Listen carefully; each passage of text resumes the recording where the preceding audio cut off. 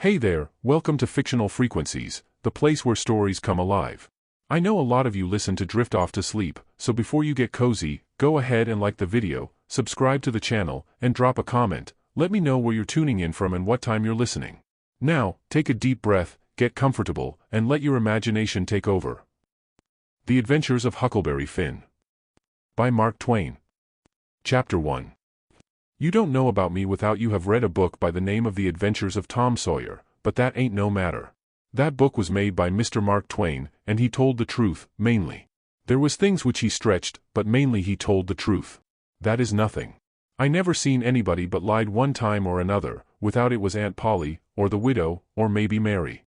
Aunt Polly, Tom's Aunt Polly, she is, and Mary, and the widow Douglas is all told about in that book, which is mostly a true book, with some stretchers, as I said before.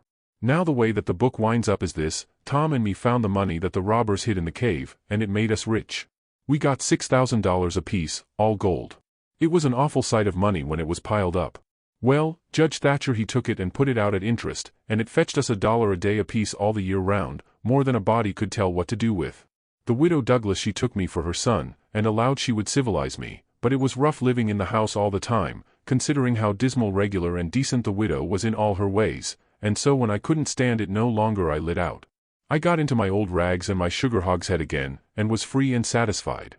But Tom Sawyer he hunted me up and said he was going to start a band of robbers, and I might join if I would go back to the widow and be respectable. So I went back.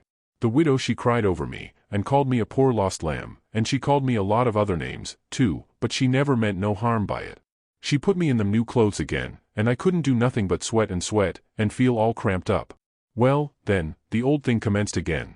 The widow rung a bell for supper, and you had to come to time. When you got to the table you couldn't go right to eating, but you had to wait for the widow to tuck down her head and grumble a little over the victuals, though there warn't really anything the matter with them, that is, nothing, only everything was cooked by itself. In a barrel of odds and ends it is different, things get mixed up, and the juice kind of swaps around, and the things go better. After supper she got out her book and learned me about Moses and the bulrushers, and I was in a sweat to find out all about him, but by and by she let it out that Moses had been dead a considerable long time, so then I didn't care no more about him, because I don't take no stock in dead people. Pretty soon I wanted to smoke, and asked the widow to let me. But she wouldn't. She said it was a mean practice and wasn't clean, and I must try to not do it any more. That is just the way with some people. They get down on a thing when they don't know nothing about it. Here she was bothering about Moses, which was no kin to her, and no use to anybody, being gone, you see, yet finding a power of fault with me for doing a thing that had some good in it. And she took snuff, too. Of course that was all right, because she done it herself. Her sister, Miss Watson, a tolerable slim old maid, with goggles on, had just come to live with her, and took a set at me now with a spelling book. She worked me middling hard for about an hour, and then the widow made her ease up. I couldn't stood it much longer. Then for an hour it was deadly dull, and I was fidgety.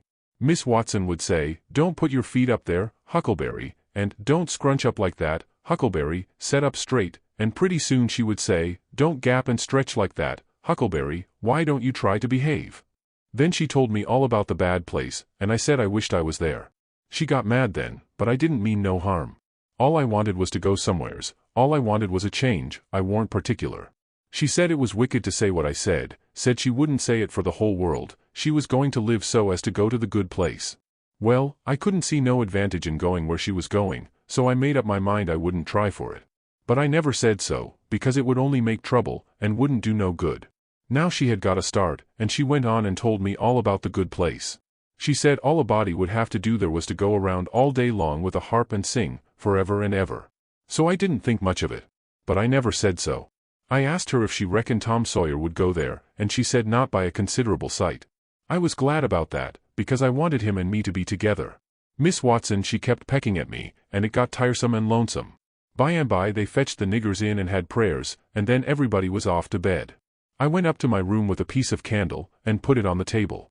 Then I sat down in a chair by the window and tried to think of something cheerful, but it warn't no use. I felt so lonesome I most wished I was dead. The stars were shining, and the leaves rustled in the woods ever so mournful, and I heard an owl, away off, hoo-hooing about somebody that was dead, and a whippoorwill and a dog crying about somebody that was going to die, and the wind was trying to whisper something to me, and I couldn't make out what it was, and so it made the cold shivers run over me. Then away out in the woods I heard that kind of a sound that a ghost makes when it wants to tell about something that's on its mind and can't make itself understood, and so can't rest easy in its grave, and has to go about that way every night grieving. I got so downhearted and scared I did wish I had some company. Pretty soon a spider went crawling up my shoulder, and I flipped it off and it lit in the candle, and before I could budge it was all shriveled up. I didn't need anybody to tell me that that was an awful bad sign and would fetch me some bad luck, so I was scared and most shook the clothes off of me. I got up and turned around in my tracks 3 times and crossed my breast every time, and then I tied up a little lock of my hair with a thread to keep witches away. But I hadn't no confidence. You do that when you've lost a horseshoe that you found, instead of nailing it up over the door, but I hadn't ever heard anybody say it was any way to keep off bad luck when you'd killed a spider. I sat down again, shaking all over, and got out my pipe for a smoke, for the house was all as still as death now, and so the widow wouldn't know. Well, after a long time I heard the clock away off in the town go boom, boom, boom, 12 licks, and all still again, stiller than ever. Pretty soon I heard a twig snap down in the dark amongst the trees. Something was a-stirring. I sat still and listened. Directly I could just barely hear a meow. Meow, down there. That was good. Says I, meow. Meow, as soft as I could, and then I put out the light and scrambled out of the window onto the shed. Then I slipped down to the ground and crawled in among the trees, and, sure enough, there was Tom Sawyer waiting for me. Chapter 2. We went tiptoeing along a path amongst the trees back towards the end of the widow's garden, stooping down so as the branches wouldn't scrape our heads. When we was passing by the kitchen I fell over a root and made a noise. We crouched down and laid still. Miss Watson's big nigger, named Jim, was sitting in the kitchen door. We could see him pretty clear, because there was a light behind him. He got up and stretched his neck out about a minute, listening. Then he says, "Hoo-dah." He listened some more, then he come tiptoeing down and stood right between us. We could have touched him, nearly. Well, likely it was minutes and minutes that there warn't a sound, and we all there so close together. There was a place on my ankle that got to itching, but I daren't scratch it, and then my ear begun to itch, and next my back, right between my shoulders. Seemed like I'd die if I couldn't scratch. Well, I've noticed that thing plenty times since. If you are with the quality, or at a funeral, or trying to go to sleep when you ain't sleepy, if you are anywheres where it won't do for you to scratch, why you will itch all over in upwards of 1,000 places. Pretty soon Jim says, "Say, who is you? Where is you? Dog my catsy if I didn't hear something." Well, I know what I's gwine to do. I's gwine to set down here and listen till I hears it agin. So he set down on the ground betwixt me and Tom. He leaned his back up against a tree, and stretched his legs out till one of them most touched one of mine. My nose begun to itch. It itched till the tears come into my eyes. But I daren't scratch. Then it begun to itch on the inside. Next I got to itching underneath. I didn't know how I was going to set still. This miserableness went on as much as 6 or 7 minutes, but it seemed a sight longer than that. I was itching in 11 different places now. I reckon I couldn't stand it more'n a minute longer, but I set my teeth hard and got ready to try. Just then Jim begun to breathe heavy, next he begun to snore, and then I was pretty soon comfortable again.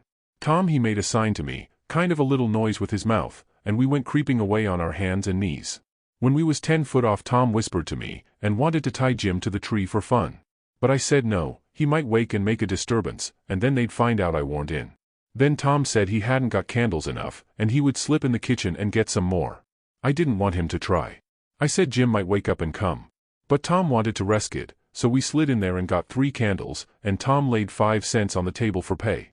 Then we got out, and I was in a sweat to get away, but nothing would do Tom but he must crawl to where Jim was, on his hands and knees, and play something on him. I waited, and it seemed a good while, everything was so still and lonesome.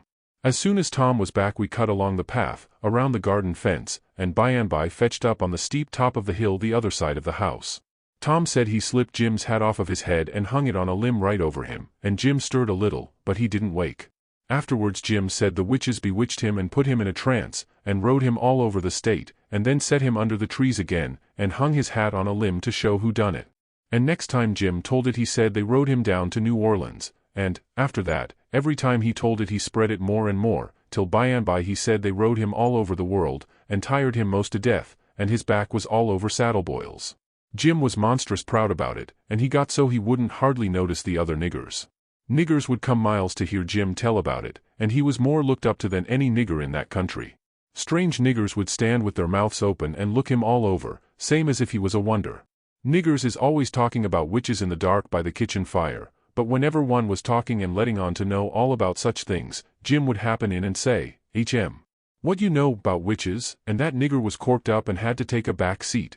Jim always kept that 5-center piece round his neck with a string, and said it was a charm the devil give to him with his own hands, and told him he could cure anybody with it and fetch witches whenever he wanted to just by saying something to it, but he never told what it was he said to it. Niggers would come from all around there and give Jim anything they had, just for a sight of that 5-center piece, but they wouldn't touch it, because the devil had had his hands on it. Jim was most ruined for a servant, because he got stuck up on account of having seen the devil and been rode by witches. Well, when Tom and me got to the edge of the hilltop, we looked away down into the village and could see 3 or 4 lights twinkling, where there was sick folks, maybe, and the stars over us was sparkling ever so fine, and down by the village was the river, a whole mile broad, and awful still and grand. We went down the hill and found Joe Harper and Ben Rogers, and 2 or 3 more of the boys, hid in the old tanyard. So we unhitched a skiff and pulled down the river 2.5 miles, to the big scar on the hillside, and went ashore. We went to a clump of bushes, and Tom made everybody swear to keep the secret, and then showed them a hole in the hill, right in the thickest part of the bushes. Then we lit the candles, and crawled in on our hands and knees. We went about 200 yards, and then the cave opened up. Tom poked about amongst the passages, and pretty soon ducked under a wall where you wouldn't have noticed that there was a hole. We went along a narrow place and got into a kind of room, all damp and sweaty and cold, and there we stopped. Tom says, "Now, we'll start this band of robbers and call it Tom Sawyer's Gang. Everybody that wants to join has got to take an oath, and write his name in blood." Everybody was willing. So Tom got out a sheet of paper that he had wrote the oath on, and read it. It swore every boy to stick to the band, and never tell any of the secrets, and if anybody done anything to any boy in the band, whichever boy was ordered to kill that person and his family must do it, and he mustn't eat and he mustn't sleep till he had killed them and hacked a cross in their breasts, which was the sign of the band.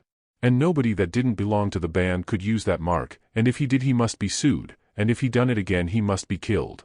And if anybody that belonged to the band told the secrets, he must have his throat cut, and then have his carcass burnt up and the ashes scattered all around, and his name blotted off of the list with blood and never mentioned again by the gang, but have a curse put on it and be forgot forever. Everybody said it was a real beautiful oath, and asked Tom if he got it out of his own head. He said, some of it, but the rest was out of pirate books and robber books, and every gang that was high-toned had it. Some thought it would be good to kill the families of boys that told the secrets.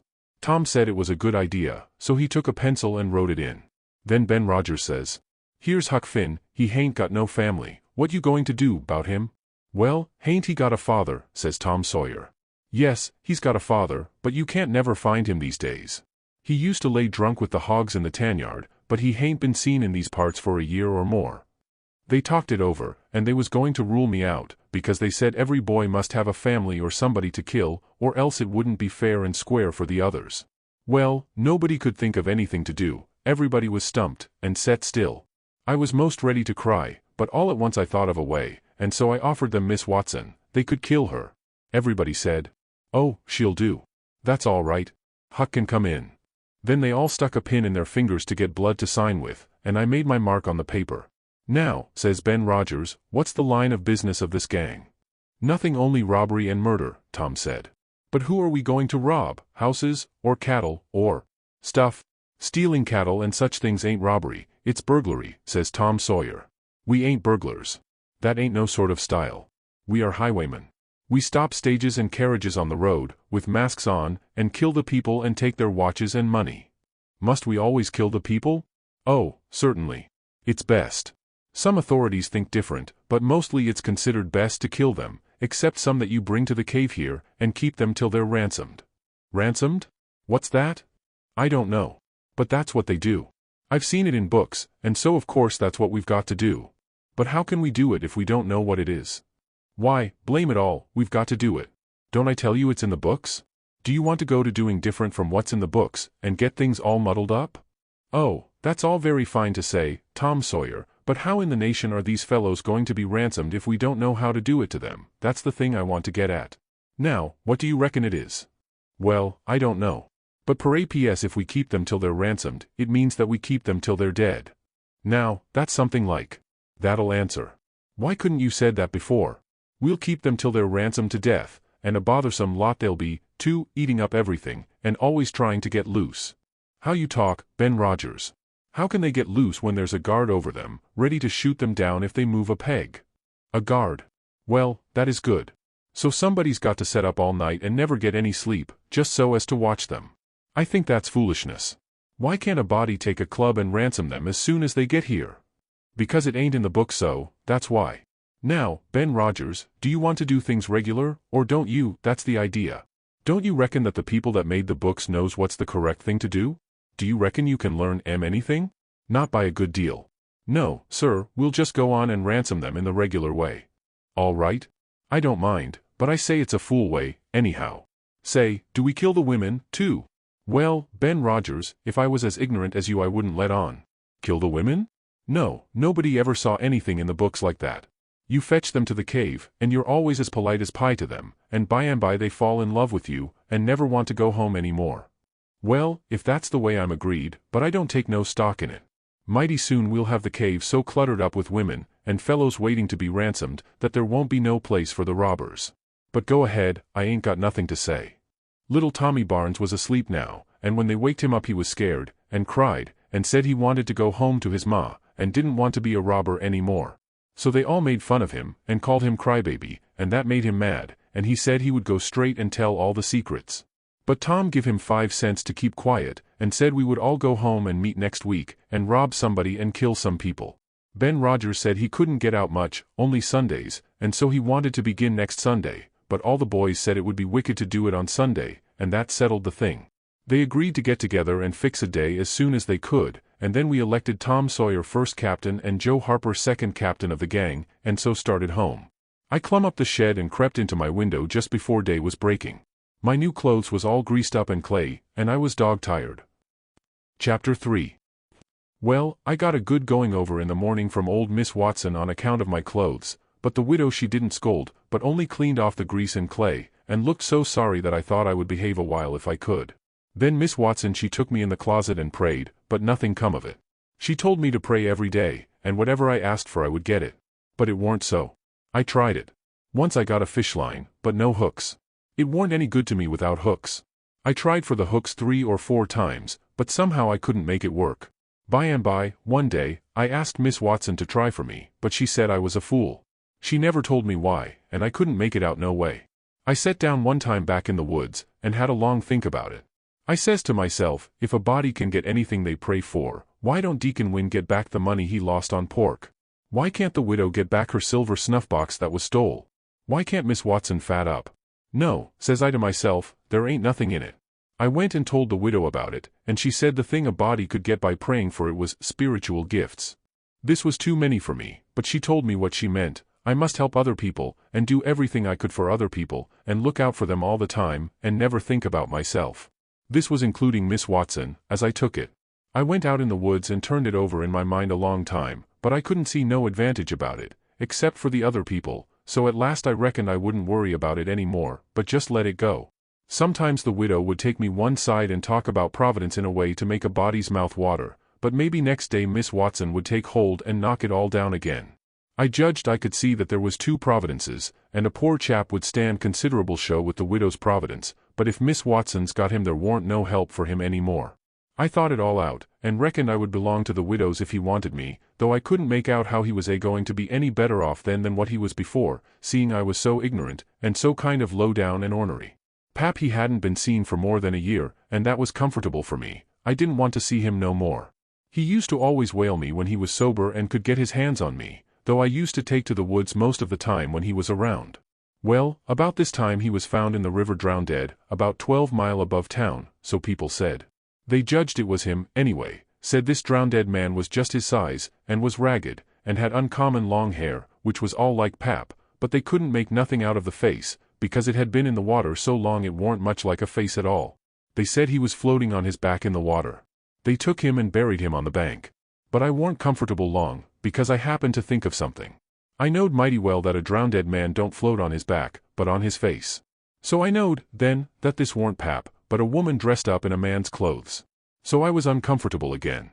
I judged the old man would turn up again by and by, though I wished he wouldn't. We played robber now and then about a month, and then I resigned. All the boys did. We hadn't robbed nobody, hadn't killed any people, but only just pretended. We used to hop out of the woods and go charging down on hog drivers and women in carts taking garden stuff to market, but we never hived any of them.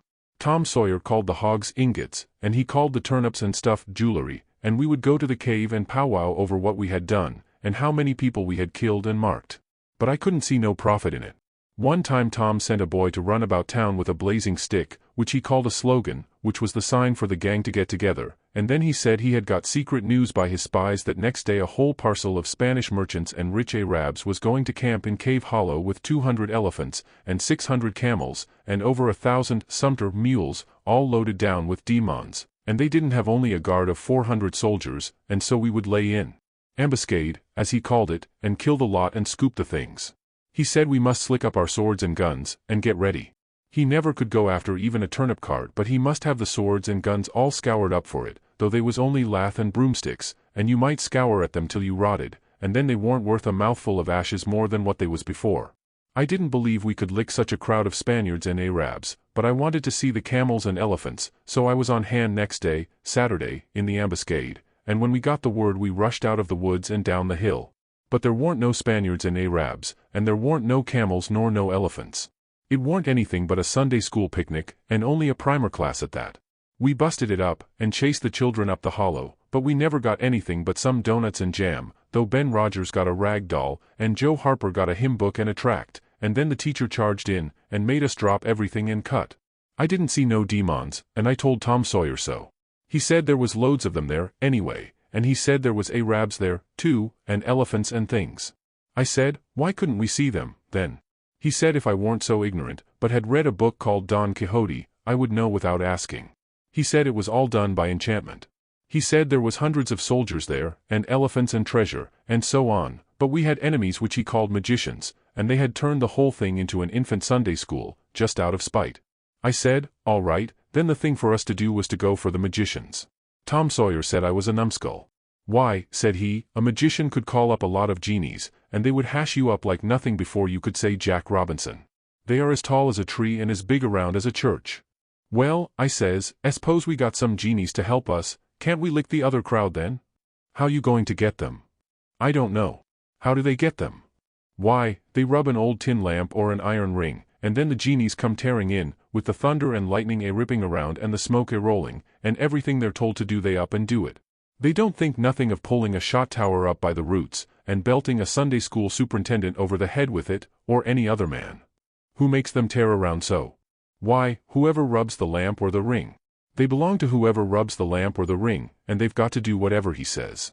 If he tells them to build a palace 40 miles long out of demons, and fill it full of chewing gum, or whatever you want, and fetch an emperor's daughter from China for you to marry, they've got to do it, and they've got to do it before sun-up next morning, too. And more, they've got to waltz that palace around over the country wherever you want it, you understand. Well, says I think they are a pack of flatheads for not keeping the palace themselves, 'stead of fooling them away like that. And what's more, if I was one of them I would see a man in Jericho before I would drop my business and come to him for the rubbing of an old tin lamp. How you talk, Huck Finn. Why, you'd have to come when he rubbed it, whether you wanted to or not. What? And I as high as a tree and as big as a church? All right, then, I would come, but I lay I'd make that man climb the highest tree there was in the country. Shucks, it ain't no use to talk to you, Huck Finn. You don't seem to know anything, somehow, perfect saphead. I thought all this over for 2 or 3 days, and then I reckoned I would see if there was anything in it. I got an old tin lamp and an iron ring, and went out in the woods and rubbed till I sweat like an Injun, calculating to build a palace and sell it, but it warn't no use, none of the genies come. So then I judged that all that stuff was only just one of Tom Sawyer's lies. I reckon he believed in the Arabs and the elephants, but as for me I think different. It had all the marks of a Sunday school. Chapter 4. Well, 3 or 4 months run along, and it was well into the winter now. I had been to school most all the time and could spell and read and write just a little, and could say the multiplication table up to 6 times 7 is 35, and I don't reckon I could ever get any further than that if I was to live forever. I don't take no stock in mathematics, anyway. At first I hated the school, but by and by I got so I could stand it. Whenever I got uncommon tired I played hooky, and the hiding I got next day done me good and cheered me up. So the longer I went to school the easier it got to be. I was getting sort of used to the widow's ways, too, and they weren't so raspy on me. Living in a house and sleeping in a bed pulled on me pretty tight mostly, but before the cold weather I used to slide out and sleep in the woods sometimes, and so that was a rest to me. I liked the old ways best, but I was getting so I liked the new ones, too, a little bit. The widow said I was coming along slow but sure, and doing very satisfactory. She said she weren't ashamed of me. One morning I happened to turn over the salt cellar at breakfast. I reached for some of it as quick as I could to throw over my left shoulder and keep off the bad luck, but Miss Watson was in ahead of me, and crossed me off. She says, "Take your hands away, Huckleberry, what a mess you are always making." The widow put in a good word for me, but that weren't going to keep off the bad luck, I knowed that well enough. I started out, after breakfast, feeling worried and shaky, and wondering where it was going to fall on me, and what it was going to be. There is ways to keep off some kinds of bad luck, but this wasn't one of them kind, so I never tried to do anything, but just poked along low-spirited and on the watch out. I went down to the front garden and clumb over the stile where you go through the high board fence. There was an inch of new snow on the ground, and I seen somebody's tracks. They had come up from the quarry and stood around the stile a while, and then went on around the garden fence. It was funny they hadn't come in, after standing around so. I couldn't make it out. It was very curious, somehow.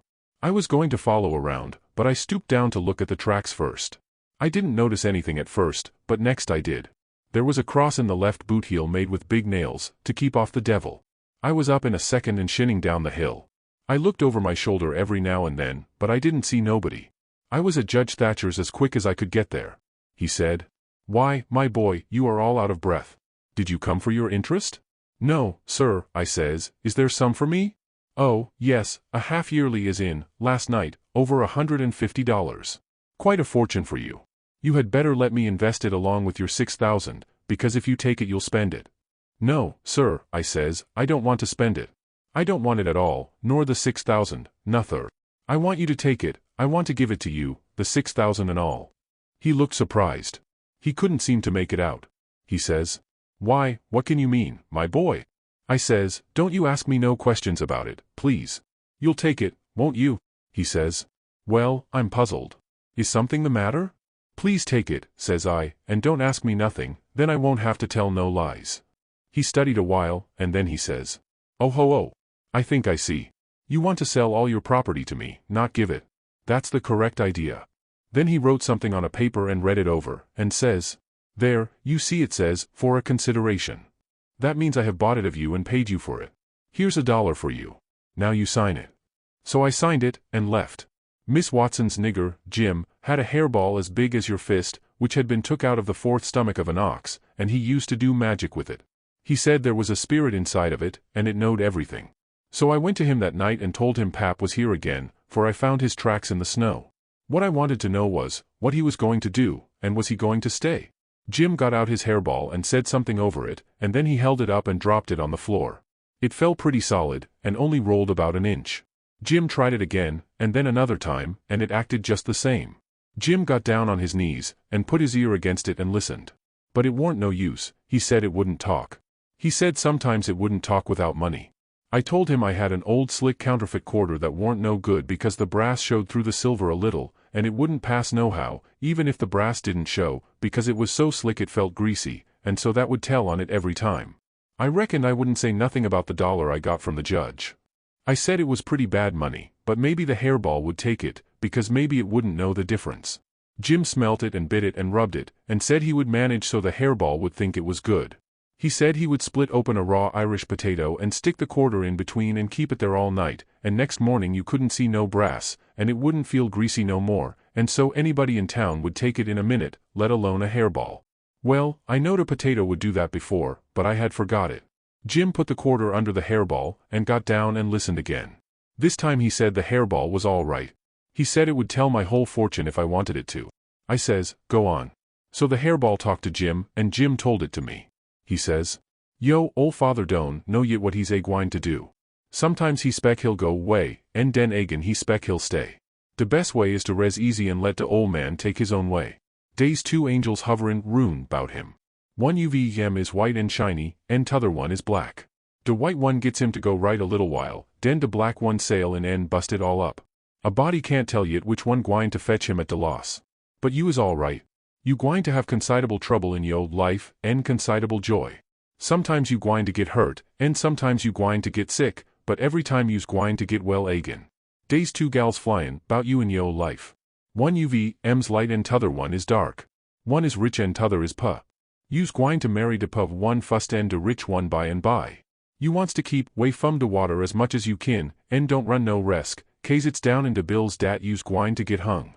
When I lit my candle and went up to my room that night there sat Pap his own self. Chapter 5. I had shut the door to. Then I turned around and there he was. I used to be scared of him all the time, he tanned me so much. I reckoned I was scared now, too, but in a minute I see I was mistaken, that is, after the first jolt, as you may say, when my breath sort of hitched, he being so unexpected, but right away after I see I warn't scared of him worth both ring about. He was most 50, and he looked it. His hair was long and tangled and greasy, and hung down, and you could see his eyes shining through like he was behind vines. It was all black, no gray, so was his long, mixed-up whiskers. There warn't no color in his face, where his face showed, it was white, not like another man's white, but a white to make a body sick, a white to make a body's flesh crawl, a tree-toad white, a fish-belly white. As for his clothes, just rags, that was all. He had one ankle resting on t'other knee, the boot on that foot was busted, and two of his toes stuck through, and he worked them now and then. His hat was laying on the floor, an old black slouch with the top caved in, like a lid. I stood looking at him, he sat there looking at me, with his chair tilted back a little. I set the candle down. I noticed the window was up, so he had clum in by the shed. He kept looking me all over. By and by he says, "Starchy clothes, very.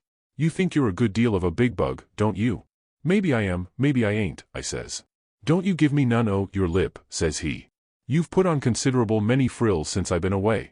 I'll take you down a peg before I get done with you. You're educated, too, they say, can read and write. You think you're better'n your father, now, don't you, because he can't? I'll take it out of you. Who told you might meddle with such highfalutin foolishness? Hey, who told you could?" "The widow. She told me." "The widow, hey, and who told the widow she could put in her shovel about a thing that ain't none of her business?" "Nobody never told her." "Well, I'll learn her how to meddle. And looky here, you drop that school, you hear? I'll learn people to bring up a boy to put on airs over his own father and let on to be better'n what he is. You lemme catch you fooling around that school again, you hear? Your mother couldn't read, and she couldn't write, nuther, before she died. None of the family couldn't before they died. I can't, and here you're swelling yourself up like this. I ain't the man to stand it, you hear? Say, lemme hear you read." I took up a book and begun something about General Washington and the wars. When I'd read about a half a minute, he fetched the book a whack with his hand and knocked it across the house. He says, "It's so. You can do it. I had my doubts when you told me. Now looky here, you stop that putting on frills. I won't have it. I'll lay for you, my smarty, and if I catch you about that school I'll tan you good. First you know you'll get religion, too. I never see such a son." He took up a little blue and yaller picture of some cows and a boy, and says, "What's this?" "It's something they give me for learning my lessons good." He tore it up, and says, "I'll give you something better, I'll give you a cowhide." He sat there mumbling and growling a minute, and then he says, "Ain't you a sweet-scented dandy, though? A bed, and bedclothes, and a look-and-glass, and a piece of carpet on the floor, and your own father got to sleep with the hogs in the tan-yard. I never see such a son. I bet I'll take some o' these frills out o' you before I'm done with you. Why, there ain't no end to your airs, they say you're rich. Hey, how's that? They lie, that's how. Looky here, mind how you talk to me, I'm standing about all I can stand now, so don't gimme no sass. I've been in town 2 days, and I hain't heard nothing but about you bein' rich. I heard about it away down the river, too. That's why I come. You get me that money tomorrow, I want it. I hain't got no money." "It's a lie. Judge Thatcher's got it. You get it. I want it. I hain't got no money, I tell you. You ask Judge Thatcher, he'll tell you the same." "All right. I'll ask him, and I'll make him pungle, too, or I'll know the reason why. Say, how much you got in your pocket?" "I want it. I hain't got only $1, and I want that too." "It don't make no difference what you want it for, you just shell it out." He took it and bit it to see if it was good, and then he said he was going downtown to get some whiskey, said he hadn't had a drink all day. When he had got out on the shed he put his head in again, and cussed me for putting on frills and trying to be better than him, and when I reckoned he was gone he come back and put his head in again, and told me to mind about that school, because he was going to lay for me and lick me if I didn't drop that. Next day he was drunk, and he went to Judge Thatcher's and bully-ragged him, and tried to make him give up the money, but he couldn't, and then he swore he'd make the law force him. The judge and the widow went to law to get the court to take me away from him and let one of them be my guardian, but it was a new judge that had just come, and he didn't know the old man, so he said courts mustn't interfere and separate families if they could help it, said he'd druther not take a child away from its father. So Judge Thatcher and the widow had to quit on the business. That pleased the old man till he couldn't rest. He said he'd cowhide me till I was black and blue if I didn't raise some money for him. I borrowed $3 from Judge Thatcher, and Pap took it and got drunk, and went a-blowing around and cussing and whooping and carrying on, and he kept it up all over town, with a tin pan, till most midnight. Then they jailed him, and next day they had him before court, and jailed him again for a week. But he said he was satisfied, said he was boss of his son, and he'd make it warm for him. When he got out the new judge said he was going to make a man of him. So he took him to his own house, and dressed him up clean and nice, and had him to breakfast and dinner and supper with the family, and was just old pie to him, so to speak. And after supper he talked to him about temperance and such things till the old man cried, and said he'd been a fool, and fooled away his life, but now he was going to turn over a new leaf and be a man nobody wouldn't be ashamed of, and he hoped the judge would help him and not look down on him. The judge said he could hug him for them words, so he cried, and his wife she cried again. Pap said he'd been a man that had always been misunderstood before, and the judge said he believed it. The old man said that what a man wanted that was down was sympathy, and the judge said it was so they cried again. And when it was bedtime the old man rose up and held out his hand, and says, "Look at it, gentlemen and ladies all, take a hold of it, shake it. There's a hand that was the hand of a hog, but it ain't so no more, it's the hand of a man that started in on a new life, and'll die before he'll go back. You mark them words, don't forget I said them. It's a clean hand now, shake it, don't be afeard." So they shook it, one after the other, all around, and cried. The judge's wife she kissed it. Then the old man he signed a pledge, made his mark. The judge said it was the holiest time on record, or something like that. Then they tucked the old man into a beautiful room, which was the spare room, and in the night sometime he got powerful thirsty and clumb out onto the porch roof and slid down a stanchion and traded his new coat for a jug of 40 rod, and clumb back again and had a good old time, and towards daylight he crawled out again, drunk as a fiddler, and rolled off the porch and broke his left arm in 2 places, and was most froze to death when somebody found him after sunup. And when they come to look at that spare room they had to take soundings before they could navigate it. The judge he felt kind of sore. He said he reckoned a body could reform the old man with a shotgun, maybe, but he didn't know no other way. Chapter 6. Well, pretty soon the old man was up and around again, and then he went for Judge Thatcher in the courts to make him give up that money, and he went for me, too, for not stopping school. He catched me a couple of times and thrashed me, but I went to school just the same, and dodged him or outrun him most of the time. I didn't want to go to school much before, but I reckon I'd go now to spite Pap. That law trial was a slow business, appeared like they weren't ever going to get started on it, so every now and then I'd borrow $2 or $3 off of the judge for him, to keep from getting a cowhiding. Every time he got money he got drunk, and every time he got drunk he raised Cain around town, and every time he raised Cain he got jailed. He was just suited, this kind of thing was right in his line. He got to hanging around the widows too much and so she told him at last that if he didn't quit using around there she would make trouble for him. Well, wasn't he mad? He said he would show who was Huck Finn's boss. So he watched out for me one day in the spring, and catched me, and took me up the river about 3 mile in a skiff, and crossed over to the Illinois shore where it was woody and there weren't no houses but an old log hut in a place where the timber was so thick you couldn't find it if you didn't know where it was. He kept me with him all the time, and I never got a chance to run off. We lived in that old cabin, and he always locked the door and put the key under his head nights. He had a gun which he had stole, I reckon, and we fished and hunted, and that was what we lived on. Every little while he locked me in and went down to the store, 3 miles, to the ferry, and traded fish and game for whiskey, and fetched it home and got drunk and had a good time, and licked me. The widow she found out where I was by and by, and she sent a man over to try to get hold of me, but Pap drove him off with the gun, and it warn't long after that till I was used to being where I was, and liked it, all but the cowhide part. It was kind of lazy and jolly, laying off comfortable all day, smoking and fishing, and no books nor study. 2 months or more run along, and my clothes got to be all rags and dirt, and I didn't see how I'd ever got to like it so well at the widow's, where you had to wash, and eat on a plate, and comb up, and go to bed and get up regular, and be forever bothering over a book, and have old Miss Watson pecking at you all the time. I didn't want to go back no more. I had stopped cussing, because the widow didn't like it, but now I took to it again because Pap hadn't no objections. It was pretty good times up in the woods there, take it all around. But by and by Pap got too handy with his hickory, and I couldn't stand it. I was all over welts. He got to going away so much, too, and locking me in. Once he locked me in and was gone 3 days. It was dreadful lonesome. I judged he had got drowned dead, and I wasn't ever going to get out any more. I was scared. I made up my mind I would fix up some way to leave there. I had tried to get out of that cabin many a time, but I couldn't find no way. There warn't a window to it big enough for a dog to get through. I couldn't get up the chimbley, it was too narrow. The door was thick, solid oak slabs. Pap was pretty careful not to leave a knife or anything in the cabin when he was away. I reckon I had hunted the place over as much as 100 times. Well, I was most all the time at it, because it was about the only way to put in the time. But this time I found something at last. I found an old rusty wood saw without any handle. It was laid in between a rafter and the clapboards of the roof. I greased it up and went to work. There was an old horse blanket nailed against the logs at the far end of the cabin behind the table, to keep the wind from blowing through the chinks and putting the candle out. I got under the table and raised the blanket, and went to work to saw a section of the big bottom log out, big enough to let me through. Well, it was a good long job, but I was getting towards the end of it when I heard Pap's gun in the woods. I got rid of the signs of my work, and dropped the blanket and hid my saw, and pretty soon Pap come in.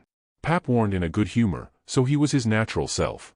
He said he was downtown, and everything was going wrong. His lawyer said he reckoned he would win his lawsuit and get the money if they ever got started on the trial, but then there was ways to put it off a long time, and Judge Thatcher knowed how to do it. And he said people allowed there'd be another trial to get me away from him and give me to the widow for my guardian, and they guessed it would win this time. This shook me up considerable, because I didn't want to go back to the widow's any more and be so cramped up and civilized, as they called it. Then the old man got to cussing, and cussed everything and everybody he could think of, and then cussed them all over again to make sure he hadn't skipped any, and after that he polished off with a kind of a general cuss all round, including a considerable parcel of people which he didn't know the names of, and so called them what's his name when he got to them, and went right along with his cussing. He said he would like to see the widow get me. He said he would watch out, and if they tried to come any such game on him he knowed of a place 6 or 7 mile off to stow me in, where they might hunt till they dropped and they couldn't find me. That made me pretty uneasy again, but only for a minute. I reckoned I wouldn't stay on hand till he got that chance. The old man made me go to the skiff and fetch the things he had got. There was a 50-pound sack of cornmeal, and a side of bacon, ammunition, and a 4-gallon jug of whiskey, and an old book and 2 newspapers for wadding, besides some tow. I toted up a load, and went back and sat down on the bow of the skiff to rest. I thought it all over, and I reckoned I would walk off with the gun and some lines, and take to the woods when I run away. I guessed I wouldn't stay in one place, but just tramp right across the country, mostly night times, and hunt and fish to keep alive, and so get so far away that the old man nor the widow couldn't ever find me any more. I judged I would saw out and leave that night if Pap got drunk enough, and I reckoned he would.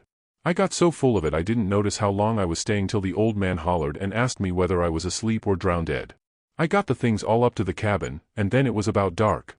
While I was cooking supper the old man took a swig or two and got sort of warmed up, and went to ripping again. He had been drunk over in town, and laid in the gutter all night, and he was a sight to look at. A body would have thought he was Adam, he was just all mud. Whenever his liquor begun to work he most always went for the government, this time he says. Call this a government? Why, just look at it and see what it's like.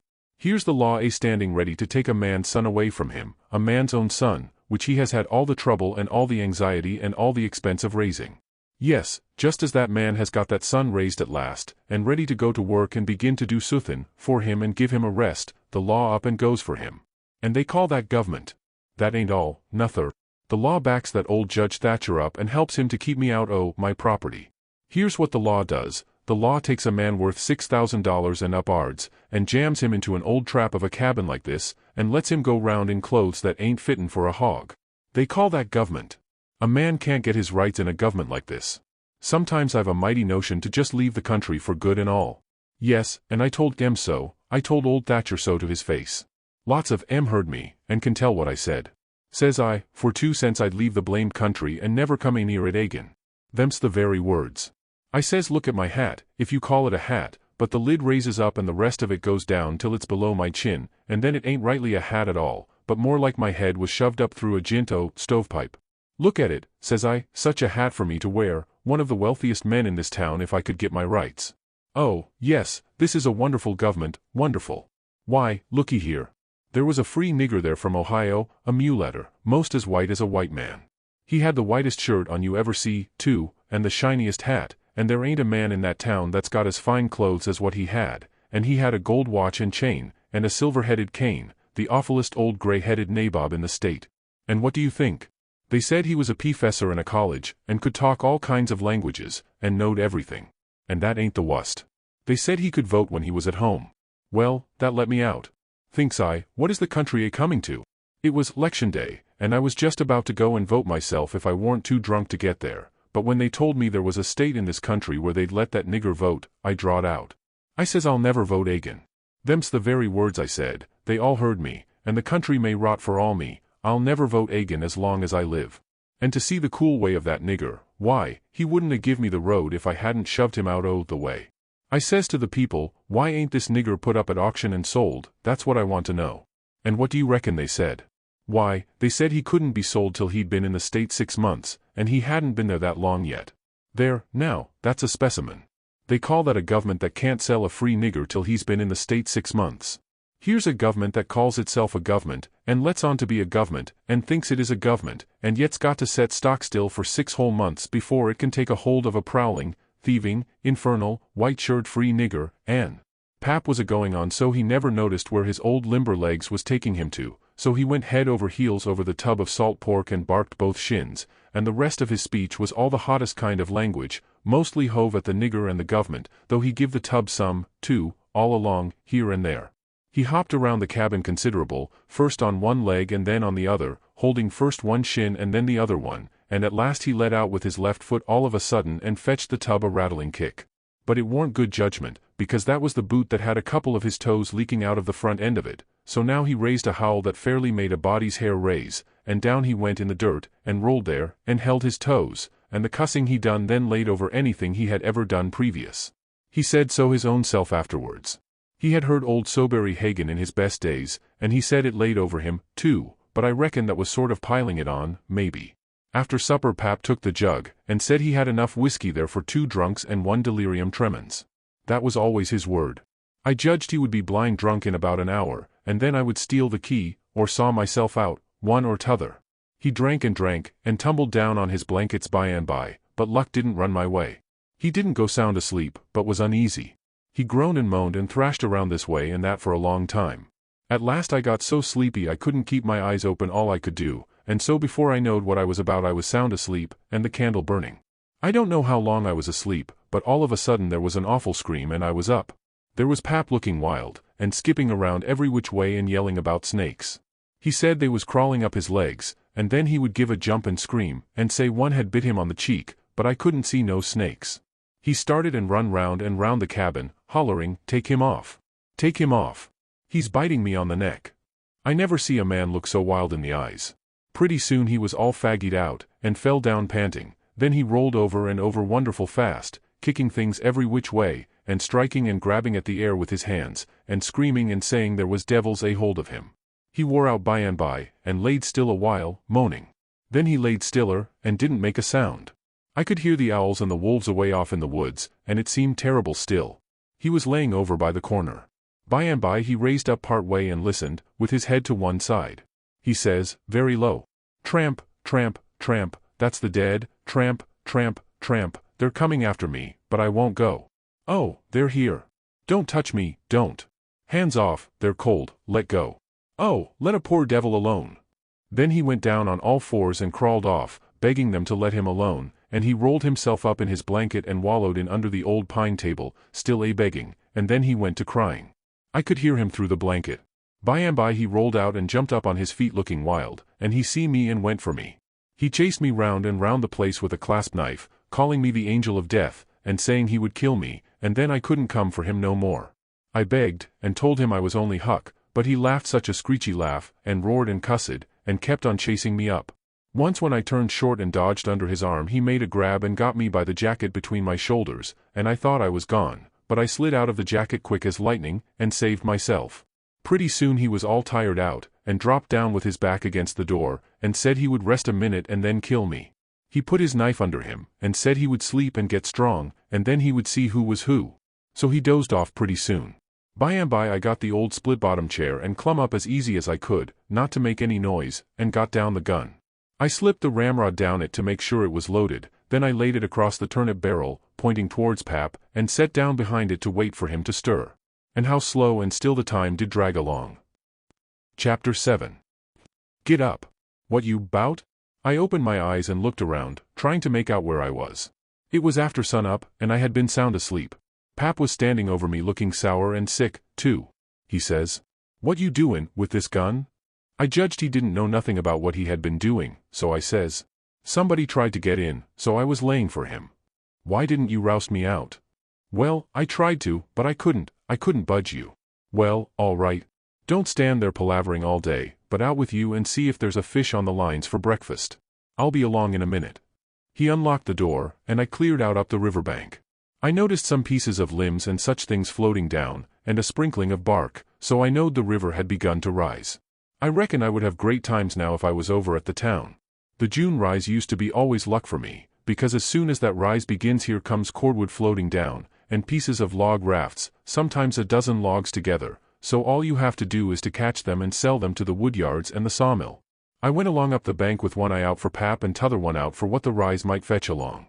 Well, all at once here comes a canoe, just a beauty, too, about 13 or 14 foot long, riding high like a duck. I shot headfirst off of the bank like a frog, clothes and all on, and struck out for the canoe. I just expected there'd be somebody laying down in it, because people often done that to fool folks, and when a chap had pulled a skiff out most to it they'd raise up and laugh at him. But it warn't so this time. It was a drift canoe sure enough, and I clumb in and paddled her ashore. Thinks I, the old man will be glad when he sees this, she's worth $10.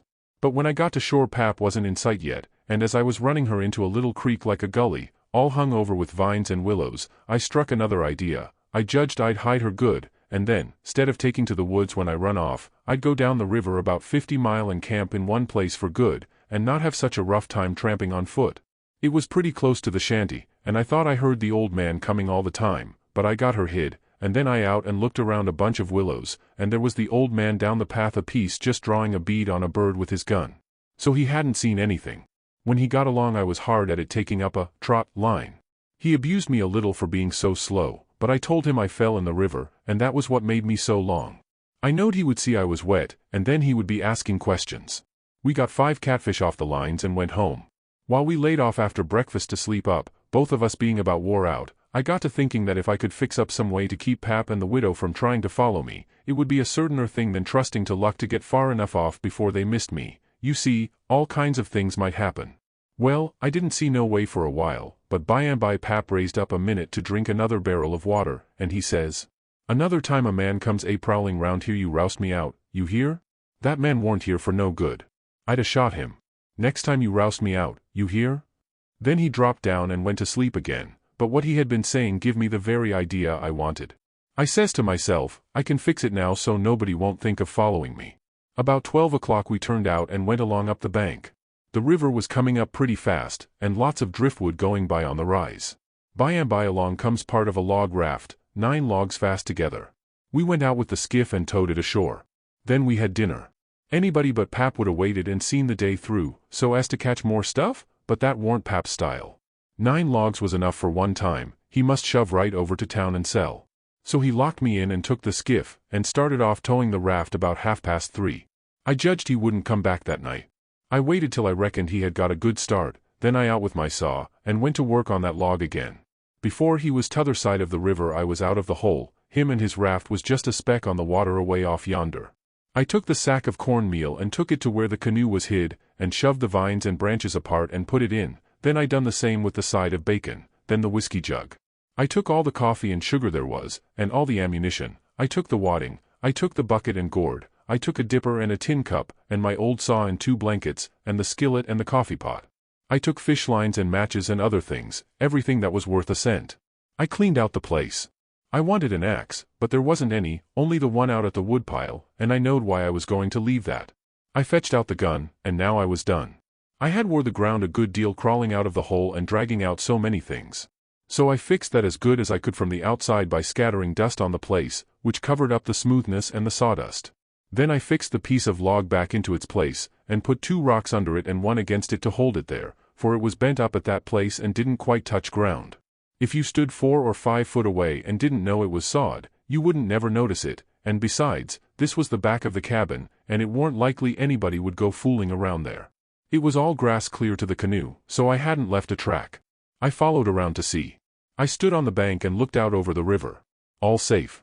So I took the gun and went up a piece into the woods, and was hunting around for some birds when I see a wild pig. Hogs soon went wild in them bottoms after they had got away from the prairie farms.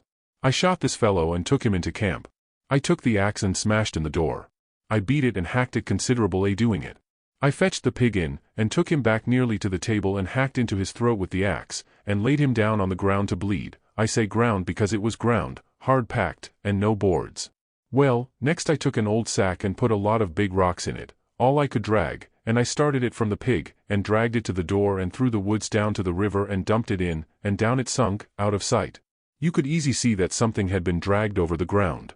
I did wish Tom Sawyer was there. I knowed he would take an interest in this kind of business, and throw in the fancy touches. Nobody could spread himself like Tom Sawyer in such a thing as that. Well, last I pulled out some of my hair, and blooded the axe good, and stuck it on the backside, and slung the axe in the corner. Then I took up the pig and held him to my breast with my jacket, so he couldn't drip, till I got a good piece below the house and then dumped him into the river. Now I thought of something else. So I went and got the bag of meal and my old saw out of the canoe, and fetched them to the house. I took the bag to where it used to stand, and ripped a hole in the bottom of it with the saw, for there weren't no knives and forks on the place. Pap done everything with his clasp knife about the cooking. Then I carried the sack about 100 yards across the grass and through the willows east of the house, to a shallow lake that was 5 miles wide and full of rushes, and ducks too, you might say, in the season. There was a slough or a creek leading out of it on the other side that went miles away, I don't know where, but it didn't go to the river. The meal sifted out and made a little track all the way to the lake. I dropped Pap's whetstone there too, so as to look like it had been done by accident. Then I tied up the rip in the meal sack with a string, so it wouldn't leak no more, and took it and my saw to the canoe again. It was about dark now, so I dropped the canoe down the river under some willows that hung over the bank, and waited for the moon to rise. I made fast to a willow, then I took a bite to eat, and by and by laid down in the canoe to smoke a pipe and lay out a plan. I says to myself, they'll follow the track of that sackful of rocks to the shore and then drag the river for me. And they'll follow that meal track to the lake and go browsing down the creek that leads out of it to find the robbers that killed me and took the things. They won't ever hunt the river for anything but my dead carcass. They'll soon get tired of that, and won't bother no more about me. All right, I can stop anywhere I want to. Jackson's Island is good enough for me. I know that island pretty well, and nobody ever comes there. And then I can paddle over to town nights, and slink around and pick up things I want. Jackson's Island's the place. I was pretty tired, and the first thing I knowed I was asleep. When I woke up I didn't know where I was for a minute. I sat up and looked around, a little scared. Then I remembered. The river looked miles and miles across.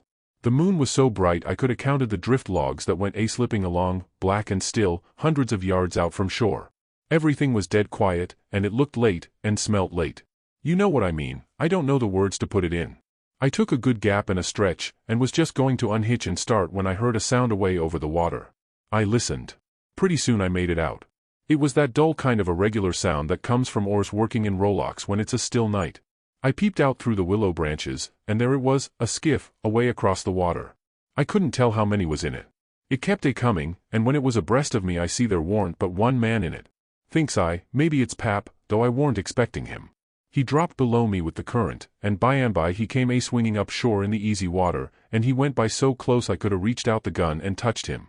Well, it was Pap, sure enough, and sober, too, by the way he laid his oars. I didn't lose no time. The next minute I was spinning downstream soft but quick in the shade of the bank. I made 2.5 miles, and then struck out 1/4 mile or more towards the middle of the river, because pretty soon I would be passing the ferry landing, and people might see me and hail me. I got out amongst the driftwood, and then laid down in the bottom of the canoe and let her float. I laid there, and had a good rest and a smoke out of my pipe, looking away into the sky, not a cloud in it. The sky looks ever so deep when you lay down on your back in the moonshine, I never knowed it before. And how far a body can hear on the water such nights. I heard people talking at the ferry landing. I heard what they said, too, every word of it. One man said it was getting towards the long days and the short nights now.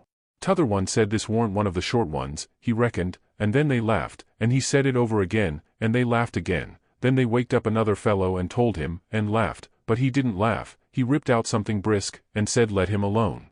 The first fellow said he'd load to tell it to his old woman, she would think it was pretty good, but he said that warn't nothing to some things he had said in his time.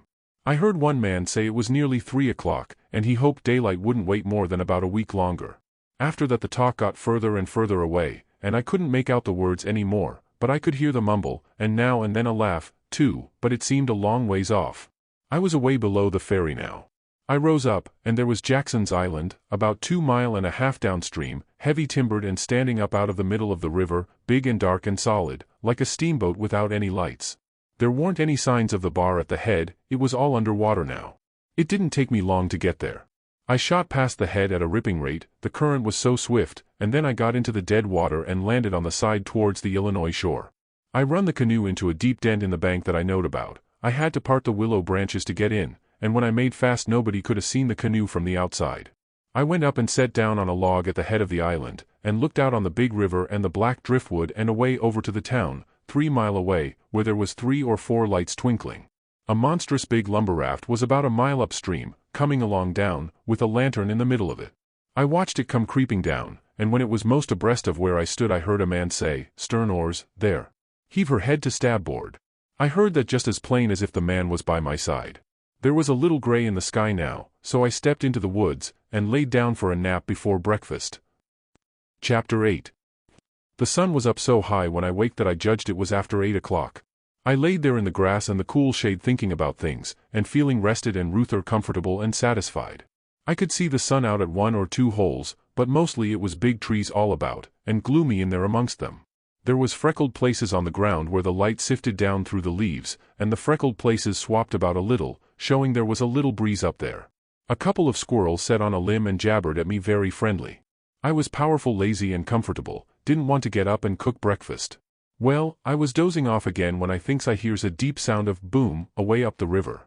I rouses up, and rests on my elbow and listens. Pretty soon I hears it again. I hopped up, and went and looked out at a hole in the leaves, and I see a bunch of smoke laying on the water a long ways up, about abreast the ferry. And there was the ferry boat full of people floating along down. I knowed what was the matter now. Boom! I see the white smoke squirt out of the ferry boat's side. You see, they was firing cannon over the water, trying to make my carcass come to the top. I was pretty hungry, but it warn't going to do for me to start a fire, because they might see the smoke. So I sat there and watched the cannon smoke and listened to the boom.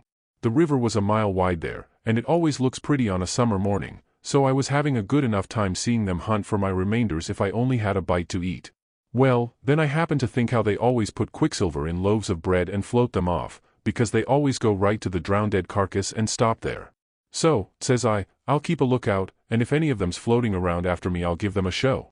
I changed to the Illinois edge of the island to see what luck I could have, and I warn't disappointed.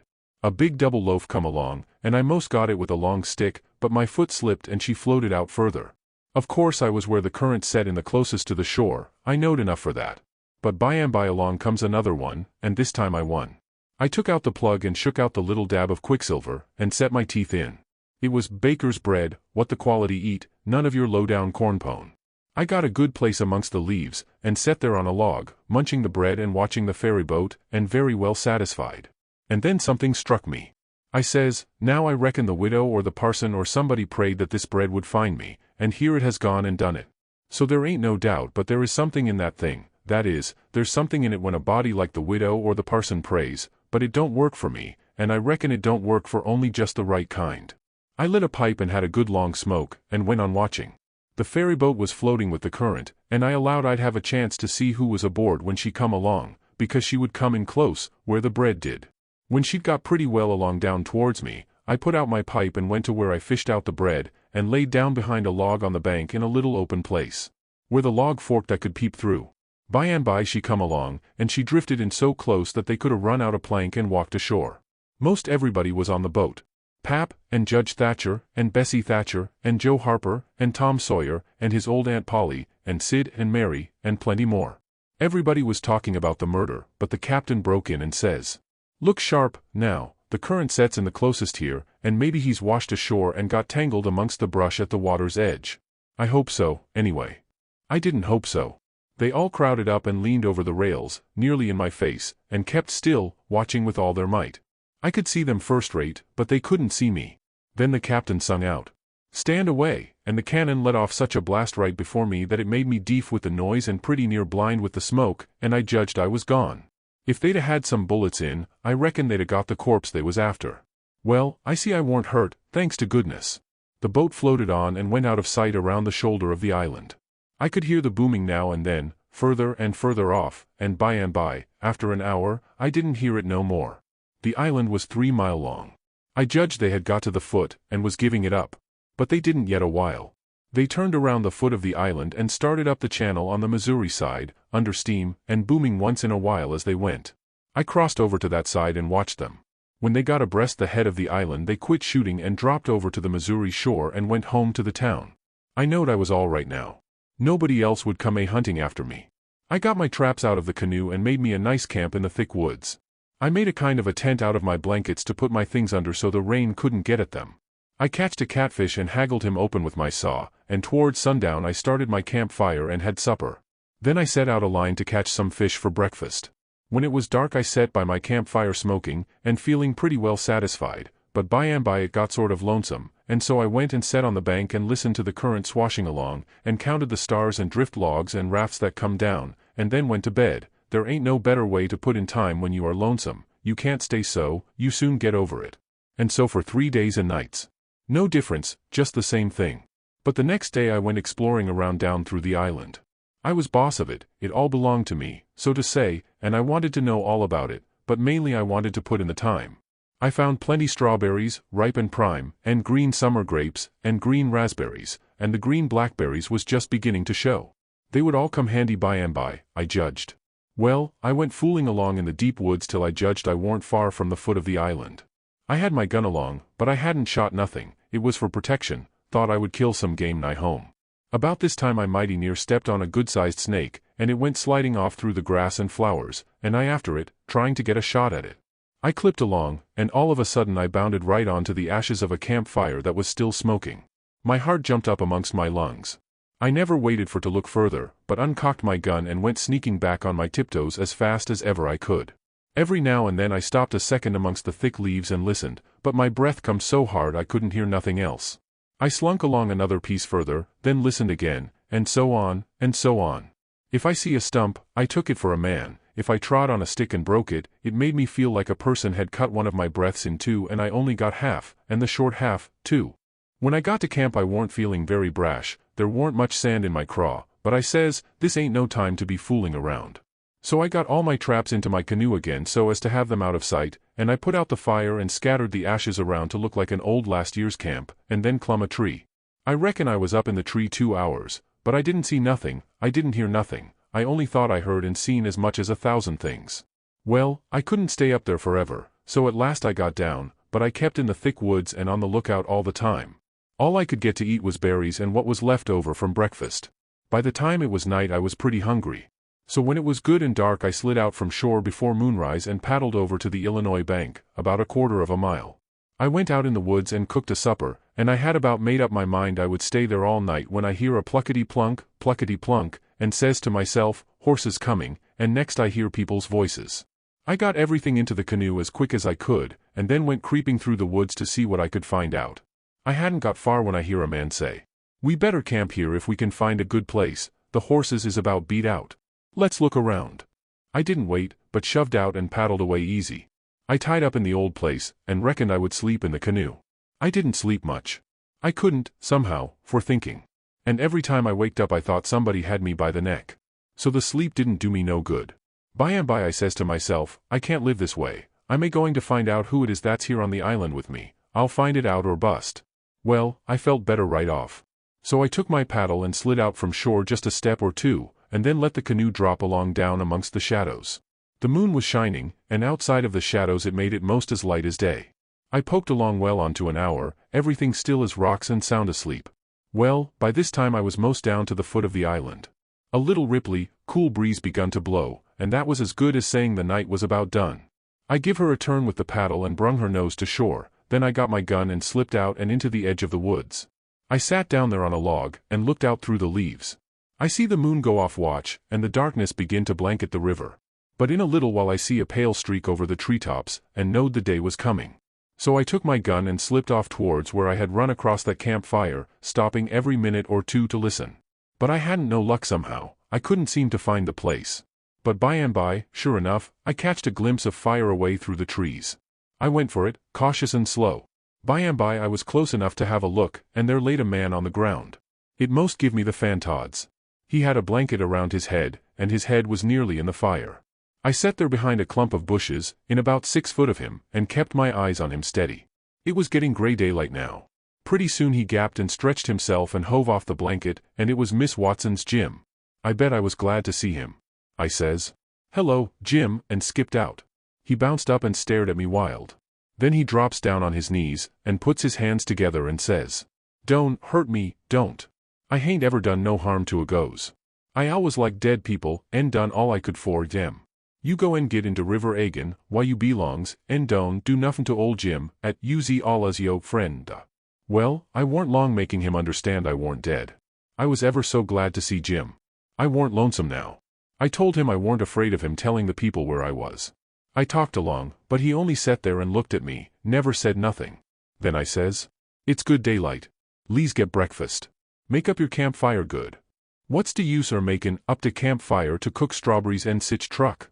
But you got a gun, hain't you? Den we can get somefin better den strawberries.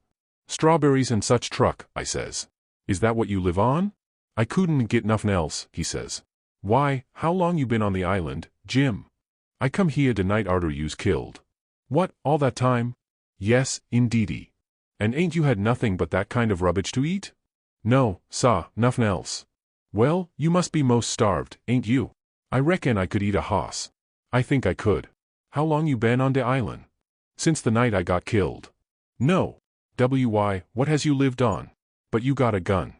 "Oh, yes, you got a gun. Dat's good. Now you kill somefin and I'll make up to fire." So we went over to where the canoe was, and while he built a fire in a grassy open place amongst the trees, I fetched meal and bacon and coffee pot and frying pan, and sugar and tin cups, and the nigger was set back considerable, because he reckoned it was all done with witchcraft. I catched a good big catfish, too, and Jim cleaned him with his knife, and fried him. When breakfast was ready we lolled on the grass and eat it smoking hot. Jim laid it in with all his might, for he was most about starved. Then when we had got pretty well stuffed, we laid off and lazied. By and by Jim says, "But looky here, Huck, who was it dat uz killed in dat shanty if it warn't you?" Then I told him the whole thing, and he said it was smart. He said Tom Sawyer couldn't get up no better plan than what I had. Then I says, "How do you come to be here, Jim, and how'd you get here?" He looked pretty uneasy, and didn't say nothing for a minute. Then he says, "Maybe I better not tell." "Why, Jim?" "Well, dey's reasons." "But you wouldn't tell on me if I uz to tell you, would you, Huck?" "Blamed if I would, Jim." "Well, I believe you, Huck. I run off." "Jim. But mind, you said you wouldn't tell, you said you wouldn't tell, Huck." "Well, I did. I said I wouldn't, and I'll stick to it. Honest Injun, I will. People would call me a low-down abolitionist and despise me for keeping mum, but that don't make no difference. I ain't a-going to tell, and I ain't a-going back there, anyways.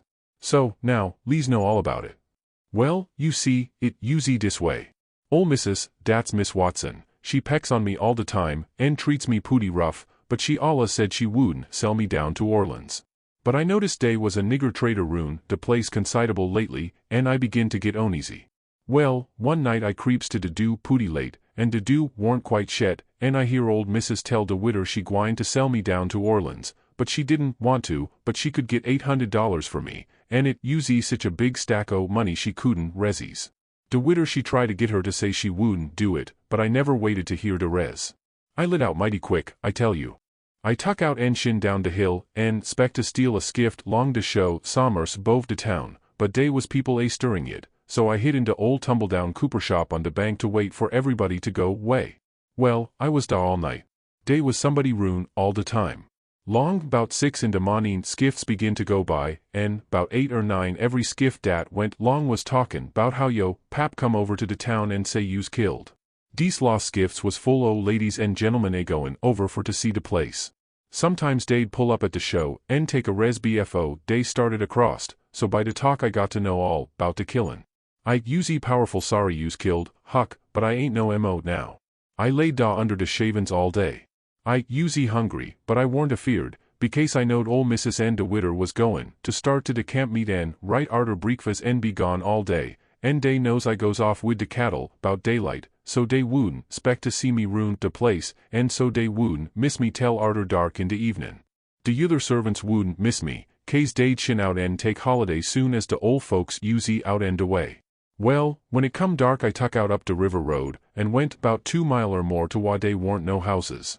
I'd made up my mind 'bout what I's a-gwine to do. You see, ef I kep' on tryin' to get away afoot, de dogs ud track me, ef I stole a skift to cross over, dey'd miss dat skift, you see, en dey'd know 'bout wha I'd lawn on de yuther side, en wha to pick up my track. So I says, a raff is what I's arter, it don't make no track. I see a light a-comin' roon de peant bimeby, so I wade in and shove a log ahead o' me en swum more en halfway across de river, en got in 'mongst de driftwood, en kep' my head down low, en kinder swum agin de current tell de raff come along. Den I swum to de stern uviet en tuck a holt. It clouded up en uz pooty dark for a little while. So I clum up en lay down on de planks. De men uz all way yonder in de middle, wha de lantern was. De river was a-risin', en dey was a good current, so I reckoned at by fo in de mornin' I'd be 25 mile down de river, and den I'd slip in jisbfo daylight en swim asho, and take to de woods on de Illinois side. But I didn't have no luck. When we uz mows down to de head er de island, a man begin to come aft wid de lantern. I see it warn't no use fair to wait, so I slid overboard and struck out fair de island. Well, I had a notion I could lawn mows anywheres, but I couldn't, bank too bluff. I uz mows to de foot er de island bfo, I found a good place. I went into de woods en jed get I wouldn't fool wid raffs no mo, long as dey moved de lantern roon so. I had my pipe and a plug or dogleg, and some matches in my cap, and dey warn't wet, so I uz all right. And so you ain't had no meat nor bread to eat all this time? Why didn't you get mudticles? How you gwine to get 'em? You can't slip up on 'em and grab 'em, and how's a body gwine to hit 'em wid a rock? How could a body do it in de night? And I warn't gwine to show myself on de bank in de daytime. Well, that's so. You've had to keep in the woods all the time, of course. Did you hear 'em shooting the cannon? Oh, yes. I know dey was arter you. I see 'em go by here, watched 'em through de bushes. Some young birds come along, flying a yard or two at a time and lighting. Jim said it was a sign it was going to rain. He said it was a sign when young chickens flew that way, and so he reckoned it was the same way when young birds done it. I was going to catch some of them, but Jim wouldn't let me. He said it was death. He said his father laid mighty sick once, and some of them catched a bird, and his old granny said his father would die, and he did. And Jim said you mustn't count the things you are going to cook for dinner, because that would bring bad luck. The same if you shook the tablecloth after sundown. And he said if a man owned a beehive and that man died, the bees must be told about it before sunup next morning, or else the bees would all weaken down and quit work and die. Jim said bees wouldn't sting idiots, but I didn't believe that, because I had tried them lots of times myself, and they wouldn't sting me. I had heard about some of these things before, but not all of them. Jim knowed all kinds of signs. He said he knowed most everything. I said it looked to me like all the signs was about bad luck, and so I asked him if there warn't any good luck signs. He says, mighty few, and dey ain't no use to a body. What you want to know when good luck's a-comin' for? Want to keep it off? And he said, ef you's got hairy arms and a hairy breas, it's a sign dat you's a-gwine to be rich. Well, dey's some use in a sign like dat, 'case it's so fur ahead. You see, maybe you's got to be a long time fust, and so you might get discouraged and kill yourself if you didn't know by de sign dat you gwine to be rich bimeby. Have you got hairy arms and a hairy breast, Jim? What's de use to ax dat question? Don't you see I has? Well, are you rich? No, but I been rich onct, and gwine to be rich agin. Onct I had $14, but I tuck to speculate 10, and got busted out. What did you speculate in, Jim? Well, fust I tackled stock. What kind of stock? Why, livestock, cattle, you know. I put $10 in a cow. But I ain't gwine to resk no mo money in stock. De cow up and died on my hands. So you lost the $10. No, I didn't lose it all. I only lost about 9 of it. I sold a hide and taller for $1.10. You had $5.10 left. Did you speculate any more? Yes. You know that one-legged nigger dat belongs to old Misto Bradish? Well, he sot up a bank, and say anybody dat put in $1 would get $4 mo at de end er de year. Well, all de niggers went in, but dey didn't have much. I was de only one dat had much. So I stuck out for mo dan $4, and I said if I didn't get it I'd start a bank myself.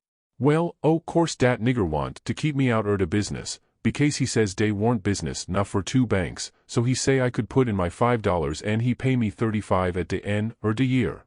So I done it. Den I reckoned I'd invest the $35 right off and keep things a-movin'. Dey was a nigger named Bob, dat had ketched a wood flat, and his marster didn't know it, and I bought it off and him and told him to take the $35 when de year come, but somebody stole de wood flat dat night, and next day de one-legged nigger say de bank's busted. So dey didn't none of us get no money. What did you do with the 10 cents, Jim? Well, I usually gwine to spend it, but I had a dream, and de dream told me to give it to a nigger named Balaam's as dey call him for short. He's one er dem chuckleheads, you know. But he's lucky, dey say, and I see I warn't lucky. De dream say let Balaam invest de 10 cents and he'd make a raise for me. Well, Balaam he tuck de money, and when he was in church he hear de preacher say dat whoever give to de puff len, to de Lord, and bound, to get his money back 100 times. So Balaam he tuck and give de 10 cents to de puh, and laid low to see what was gwine to come of it. Well, what did come of it, Jim? Nuffin never come of it. I couldn't manage to collect dat money no way, and Balaam he couldn't. I ain't gwine to lend no mo money, doubt I see de security. Bound, to get yo money back 100 times, de preacher says. If I could get de 10 cents back, I'd call it squaw, and be glad er de chanced. Well, it's all right anyway, Jim, long as you're going to be rich again some time or other. Yes, and I's rich now, come to look at it. I owns myself, and I's with $800. I wished I had the money, I wouldn't want no mo. Chapter 9. I wanted to go and look at a place right about the middle of the island that I'd found when I was exploring, so we started and soon got to it, because the island was only 3 miles long and 1/4 of a mile wide. This place was a tolerable long, steep hill or ridge about 40 foot high. We had a rough time getting to the top, the sides was so steep and the bushes so thick. We tramped and clumb around all over it, and by and by found a good big cavern in the rock, most up to the top on the side towards Illinois. The cavern was as big as 2 or 3 rooms bunched together, and Jim could stand up straight in it. It was cool in there. Jim was for putting our traps in there right away, but I said we didn't want to be climbing up and down there all the time. Jim said if we had the canoe hid in a good place, and had all the traps in the cavern, we could rush there if anybody was to come to the island, and they would never find us without dogs. And, besides, he said them little birds had said it was going to rain, and did I want the things to get wet? So we went back and got the canoe, and paddled up abreast the cavern, and lugged all the traps up there. Then we hunted up a place close by to hide the canoe in, amongst the thick willows. We took some fish off of the lines and set them again, and begun to get ready for dinner. The door of the cavern was big enough to roll a hogshead in, and on one side of the door the floor stuck out a little bit, and was flat and a good place to build a fire on. So we built it there and cooked dinner. We spread the blankets inside for a carpet, and eat our dinner in there. We put all the other things handy at the back of the cavern. Pretty soon it darkened up, and begun to thunder and lighten, so the birds was right about it. Directly it begun to rain, and it rained like all fury, too, and I never see the wind blow so. It was one of these regular summer storms. It would get so dark that it looked all blue-black outside, and lovely, and the rain would thrash along by so thick that the trees off a little ways looked dim and spider-webby, and here would come a blast of wind that would bend the trees down and turn up the pale underside of the leaves, and then a perfect ripper of a gust would follow along and set the branches to tossing their arms as if they was just wild, and next, when it was just about the bluest and blackest, FST. It was as bright as glory, and you'd have a little glimpse of treetops plunging about away off yonder in the storm, hundreds of yards further than you could see before, dark as sin again in a second, and now you'd hear the thunder let go with an awful crash, and then go rumbling, grumbling, tumbling, down the sky towards the underside of the world, like rolling empty barrels downstairs, where it's long stairs and they bounce a good deal, you know. Jim, this is nice, I says. I wouldn't want to be nowhere else but here. Pass me along another hunk of fish and some hot cornbread. Well, you wouldn't have been here if it hadn't have been for Jim. You'd have been down da in de woods without any dinner, and gin mo's drowned dead, too, dat you would, honey. Chickens knows when it's gwine to rain, and so do de birds, chilly. The river went on raising and raising for 10 or 12 days, till at last it was over the banks. The water was 3 or 4 foot deep on the island in the low places and on the Illinois bottom. On that side it was a good many miles wide, but on the Missouri side it was the same old distance across, a half a mile, because the Missouri shore was just a wall of high bluffs. Daytimes we paddled all over the island in the canoe. It was mighty cool and shady in the deep woods, even if the sun was blazing outside. We went winding in and out amongst the trees, and sometimes the vines hung so thick we had to back away and go some other way. Well, on every old broken-down tree you could see rabbits and snakes and such things, and when the island had been overflowed a day or two they got so tame, on account of being hungry, that you could paddle right up and put your hand on them if you wanted to, but not the snakes and turtles, they would slide off in the water. The ridge our cavern was in was full of them. We coulda had pets enough if we'd wanted them. One night we catched a little section of a lumber raft, nice pine planks. It was 12 foot wide and about 15 or 16 foot long, and the top stood above water 6 or 7 inches, a solid, level floor. We could see sawlogs go by in the daylight sometimes, but we let them go. We didn't show ourselves in daylight. Another night when we was up at the head of the island, just before daylight, here comes a frame house down, on the west side. She was a 2-story, and tilted over considerable. We paddled out and got aboard, clumb in at an upstairs window. But it was too dark to see yet, so we made the canoe fast and set in her to wait for daylight. The light begun to come before we got to the foot of the island. Then we looked in at the window. We could make out a bed, and a table, and 2 old chairs, and lots of things around about on the floor, and there was clothes hanging against the wall. There was something laying on the floor in the far corner that looked like a man. So Jim says, "Hello, you." But it didn't budge. So I hollered again, and then Jim says, "De man ain't asleep, he's dead. You hold still, I'll go and see." He went, and bent down and looked, and says, "It's a dead man. Yes, indeedy, naked, too. He's been shot in de back. I reckon he's been dead 2 or 3 days. Come in, Huck, but don't look at his face, it's too gashly." I didn't look at him at all. Jim throwed some old rags over him, but he needn't done it. I didn't want to see him. There was heaps of old greasy cards scattered around over the floor, and old whiskey bottles, and a couple of masks made out of black cloth, and all over the walls was the ignorantest kind of words and pictures made with charcoal. There was 2 old dirty calico dresses, and a sun bonnet, and some women's underclothes hanging against the wall, and some men's clothing, too. We put the lot into the canoe, it might come good. There was a boy's old speckled straw hat on the floor, I took that, too. And there was a bottle that had milk in it, and it had a rag stopper for a baby to suck. We would have took the bottle, but it was broke. There was a seedy old chest, and an old hair trunk with the hinges broke. They stood open, but there warn't nothing left in them that was any account. The way things was scattered about we reckoned the people left in a hurry, and warn't fixed so as to carry off most of their stuff. We got an old tin lantern, and a butcher knife without any handle, and a brand new Barlow knife worth 2 bits in any store, and a lot of tallow candles, and a tin candlestick, and a gourd, and a tin cup, and a ratty old bedquilt off the bed, and a reticule with needles and pins and beeswax and buttons and thread and all such truck in it, and a hatchet and some nails, and a fish line as thick as my little finger with some monstrous hooks on it, and a roll of buckskin, and a leather dog collar, and a horseshoe, and some vials of medicine that didn't have no label on them. And just as we was leaving I found a tolerable good curry comb, and Jim he found a ratty old fiddlebow, and a wooden leg. The straps was broke off of it, but, barring that, it was a good enough leg, though it was too long for me and not long enough for Jim, and we couldn't find the other one, though we hunted all around. And so, take it all around, we made a good haul. When we was ready to shove off we was a 1/4 of a mile below the island, and it was pretty broad day, so I made Jim lay down in the canoe and cover up with the quilt, because if he set up people could tell he was a nigger a good ways off. I paddled over to the Illinois shore, and drifted down most a 1/2 mile doing it. I crept up the dead water under the bank, and hadn't no accidents and didn't see nobody. We got home all safe. Chapter 10. After breakfast I wanted to talk about the dead man and guess out how he come to be killed, but Jim didn't want to. He said it would fetch bad luck, and besides, he said, he might come and haunt us. He said a man that warn't buried was more likely to go a-haunting around than one that was planted and comfortable. That sounded pretty reasonable, so I didn't say no more, but I couldn't keep from studying over it and wishing I knowed who shot the man, and what they done it for. We rummaged the clothes we'd got, and found $8 in silver sewed up in the lining of an old blanket overcoat. Jim said he reckoned the people in that house stole the coat, because if they'd knowed the money was there they wouldn't a left it. I said I reckoned they killed him, too, but Jim didn't want to talk about that. I says, "Now you think it's bad luck, but what did you say when I fetched in the snake skin that I found on the top of the ridge day before yesterday? You said it was the worst bad luck in the world to touch a snake skin with my hands. Well, here's your bad luck. We've raked in all this truck and $8 besides. I wish we could have some bad luck like this every day, Jim."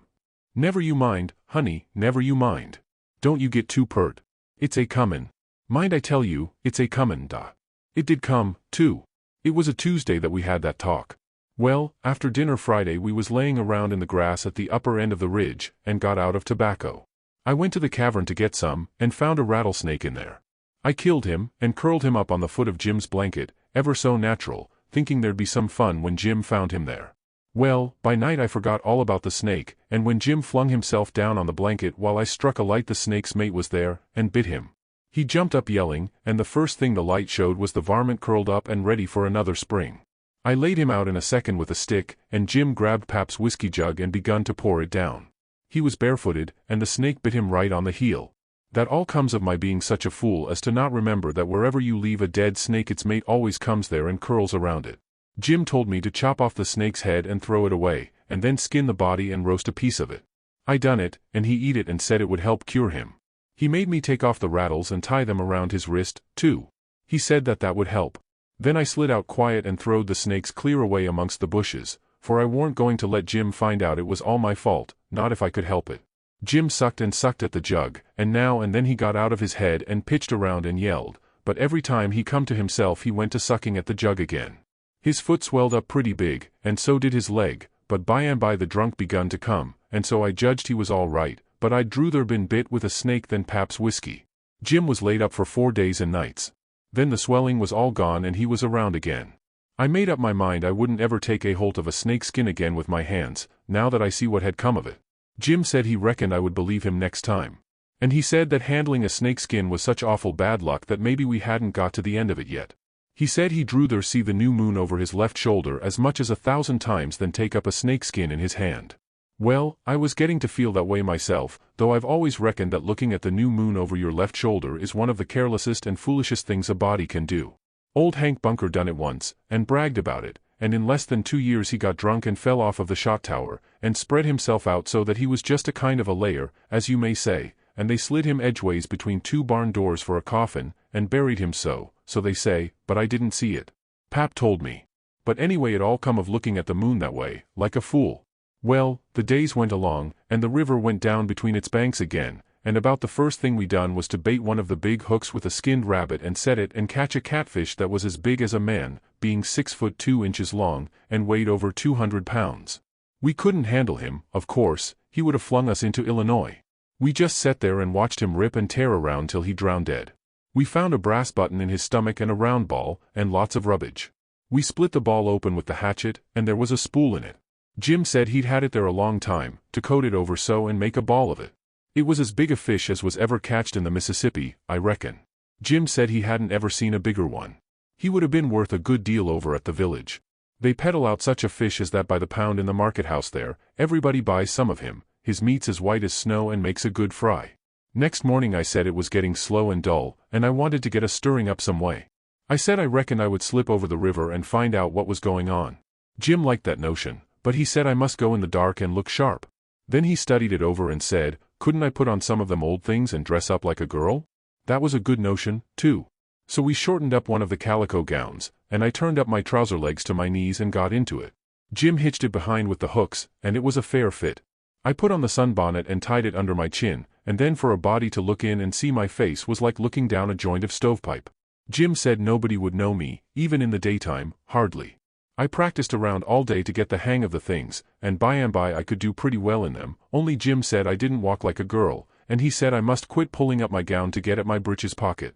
I took notice, and done better. I started up the Illinois shore in the canoe just after dark. I started across to the town from a little below the ferry landing, and the drift of the current fetched me in at the bottom of the town. I tied up and started along the bank. There was a light burning in a little shanty that hadn't been lived in for a long time, and I wondered who had took up quarters there. I slipped up and peeped in at the window. There was a woman about 40-year-old in there knitting by a candle that was on a pine table. I didn't know her face, she was a stranger, for you couldn't start a face in that town that I didn't know. Now this was lucky, because I was weakening, I was getting afraid I had come, people might know my voice and find me out. But if this woman had been in such a little town 2 days she could tell me all I wanted to know, so I knocked at the door, and made up my mind I wouldn't forget I was a girl. Chapter 11. Come in, says the woman, and I did. She says, take a cheer. I done it. She looked me all over with her little shiny eyes, and says, what might your name be? Sarah Williams. Whereabouts do you live? In this neighborhood? No, in Hookerville, 7 mile below. I've walked all the way and I'm all tired out.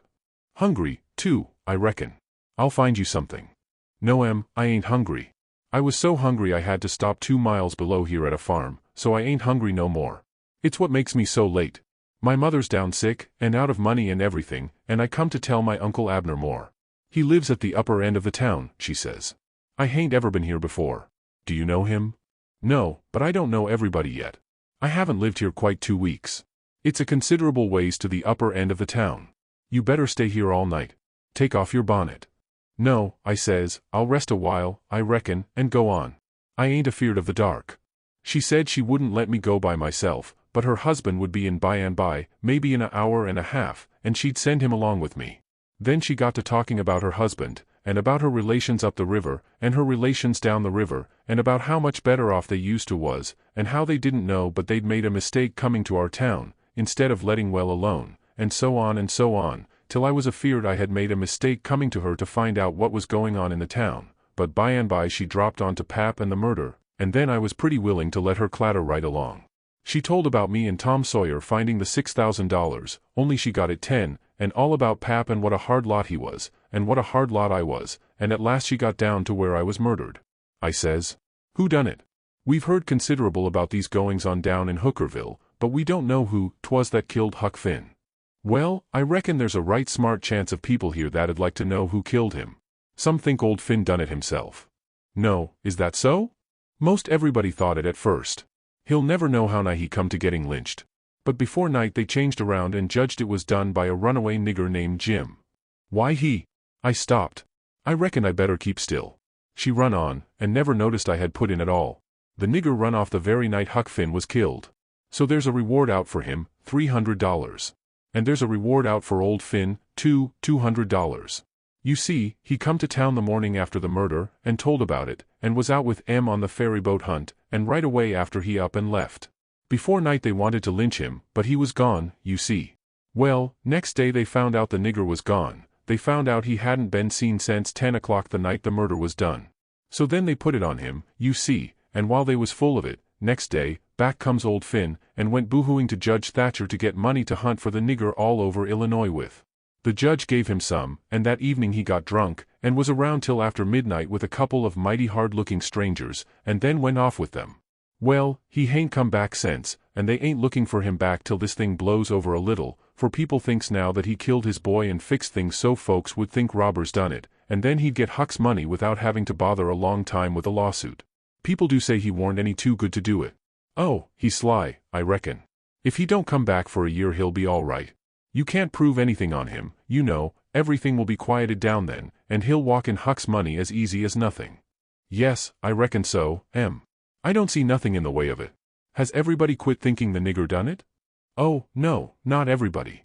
A good many thinks he done it. But they'll get the nigger pretty soon now, and maybe they can scare it out of him." "Why, are they after him yet?" "Well, you're innocent, ain't you? Does $300 lay around every day for people to pick up? Some folks think the nigger ain't far from here. I'm one of them, but I hain't talked it around. A few days ago I was talking with an old couple that lives next door in the log shanty, and they happened to say hardly anybody ever goes to that island over yonder that they call Jackson's Island. "Don't anybody live there?" says I. "No, nobody," says they. I didn't say any more, but I done some thinking. I was pretty near certain I'd seen smoke over there, about the head of the island, a day or two before that, so I says to myself, like as not that nigger's hiding over there, anyway, says I, it's worth the trouble to give the place a hunt. I hain't seen any smoke since, so I reckon maybe he's gone, if it was him, but husband's going over to see him and another man. He was gone up the river, but he got back today, and I told him as soon as he got here 2 hours ago. I had got so uneasy I couldn't set still. I had to do something with my hands, so I took up a needle off of the table and went to threading it. My hands shook, and I was making a bad job of it. When the woman stopped talking I looked up, and she was looking at me pretty curious and smiling a little. I put down the needle and thread, and let on to be interested, and I was, too, and says, $300 is a power of money. I wish my mother could get it. Is your husband going over there tonight? Oh, yes.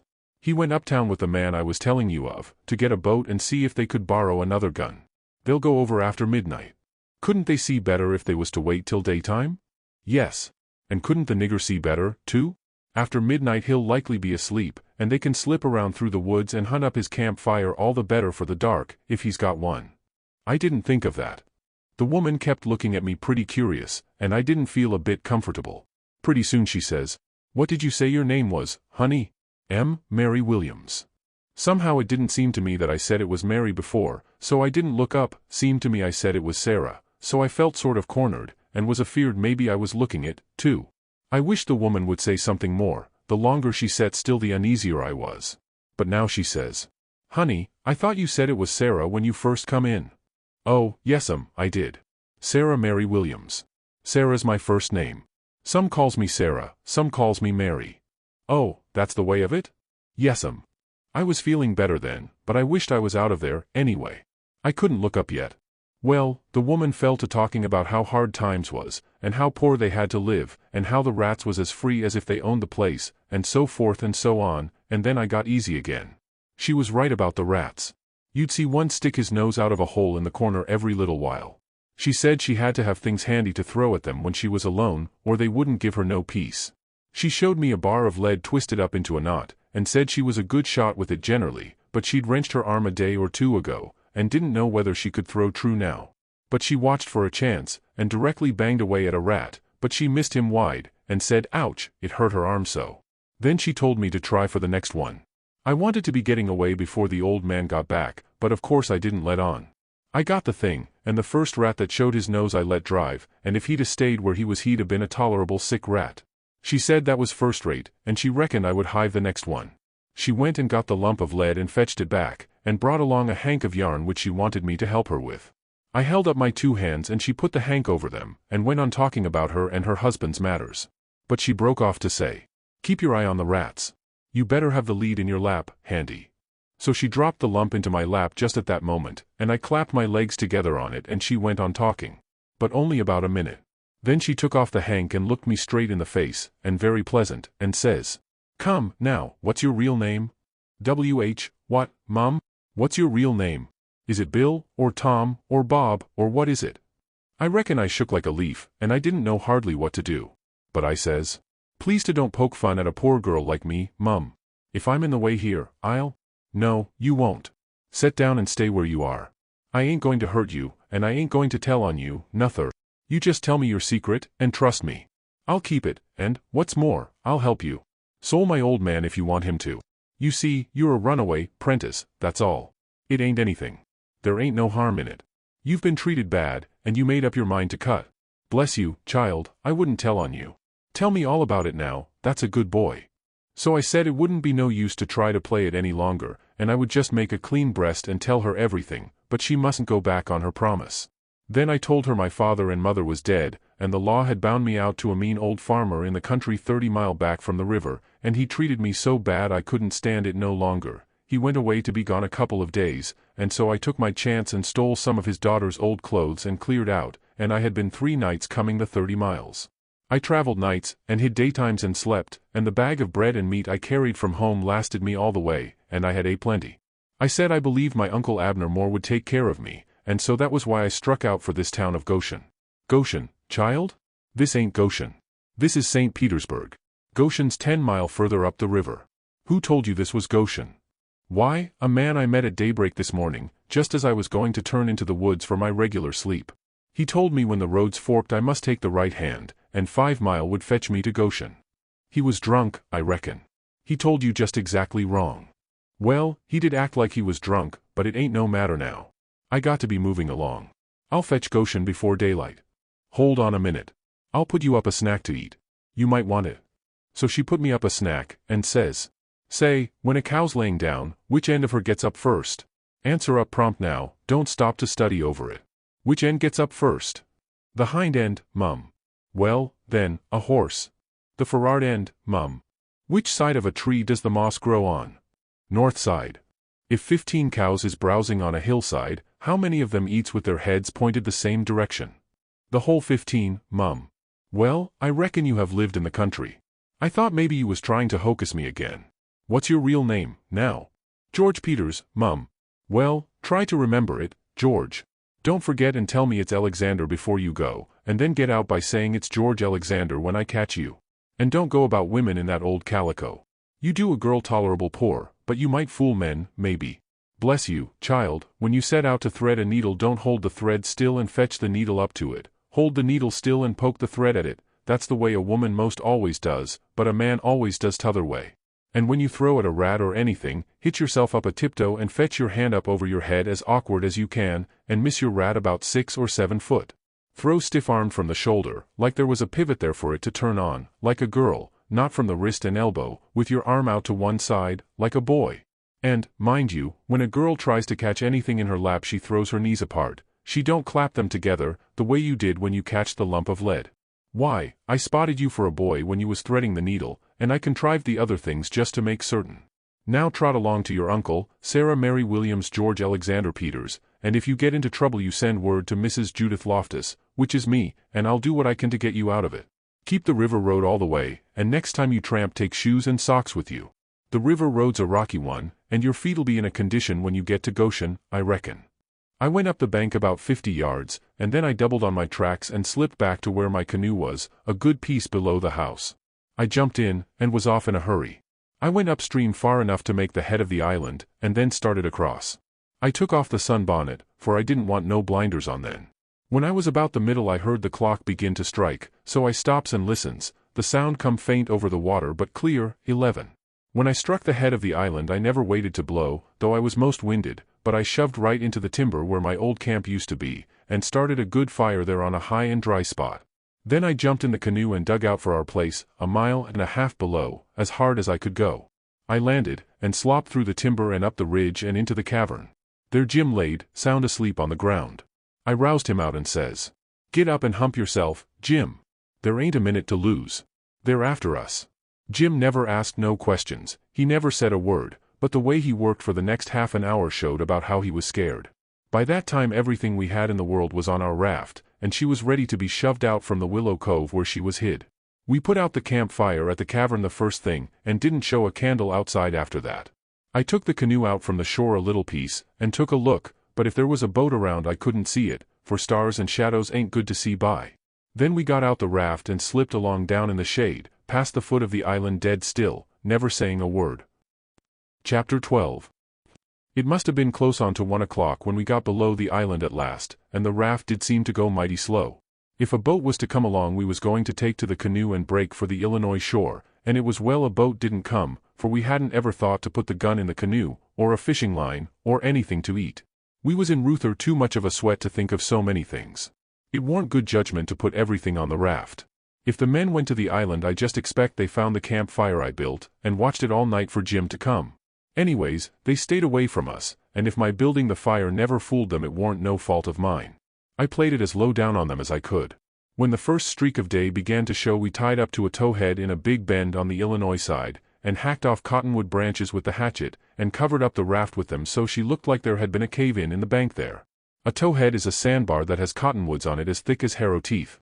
We had mountains on the Missouri shore and heavy timber on the Illinois side, and the channel was down the Missouri shore at that place, so we weren't afraid of anybody running across us. We laid there all day, and watched the rafts and steamboats spin down the Missouri shore, and upbound steamboats fight the big river in the middle. I told Jim all about the time I had jabbering with that woman, and Jim said she was a smart one, and if she was to start after us herself she wouldn't set down and watch a campfire, no, sir, she'd fetch a dog. Well, then, I said, why couldn't she tell her husband to fetch a dog? Jim said he bet she did think of it by the time the man was ready to start, and he believed they must have gone uptown to get a dog and so they lost all that time, or else we wouldn't be here on a towhead 16 or 17 mile below the village. No, indeedy, we would be in that same old town again. So I said I didn't care what was the reason they didn't get us as long as they didn't. When it was beginning to come on dark we poked our heads out of the cottonwood thicket, and looked up and down and across, nothing in sight, so Jim took up some of the top planks of the raft and built a snug wigwam to get under in blazing weather and rainy, and to keep the things dry. Jim made a floor for the wigwam, and raised it a foot or more above the level of the raft, so now the blankets and all the traps was out of reach of steamboat waves. Right in the middle of the wigwam we made a layer of dirt about 5 or 6 inches deep with a frame around it for to hold it to its place. This was to build a fire on in sloppy weather or chilly. The wigwam would keep it from being seen. We made an extra steering oar, too, because one of the others might get broke on a snag or something. We fixed up a short forked stick to hang the old lantern on, because we must always light the lantern whenever we see a steamboat coming downstream, to keep from getting run over, but we wouldn't have to light it for upstream boats unless we see we was in what they call a crossing, for the river was pretty high yet, very low banks being still a little underwater, so upbound boats didn't always run the channel, but hunted easy water.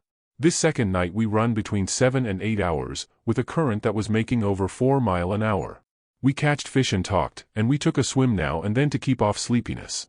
It was kind of solemn, drifting down the big, still river, laying on our backs looking up at the stars, and we didn't ever feel like talking loud, and it weren't often that we laughed, only a little kind of a low chuckle. We had mighty good weather as a general thing, and nothing ever happened to us at all, that night, nor the next, nor the next. Every night we passed towns, some of them away up on black hillsides, nothing but just a shiny bed of lights, not a house could you see. The fifth night we passed St. Louis, and it was like the whole world lit up. In St. Petersburg they used to say there was 20 or 30,000 people in St. Louis, but I never believed it till I see that wonderful spread of lights at 2 o'clock that still night. There weren't a sound there, everybody was asleep. Every night now I used to slip ashore towards 10 o'clock at some little village, and buy 10 or 15 cents worth of meal or bacon or other stuff to eat, and sometimes I lifted a chicken that weren't roosting comfortable, and took him along. Pap always said, take a chicken when you get a chance, because if you don't want him yourself you can easy find somebody that does, and a good deed ain't ever forgot. I never see Pap when he didn't want the chicken himself, but that is what he used to say, anyway. Mornings before daylight I slipped into cornfields and borrowed a watermelon, or a mushmelon, or a pumpkin, or some new corn, or things of that kind. Pap always said it warn't no harm to borrow things if you was meaning to pay them back some time, but the widow said it warn't anything but a soft name for stealing, and no decent body would do it. Jim said he reckoned the widow was partly right and Pap was partly right, so the best way would be for us to pick out 2 or 3 things from the list and say we wouldn't borrow them any more, then he reckoned it wouldn't be no harm to borrow the others. So we talked it over all one night, drifting along down the river, trying to make up our minds whether to drop the watermelons, or the cantaloupes, or the mushmelons, or what. But towards daylight we got it all settled satisfactory, and concluded to drop crabapples and persimmons. We weren't feeling just right before that, but it was all comfortable now. I was glad the way it come out, too, because crabapples ain't ever good, and the persimmons wouldn't be ripe for 2 or 3 months yet. We shot a waterfowl, now and then, that got up too early in the morning or didn't go to bed early enough in the evening. Take it all round, we lived pretty high.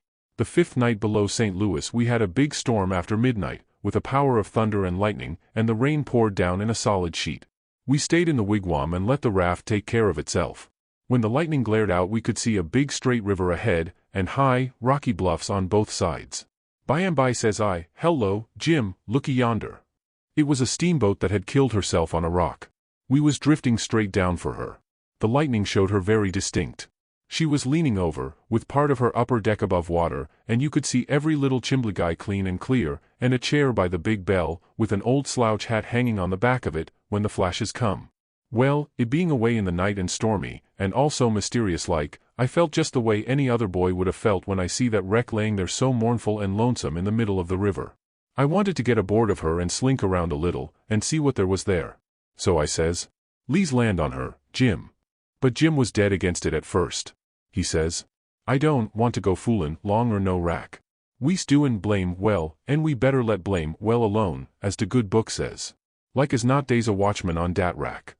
"Watchman your grandmother," I says, "there ain't nothing to watch but the Texas and the pilot house, and do you reckon anybody's going to risk his life for a Texas and a pilot house such a night as this, when it's likely to break up and wash off down the river any minute?" Jim couldn't say nothing to that, so he didn't try. "And besides," I says, "we might borrow something worth having out of the captain's stateroom. Seegers, I bet you, and cost 5 cents apiece, solid cash. Steamboat captains is always rich, and get $60 a month, and they don't care a cent what a thing costs, you know, long as they want it. Stick a candle in your pocket. I can't rest, Jim, till we give her a rummaging. Do you reckon Tom Sawyer would ever go by this thing? Not for pie, he wouldn't. He'd call it an adventure, that's what he'd call it, and he'd land on that wreck if it was his last act. And wouldn't he throw style into it? Wouldn't he spread himself, nor nothing? Why, you'd think it was Christopher Columbus discovering Kingdom Come. I wish Tom Sawyer was here." Jim he grumbled a little, but give in. He said we mustn't talk any more than we could help, and then talk mighty low. The lightning showed us the wreck again just in time, and we fetched the stab-board derrick, and made fast there. The deck was high out here. We went sneaking down the slope of it to labboard, in the dark, towards the Texas, feeling our way slow with our feet, and spreading our hands out to fend off the guys, for it was so dark we couldn't see no sign of them. Pretty soon we struck the forward end of the skylight, and clumb onto it, and the next step fetched us in front of the captain's door, which was open, and by Jiminy, away down through the Texas hall we see a light. And all in the same second we seemed to hear low voices in yonder. Jim whispered and said he was feeling powerful sick, and told me to come along. I says, all right, and was going to start for the raft, but just then I heard a voice wail out and say, "Oh, please don't, boys, I swear I won't ever tell." Another voice said, pretty loud, "It's a lie, Jim Turner. You've acted this way before. You always want more in your share of the truck, and you've always got it, too, because you've swore, if you didn't you'd tell. But this time you've said it just one time too many. You're the meanest, treacherousest hound in this country." By this time Jim was gone for the raft. I was just a-biling with curiosity, and I says to myself, Tom Sawyer wouldn't back out now, and so I won't either. I'm going to see what's going on here. So I dropped on my hands and knees in the little passage, and crept aft in the dark till there warn't but one stateroom betwixt me and the cross hall of the Texas. Then in there I see a man stretched on the floor and tied hand and foot, and two men standing over him, and one of them had a dim lantern in his hand, and the other one had a pistol. This one kept pointing the pistol at the man's head on the floor, and saying, "I'd like to. And I orter, too, a mean skunk." The man on the floor would shrivel up and say, "Oh, please don't, Bill, I hain't ever goin' to tell." And every time he said that the man with the lantern would laugh and say, "'Deed you ain't. You never said no truer thing 'en that, you bet you." And once he said, "Hear him beg. And yet if we hadn't got the best of him and tied him he'd a killed us both. And what for? Just for nothin'. Just because we stood on our rights, that's what for. But I lay you ain't a-goin' to threaten nobody any more, Jim Turner. Put up that pistol, Bill." Bill says, "I don't want to, Jake Packard. I'm for killin' him, and didn't he kill old Hatfield just the same way, and don't he deserve it? But I don't want him killed, and I've got my reasons for it. Bless yo' heart for them words, Jake Packard. I'll never forget you long's I live," says the man on the floor, sort of blubbering. Packard didn't take no notice of that, but hung up his lantern on a nail and started towards where I was there in the dark, and motioned Bill to come. I crawfished as fast as I could about 2 yards, but the boat slanted so that I couldn't make very good time, so to keep from getting run over and catched I crawled into a stateroom on the upper side. The man came a-pawing along in the dark, and when Packard got to my stateroom, he says, "Here, come in here." And in he come, and Bill after him. But before they got in I was up in the upper berth, cornered, and sorry I come. Then they stood there, with their hands on the ledge of the berth, and talked. I couldn't see them, but I could tell where they was by the whiskey they'd been having. I was glad I didn't drink whiskey, but it wouldn't made much difference anyway, because most of the time they couldn't a-treat me because I didn't breathe. I was too scared. And, besides, a body couldn't breathe and hear such talk. They talked low and earnest. Bill wanted to kill Turner. He says. He said he'll tell, and he will. If we was to give both our shares to him now it wouldn't make no difference after the row and the way we've served him. Shore's you're born, he'll turn state's evidence, now you hear me. I'm for putting him out of his troubles. So am I, says Packard, very quiet. Blame it, I'd sorter begun to think you wasn't. Well, then, that's all right. Le's go and do it. Hold on a minute, I hain't had my say yet. You listen to me. Shooting's good, but there's quieter ways if the thing's got to be done. But what I say is this, it ain't good sense to go courtin' around after a halter if you can get at what you're up to in some way that's just as good and at the same time don't bring you into no risks. Ain't that so? You bet it is. But how you goin' to manage it this time? Well, my idea is this, we'll rustle around and gather up whatever pickin's we've overlooked in the staterooms, and shove for shore and hide the truck. Then we'll wait. Now I say it ain't a-goin' to be more'n 2 hours befo' this wrack breaks up and washes off down the river. See? He'll be drowned dead, and won't have nobody to blame for it but his own self. I reckon that's a considerable sight better 'en killin' of him. I'm unfavorable to killin' a man as long as you can get around it. It ain't good sense, it ain't good morals. Ain't I right? Yes, I reckon you are. But s'pose she don't break up and wash off? Well, we can wait the 2 hours anyway and see, can't we? All right, then, come along. So they started, and I lit out, all in a cold sweat, and scrambled forward. It was dark as pitch there, but I said, in a kind of a coarse whisper, "Jim," and he answered up, right at my elbow, with a sort of a moan, and I says, "Quick, Jim, it ain't no time for fooling around and moaning. There's a gang of murderers in yonder, and if we don't hunt up their boat and set her drifting down the river so these fellows can't get away from the wreck there's one of 'em going to be in a bad fix. But if we find their boat we can put all of 'em in a bad fix, for the sheriff LL get 'em. Quick, hurry. I'll hunt the labboard side, you hunt the stabboard. You start at the raft, and... Oh, my lordy, lordy. Raff? Dey ain't no raff, no mo, she done broke loose and gone and here we is." Chapter 13. Well, I catched my breath and most fainted. shut up on a wreck with such a gang as that. But it warn't no time to be sentimenting. We'd got to find that boat now, had to have it for ourselves. So we went a-quaking and shaking down the starboard side, and slow work it was, too, seemed a week before we got to the stern. No sign of a boat. Jim said he didn't believe he could go any further, so scared he hadn't hardly any strength left, he said. But I said, come on, if we get left on this wreck we are in a fix, sure. So on we prowled again. We struck for the stern of the Texas, and found it, and then scrabbled along forwards on the skylight, hanging on from shutter to shutter, for the edge of the skylight was in the water. When we got pretty close to the cross-hall door, there was the skiff, sure enough. I could just barely see her. I felt ever so thankful. In another second I would have been aboard of her, but just then the door opened. One of the men stuck his head out only about a couple of foot from me, and I thought I was gone, but he jerked it in again, and says, "Heave that blame lantern out o' sight, Bill." He flung a bag of something into the boat, and then got in himself and sat down. It was Packard. Then Bill he come out and got in. Packard says, in a low voice, "All ready, shove off." I couldn't hardly hang on to the shutters, I was so weak. But Bill says, "Hold on, do you go through him?" "No." "Didn't you?" "No." "So he's got his share o' the cash yet." "Well, then, come along, no use to take truck and leave money." "Say, won't he suspicion what we're up to?" "Maybe he won't. But we got to have it anyway. Come along." So they got out and went in. The door slammed to because it was on the careen side, and in a half-second I was in the boat, and Jim come tumbling after me. I out with my knife and cut the rope, and away we went. We didn't touch an oar, and we didn't speak nor whisper, nor hardly even breathe. We went gliding swift along, dead silent, past the tip of the paddle box, and past the stern. Then in a second or two more we was 100 yards below the wreck, and the darkness soaked her up, every last sign of her, and we was safe, and knowed it.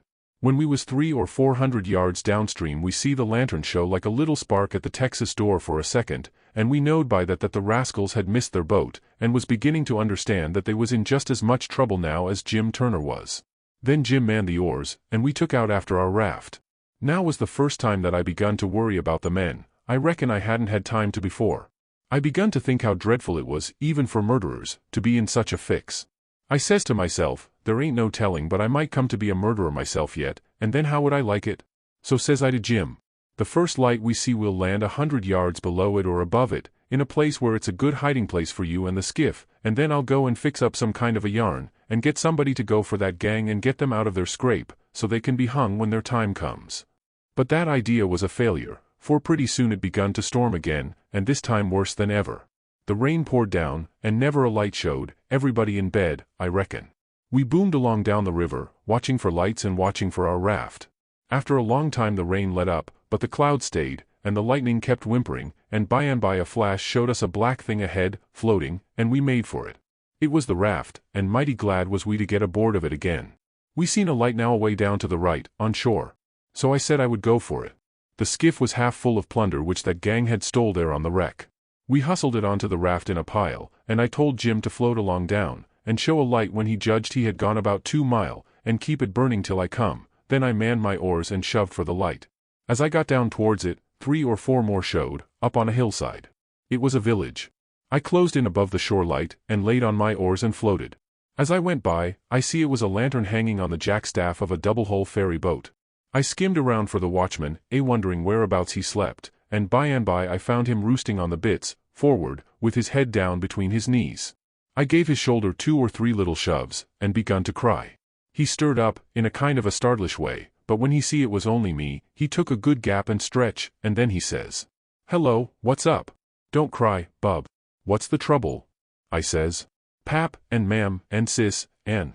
Then I broke down. He says, "Oh, dang it now, don't take on so, we all has to have our troubles, and this N.L.L. come out all right. What's the matter with M? There, are you the watchman of the boat?" "Yes," he says, kind of pretty well satisfied like. "I'm the captain and the owner and the mate and the pilot and watchman and head deckhand, and sometimes I'm the freight and passengers. I ain't as rich as old Jim Hornback, and I can't be so blamed generous and good to Tom, Dick and Harry as what he is, and slam around money the way he does, but I've told him a many a time I wouldn't trade places with him, for, says I, a sailor's life's the life for me, and I'm derned if I'd live 2 mile out o' town, where there ain't nothing ever goin' on, not for all his spondulics and as much more on top of it. Says I broke in and says, "They're in an awful peck of trouble, and..." Who is? Why, Pap and Mam and Sis and Miss Hooker, and if you'd take your ferry boat and go up there. Up where? Where are they? On the wreck. What wreck? Why, there ain't but one. What, you don't mean the Walter Scott? Yes. Good land. What are they doin' there, for gracious sakes? Well, they didn't go there a purpose. I bet they didn't. Why, great goodness, there ain't no chance for 'em if they don't get off mighty quick. Why, how in the nation did they ever get into such a scrape? Easy enough. Miss Hooker was visiting up there to the town. Yes, Booth's Landing, go on. She was visiting there at Booth's Landing, and just in the edge of the evening she started over with her nigger woman in the horse ferry to stay all night at her friend's house, Miss what you may call her, I disremember her name, and they lost their steering oar, and swung around and went floating down, stern first, about 2 mile, and saddlebags on the wreck, and the ferryman and the nigger woman and the horses was all lost, but Miss Hooker she made a grab and got aboard the wreck. Well, about an hour after dark we come along down in our trading scow, and it was so dark we didn't notice the wreck till we was right on it, and so we saddlebagged, but all of us was saved but Bill Whipple, and oh, he was the best creetur, I most wished it had been me, I do. My George! It's the beatin'est thing I ever struck. And then what did you all do? Well, we hollered and took on, but it's so wide there we couldn't make nobody hear. So Pap said somebody got to get ashore and get help somehow. I was the only one that could swim, so I made a dash for it, and Miss Hooker she said if I didn't strike help sooner, come here and hunt up her uncle, and he'd fix the thing. I made the land about a mile below, and been fooling along ever since, trying to get people to do something, but they said, what, in such a night and such a current? There ain't no sense in it, go for the steam ferry. Now if you'll go Ann. By Jackson, I'd like to, and, blame it, I don't know but I will, but who in the dingnation's going to pay for it? Do you reckon your Pap? Why that's all right. Miss Hooker she told me, particular, that her uncle Hornback. Great guns. Is he her uncle? Looky here, you break for that light over yonder way, and turn out west when you get there, and about a quarter of a mile out you'll come to the tavern, tell M to dart you out to Jim Hornback's, and he'll foot the bill. And don't you fool around any, because he'll want to know the news. Tell him I'll have his niece all safe before he can get to town. Hump yourself, now, I'm going up around the corner here to roust out my engineer. I struck for the light, but as soon as he turned the corner I went back and got into my skiff and bailed her out, and then pulled up shore in the easy water about 600 yards, and tucked myself in among some woodboats, for I couldn't rest easy till I could see the ferry boat start. But take it all around, I was feeling ruther comfortable on accounts of taking all this trouble for that gang, for not many would have done it. I wished the widow knowed about it. I judged she would be proud of me for helping these rapscallions, because rapscallions and deadbeats is the kind the widow and good people takes the most interest in. Well, before long, here comes the wreck, dim and dusky, sliding along down. A kind of cold shiver went through me, and then I struck out for her. She was very deep, and I see in a minute there warn't much chance for anybody being alive in her. I pulled all around her and hollered a little, but there wasn't any answer, all dead still. I felt a little bit heavy-hearted about the gang, but not much, for I reckoned if they could stand it, I could.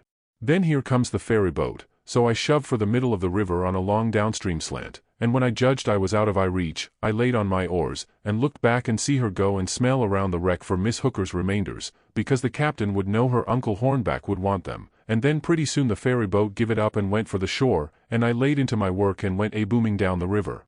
It did seem a powerful long time before Jim's light showed up, and when it did show, it looked like it was 1,000 miles off. By the time I got there the sky was beginning to get a little gray in the east, so we struck for an island, and hid the raft, and sunk the skiff, and turned in and slept like dead people. Chapter 14. By and by, when we got up, we turned over the truck the gang had stole off of the wreck, and found boots, and blankets, and clothes, and all sorts of other things, and a lot of books, and a spyglass, and 3 boxes of Seegers. We hadn't ever been this rich before in neither of our lives. The Seegers was prime. We laid off all the afternoon in the woods talking, and me reading the books, and having a general good time.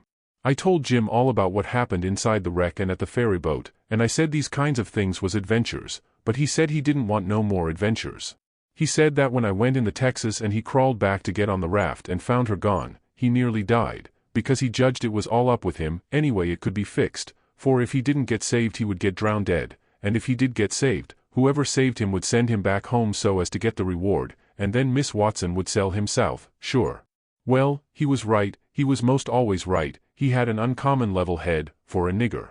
I read considerable to Jim about kings and dukes and earls and such, and how gaudy they dressed, and how much style they put on, and called each other your majesty, and your grace, and your lordship, and so on, 'stead of Mr., and Jim's eyes bugged out, and he was interested.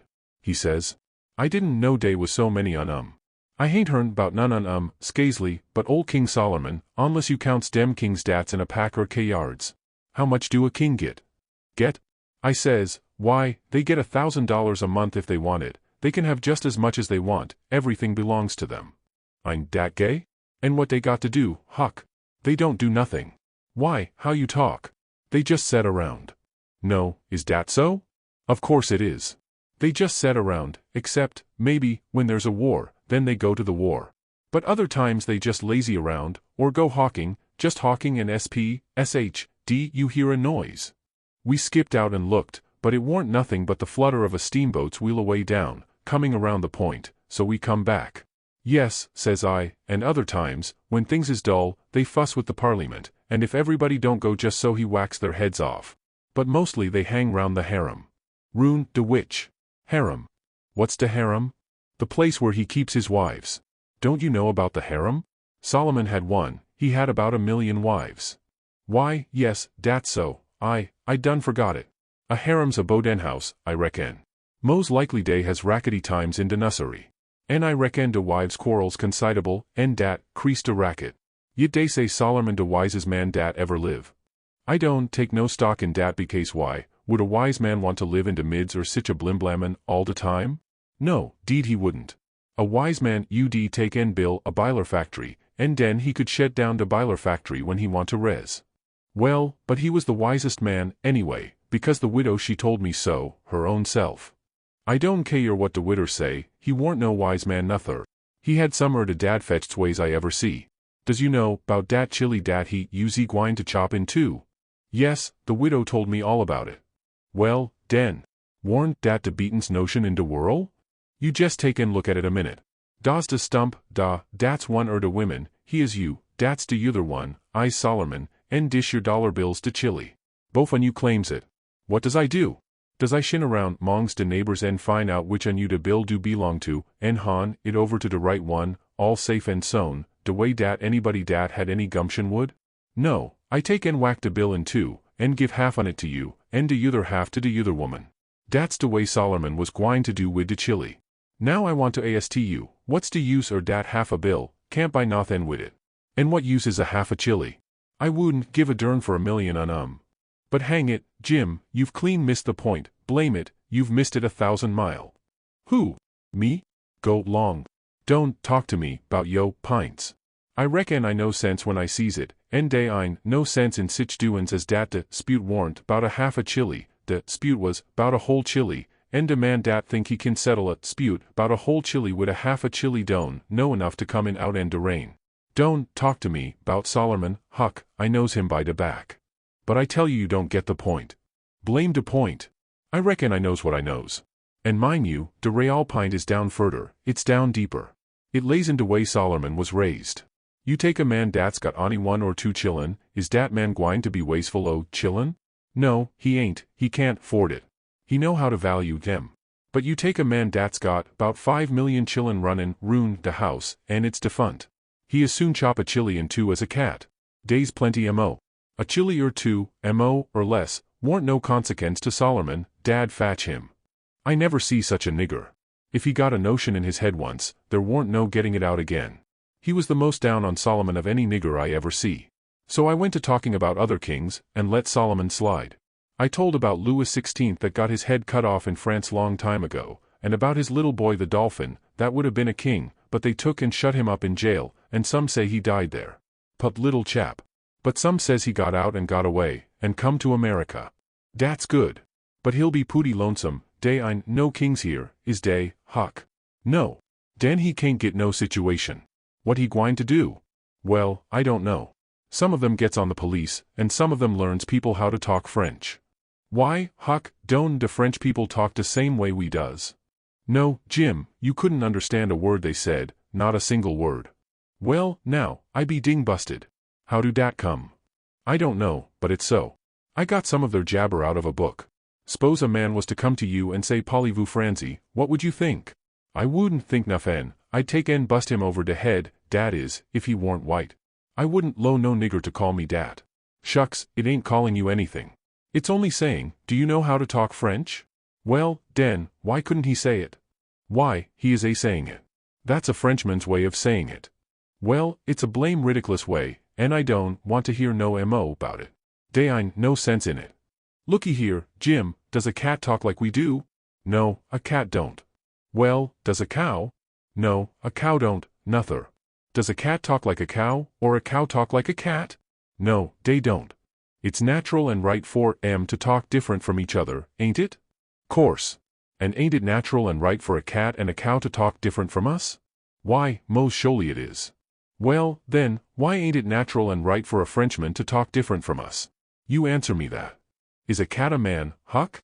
No. Well, den, dey ain't no sense in a cat talkin' like a man. Is a cow a man, or is a cow a cat? No, she ain't either of them. Well, den, she ain't got no business to talk like either one or the other of 'em. Is a Frenchman a man? Yes. Well, den, dad blame it, why don't he talk like a man? You answer me dat. I see it warn't no use wasting words, you can't learn a nigger to argue. So I quit. Chapter 15. We judged that 3 nights more would fetch us to Cairo, at the bottom of Illinois, where the Ohio River comes in, and that was what we was after.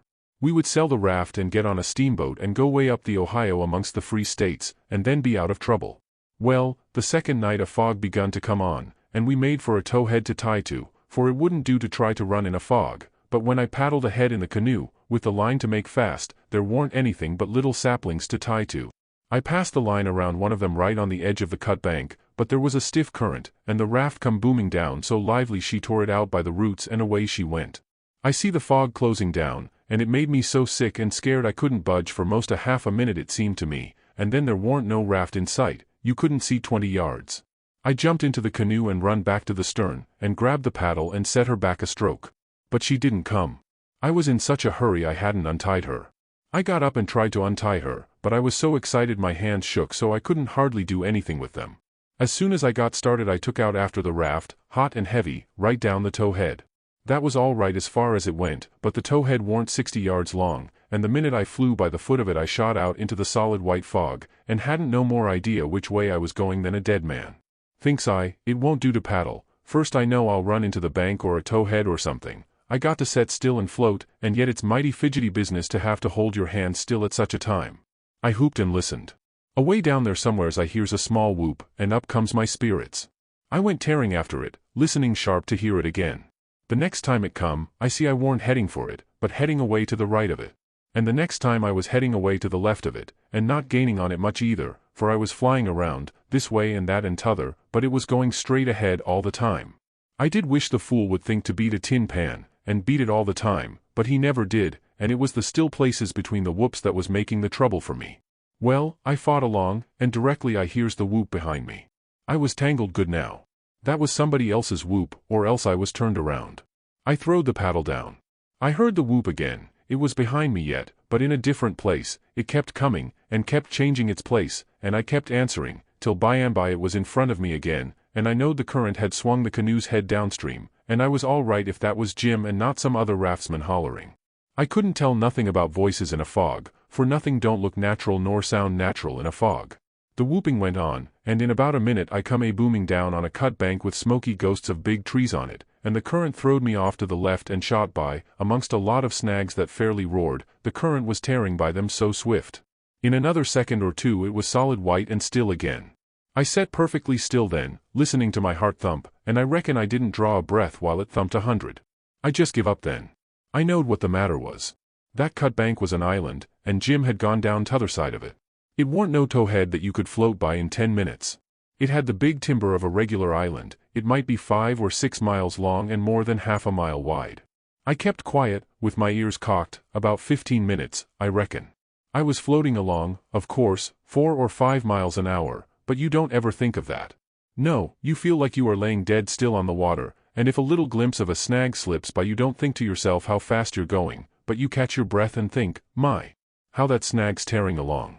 If you think it ain't dismal and lonesome out in a fog that way by yourself in the night, you try it once, you'll see. Next, for about a half an hour, I whoops now and then. At last I hears the answer a long ways off, and tries to follow it, but I couldn't do it, and directly I judged I'd got into a nest of towheads, for I had little dim glimpses of them on both sides of me, sometimes just a narrow channel between, and some that I couldn't see I knowed was there because I'd hear the wash of the current against the old dead brush and trash that hung over the banks. Well, I warn't long loosing the whoops down amongst the towheads, and I only tried to chase them a little while, anyway, because it was worse than chasing a jack-o'-lantern. You never know to sound dodge around so, and swap places so quick and so much. I had to claw away from the bank pretty lively 4 or 5 times, to keep from knocking the islands out of the river, and so I judged the raft must be butting into the bank every now and then, or else it would get further ahead and clear out of hearing. It was floating a little faster than what I was. Well, I seemed to be in the open river again by and by, but I couldn't hear no sign of a whoop nowheres. I reckon Jim had fetched up on a snag, maybe, and it was all up with him. I was good and tired, so I laid down in the canoe and said I wouldn't bother no more. I didn't want to go to sleep, of course, but I was so sleepy I couldn't help it, so I thought I would take just one little catnap.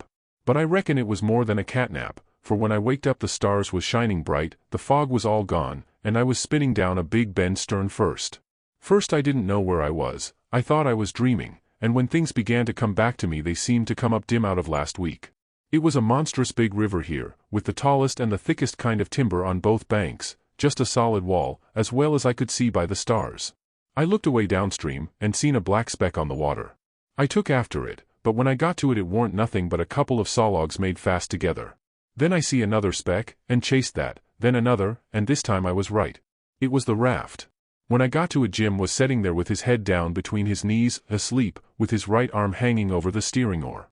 The other oar was smashed off, and the raft was littered up with leaves and branches and dirt. So she'd had a rough time.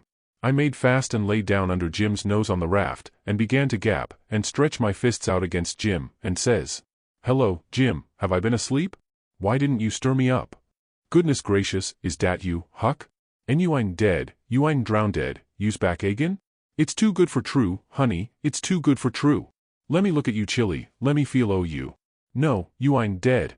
You's back again, livin' sown, jis de same ol' Huck, thanks to goodness. What's the matter with you, Jim? You been a-drinking? Drinkin'? Has I been a-drinkin'? Has I had a chance to be a-drinkin'? Well, then, what makes you talk so wild? How does I talk wild? How? Why, hain't you been talking about my coming back, and all that stuff, as if I'd been gone away? Huck Finn, you look me into eye. Hain't you been gone away? Gone away?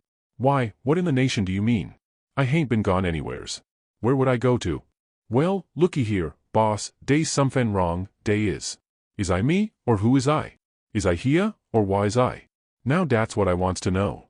Well, I think you're here, plain enough, but I think you're a tangle-headed old fool, Jim. I is I? Well, you answer me dis, didn't you tote out de line in de canoe fair to make faw's to de towhead? No, I didn't. What towhead? I hain't seen no towhead. You hain't seen no towhead? Looky here, didn't de line pull loose and de raft go a-hummin' down de river, and leave you and de canoe behind in de fog? What fog? Why, de fog dat's been around all night. And didn't you whoop, and didn't I whoop, till we got mixed up in de islands and one on us got los and t'other one was geez as good as los, case he didn't know why he was? And didn't I bust up agin a lot er dem islands and have a tuable time and mos get drowned dead? Now ain't dat so, boss, ain't it so? You answer me dat. Well, this is too many for me, Jim. I hain't seen no fog, nor no islands, nor no troubles, nor nothing. I been setting here talking with you all night till you went to sleep about 10 minutes ago, and I reckon I done the same. You couldn't a got drunk in that time, so of course you've been dreaming. Dad fetch it, how is I gwine to dream all dat in 10 minutes? Well, hang it all, you did dream it, because there didn't any of it happen. But, Huck, it's all geez as plain to me as. It don't make no difference how plain it is, there ain't nothing in it. I know, because I've been here all the time. Jim didn't say nothing for about 5 minutes, but sat there studying over it. Then he says, "Well, den, I reckon I did dream it, Huck, but dog my catsy if it ain't the powerfulest dream I ever see. And I hain't ever had no dream bfo dat's tired me like this one." Oh, well, that's all right, because a dream does tire a body like everything sometimes. But this one was a staving dream, tell me all about it, Jim. So Jim went to work and told me the whole thing right through, just as it happened, only he painted it up considerable. Then he said he must start in and interpret it, because it was sent for a warning. He said the first towhead stood for a man that would try to do us some good, but the current was another man that would get us away from him. The whoops was warnings that would come to us every now and then, and if we didn't try hard to make out to understand them, they'd just take us into bad luck, stead of keeping us out of it. The lot of towheads was troubles we was going to get into with quarrelsome people and all kinds of mean folks, but if we minded our business and didn't talk back and aggravate them, we would pull through and get out of the fog and into the big clear river, which was the Free States, and wouldn't have no more trouble. It had clouded up pretty dark just after I got onto the raft, but it was clearing up again now. "Oh, well, that's all interpreted well enough as far as it goes, Jim," I says, "but what does these things stand for?" It was the leaves and rubbish on the raft and the smashed oar. You could see them first-rate now. Jim looked at the trash, and then looked at me, and back at the trash again. He had got the dream fixed so strong in his head that he couldn't seem to shake it loose and get the facts back into its place again right away. But when he did get the thing straightened around, he looked at me steady without ever smiling, and says, "What do dey stand for? I is gwine to tell you. When I got all wore out wid work, and wid de callin' for you, and went to sleep, my heart was mos broke because you was los, and I didn't care no mo what become er me and de raff. And when I wake up and find you back again, all safe and sown, de tears come, and I coulda got down on my knees and kiss yo' foot, I so thankful. And all you was thinkin' 'bout was how you could make a fool uv old Jim wid a lie. Dat truck da is trash, and trash is what people is dat puts dirt on de head or dey friends and makes 'em ashamed." Then he got up slow and walked to the wigwam, and went in there without saying anything but that. But that was enough. It made me feel so mean I could almost kissed his foot to get him to take it back. It was 15 minutes before I could work myself up to go and humble myself to a nigger, but I done it, and I warn't ever sorry for it afterwards, neither. I didn't do him no more mean tricks, and I wouldn't done that one if I'd a knowed it would make him feel that way. Chapter 16. We slept most all day, and started out at night, a little ways behind a monstrous long raft that was as long going by as a procession. She had 4 long sweeps at each end, so we judged she carried as many as 30 men, likely. She had 5 big wigwams aboard, wide apart, and an open camp fire in the middle, and a tall flagpole at each end. There was a power of style about her. It amounted to something being a raftsman on such a craft as that. We went drifting down into a big bend, and the night clouded up and got hot. The river was very wide, and was walled with solid timber on both sides. You couldn't see a break in it hardly ever, or a light. We talked about Cairo, and wondered whether we would know it when we got to it. I said likely we wouldn't, because I had heard say there warn't but about a dozen houses there, and if they didn't happen to have them lit up, how was we going to know we was passing a town? Jim said if the 2 big rivers joined together there, that would show. But I said maybe we might think we was passing the foot of an island and coming into the same old river again. That disturbed Jim, and me too. So the question was, what to do? I said, paddle ashore the first time a light showed, and tell them Pap was behind, coming along with a trading scow, and was a green hand at the business, and wanted to know how far it was to Cairo. Jim thought it was a good idea, so we took a smoke on it and waited. There warn't nothing to do now but to look out sharp for the town, and not pass it without seeing it. He said he'd be mighty sure to see it, because he'd be a free man the minute he seen it, but if he missed it he'd be in a slave country again and no more show for freedom. Every little while he jumps up and says, "Da she is?" But it warn't. It was jack-o'-lanterns, or lightning bugs, so he set down again, and went to watching, same as before. Jim said it made him all over trembly and feverish to be so close to freedom. Well, I can tell you it made me all over trembly and feverish, too, to hear him, because I begun to get it through my head that he was most free, and who was to blame for it? Why, me. I couldn't get that out of my conscience, no how nor no way. It got to troubling me so I couldn't rest, I couldn't stay still in one place. It hadn't ever come home to me before, what this thing was that I was doing. But now it did, and it stayed with me, and scorched me more and more. I tried to make out to myself that I warn't to blame, because I didn't run Jim off from his rightful owner, but it warn't no use, conscience up and says, every time, but you knowed he was running for his freedom, and you could have paddled ashore and told somebody. That was so, I couldn't get around that no way. That was where it pinched. Conscience says to me, what had poor Miss Watson done to you that you could see her nigger go off right under your eyes and never say one single word? What did that poor old woman do to you that you could treat her so mean? Why, she tried to learn you your book, she tried to learn you your manners, she tried to be good to you every way she knowed how. That's what she done. I got to feeling so mean and so miserable I most wished I was dead. I fidgeted up and down the raft, abusing myself to myself, and Jim was fidgeting up and down past me. We neither of us could keep still. Every time he danced around and says, "Das Cairo," it went through me like a shot, and I thought if it was Cairo I reckoned I would die of miserableness. Jim talked out loud all the time while I was talking to myself. He was saying how the first thing he would do when he got to a free state he would go to saving up money and never spend a single cent, and when he got enough he would buy his wife, which was owned on a farm close to where Miss Watson lived, and then they would both work to buy the 2 children, and if their master wouldn't sell them, they'd get an abolitionist to go and steal them. It most froze me to hear such talk. He wouldn't ever dared to talk such talk in his life before. Just see what a difference it made in him the minute he judged he was about free. It was according to the old saying, "Give a nigger an inch and he'll take an ell." Thinks I, this is what comes of my not thinking. Here was this nigger, which I had as good as helped to run away, coming right out flat-footed and saying he would steal his children, children that belonged to a man I didn't even know, a man that hadn't ever done me no harm. I was sorry to hear Jim say that, it was such a lowering of him. My conscience got to stirring me up hotter than ever, until at last I says to it, "Let up on me, it ain't too late yet, I'll paddle ashore at the first light and tell." I felt easy and happy and light as a feather right off. All my troubles was gone. I went to looking out sharp for a light, and sort of singing to myself. By and by one showed. Jim sings out, "We safe, Huck, we safe. Jump up and crack yo heels. Dat's de good old Cairo at loss, I jis knows it." I says, "I'll take the canoe and go and see, Jim. It mightn't be, you know." He jumped and got the canoe ready, and put his old coat in the bottom for me to set on, and give me the paddle, and as I shoved off, he says, "Pooty soon I'll be a shout and, for joy, and I'll say, it's all on account so, Huck, I's a free man, and I couldn't ever been free if it hadn't been for Huck, Huck done it. Jim won't ever forget you, Huck, you's the best friend Jim's ever had, and you's the only friend old Jim's got now." I was paddling off, all in a sweat to tell on him, but when he says this, it seemed to kind of take the tuck all out of me. I went along slow then, and I warn't right down certain whether I was glad I started or whether I warn't. When I was 50 yards off, Jim says, "Da you goes, da old true Huck, da only white gentleman dat ever kept his promise to old Jim." Well, I just felt sick. But I says, I got to do it, I can't get out of it. Right then along comes a skiff with 2 men in it with guns, and they stopped and I stopped. One of them says, "What's that yonder?" "A piece of a raft," I says. "Do you belong on it?" "Yes, sir." "Any men on it?" "Only one, sir." "Well, there's 5 niggers run off tonight up yonder, above the head of the bend. Is your man white or black?" I didn't answer up prompt. I tried to, but the words wouldn't come. I tried for a second or two to brace up and out with it, but I warn't man enough, hadn't the spunk of a rabbit. I see I was weakening, so I just give up trying, and up and says, "He's white. I reckon we'll go and see for ourselves." "I wish you would," says I, "because it's Pap that's there, and maybe you'd help me tow the raft ashore where the light is. He's sick, and so is Mam and Mary Ann." "Oh, the devil. We're in a hurry, boy. But I suppose we've got to. Come, buckle to your paddle, and let's get along."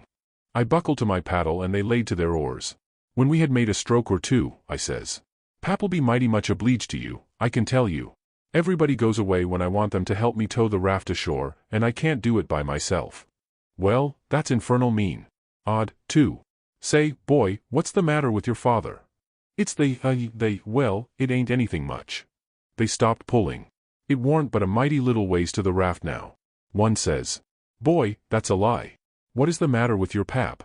Answer up square now, and it'll be the better for you."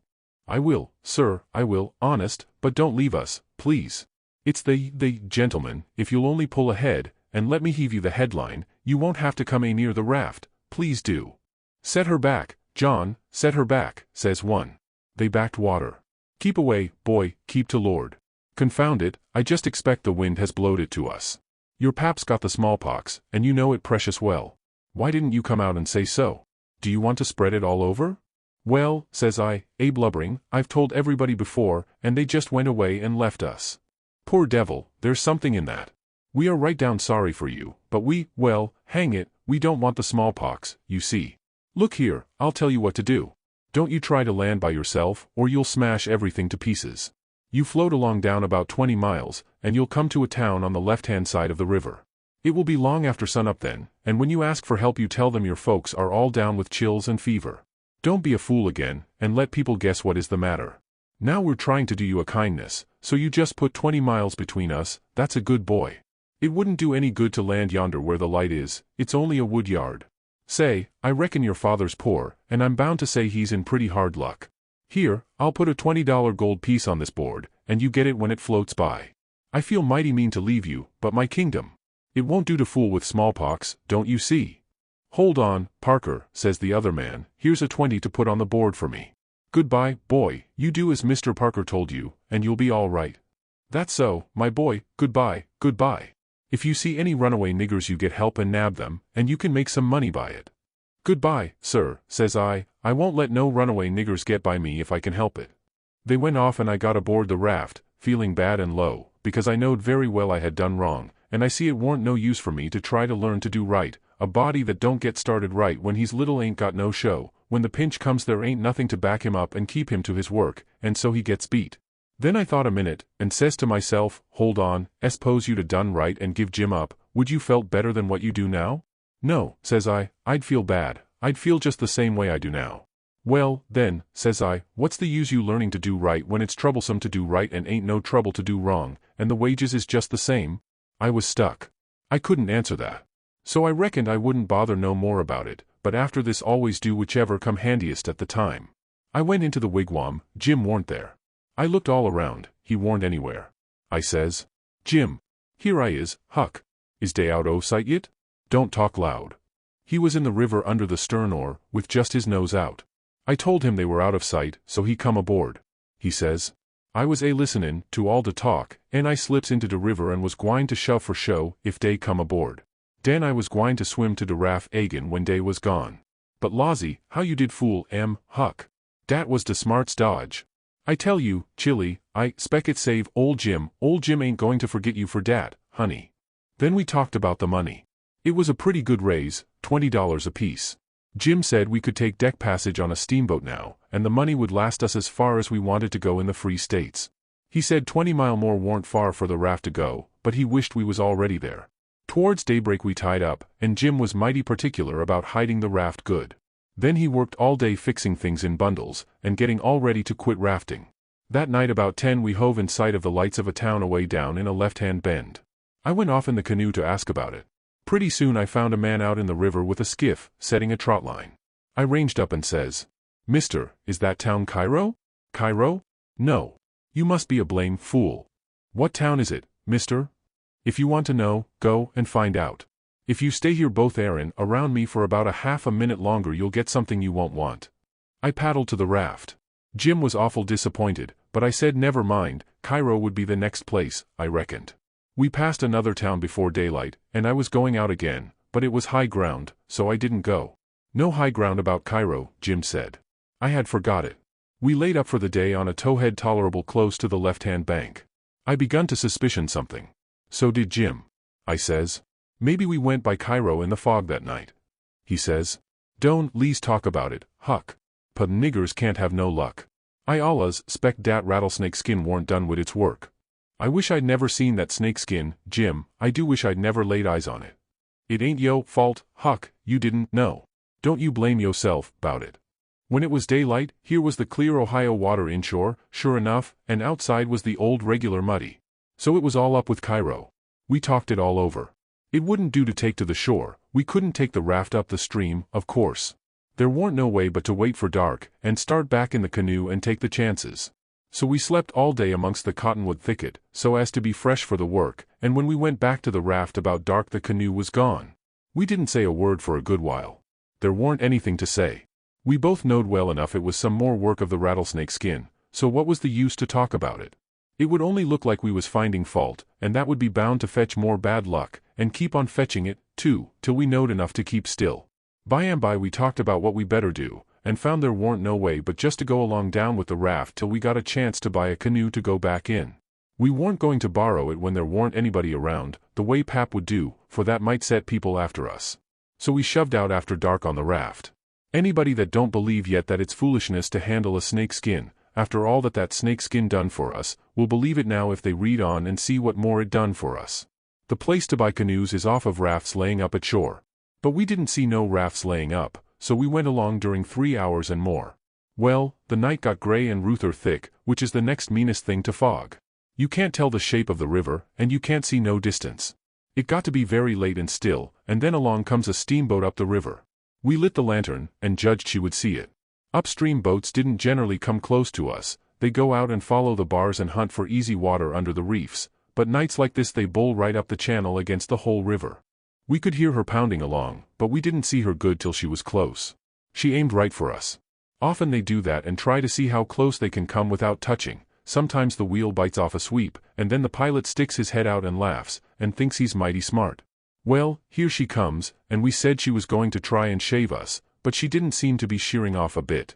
She was a big one, and she was coming in a hurry, too, looking like a black cloud with rows of glowworms around it, but all of a sudden she bulged out, big and scary, with a long row of wide-open furnace doors shining like red-hot teeth, and her monstrous bows and guards hanging right over us. There was a yell at us, and a jingling of bells to stop the engines, a powwow of cussing, and whistling of steam, and as Jim went overboard on one side and I on the other, she come smashing straight through the raft. I dived, and I aimed to find the bottom, too, for a 30-foot wheel had got to go over me, and I wanted it to have plenty of room. I could always stay under water a minute, this time I reckon I stayed under a minute and a half. Then I bounced for the top in a hurry, for I was nearly busting. I popped out to my armpits and blowed the water out of my nose, and puffed a bit. Of course there was a booming current, and of course that boat started her engines again 10 seconds after she stopped them, for they never cared much for raftsmen, so now she was churning along up the river, out of sight in the thick weather, though I could hear her. I sung out for Jim about a dozen times, but I didn't get any answer, so I grabbed a plank that touched me while I was treading water, and struck out for shore, shoving it ahead of me. But I made out to see that the drift of the current was towards the left-hand shore, which meant that I was in a crossing, so I changed off and went that way. It was one of these long, slanting, 2-mile crossings, so I was a good long time in getting over. I made a safe landing, and clumb up the bank. I couldn't see but a little ways, but I went poking along over rough ground for a quarter of a mile or more, and then I run across a big old-fashioned double log house before I noticed it. I was going to rush by and get away, but a lot of dogs jumped out and went to howling and barking at me, and I knowed better than to move another peg. Chapter 17. In about a minute somebody spoke out of a window without putting his head out, and says, "Be done, boys." "Who's there?" I says. "It's me." "Who's me?" "George Jackson, sir." "What do you want?" "I don't want nothing, sir. I only want to go along by, but the dogs won't let me." "What are you prowling around here this time of night for, hey?" "I warn't prowling around, sir, I fell overboard off of the steamboat." "Oh, you did you? Strike a light there, somebody. What did you say your name was?" "George Jackson, sir. I'm only a boy." "Look here, if you're telling the truth you needn't be afraid, nobody'll hurt you. But don't try to budge, stand right where you are. Rouse out Bob and Tom, some of you, and fetch the guns. George Jackson, is there anybody with you?" "No, sir, nobody. I heard the people stirring around in the house now, and see a light." The man sung out. "Snatch that light away, Betsy, you old fool, ain't you got any sense? Put it on the floor behind the front door. Bob, if you and Tom are ready, take your places." "All ready." "Now, George Jackson, do you know the Shepherdsons?" "No, sir, I never heard of them." "Well, that may be so, and it mayn't. Now, all ready. Step forward, George Jackson. And mind, don't you hurry, come mighty slow. If there's anybody with you, let him keep back, if he shows himself he'll be shot. Come along now. Come slow, push the door open yourself, just enough to squeeze in, you hear?" I didn't hurry, I couldn't if I'd a wanted to. I took one slow step at a time and there warn't a sound, only I thought I could hear my heart. The dogs were as still as the humans, but they followed a little behind me. When I got to the 3 log doorsteps I heard them unlocking and unbarring and unbolting. I put my hand on the door and pushed it a little more till somebody said, "There, that's enough, put your head in." I done it, but I judged they would take it off. The candle was on the floor, and there they all was, looking at me, and me at them, for about a quarter of a minute, 3 big men with guns pointed at me, which made me wince, I tell you, the oldest, gray, and about 60, the other 2 30 or more, all of them fine and handsome, and the sweetest old gray-headed lady, and back of her 2 young women which I couldn't see right well. The old gentleman says, "There, I reckon it's all right. Come in." As soon as I was in the old gentleman he locked the door and barred it and bolted it, and told the young men to come in with their guns, and they all went in a big parlor that had a new rag carpet on the floor, and got together in a corner that was out of the range of the front windows, there warn't none on the side. They held the candle, and took a good look at me, and all said, "Why, he ain't a Shepherdson, no, there ain't any Shepherdson about him." Then the old man said he hoped I wouldn't mind being searched for arms, because he didn't mean no harm by it, it was only to make sure. So he didn't pry into my pockets, but only felt outside with his hands, and said it was all right. He told me to make myself easy and at home, and tell all about myself, but the old lady says, "Why, bless you, Saul, the poor thing's as wet as he can be, and don't you reckon it maybe he's hungry?" "True for you, Rachel, I forgot."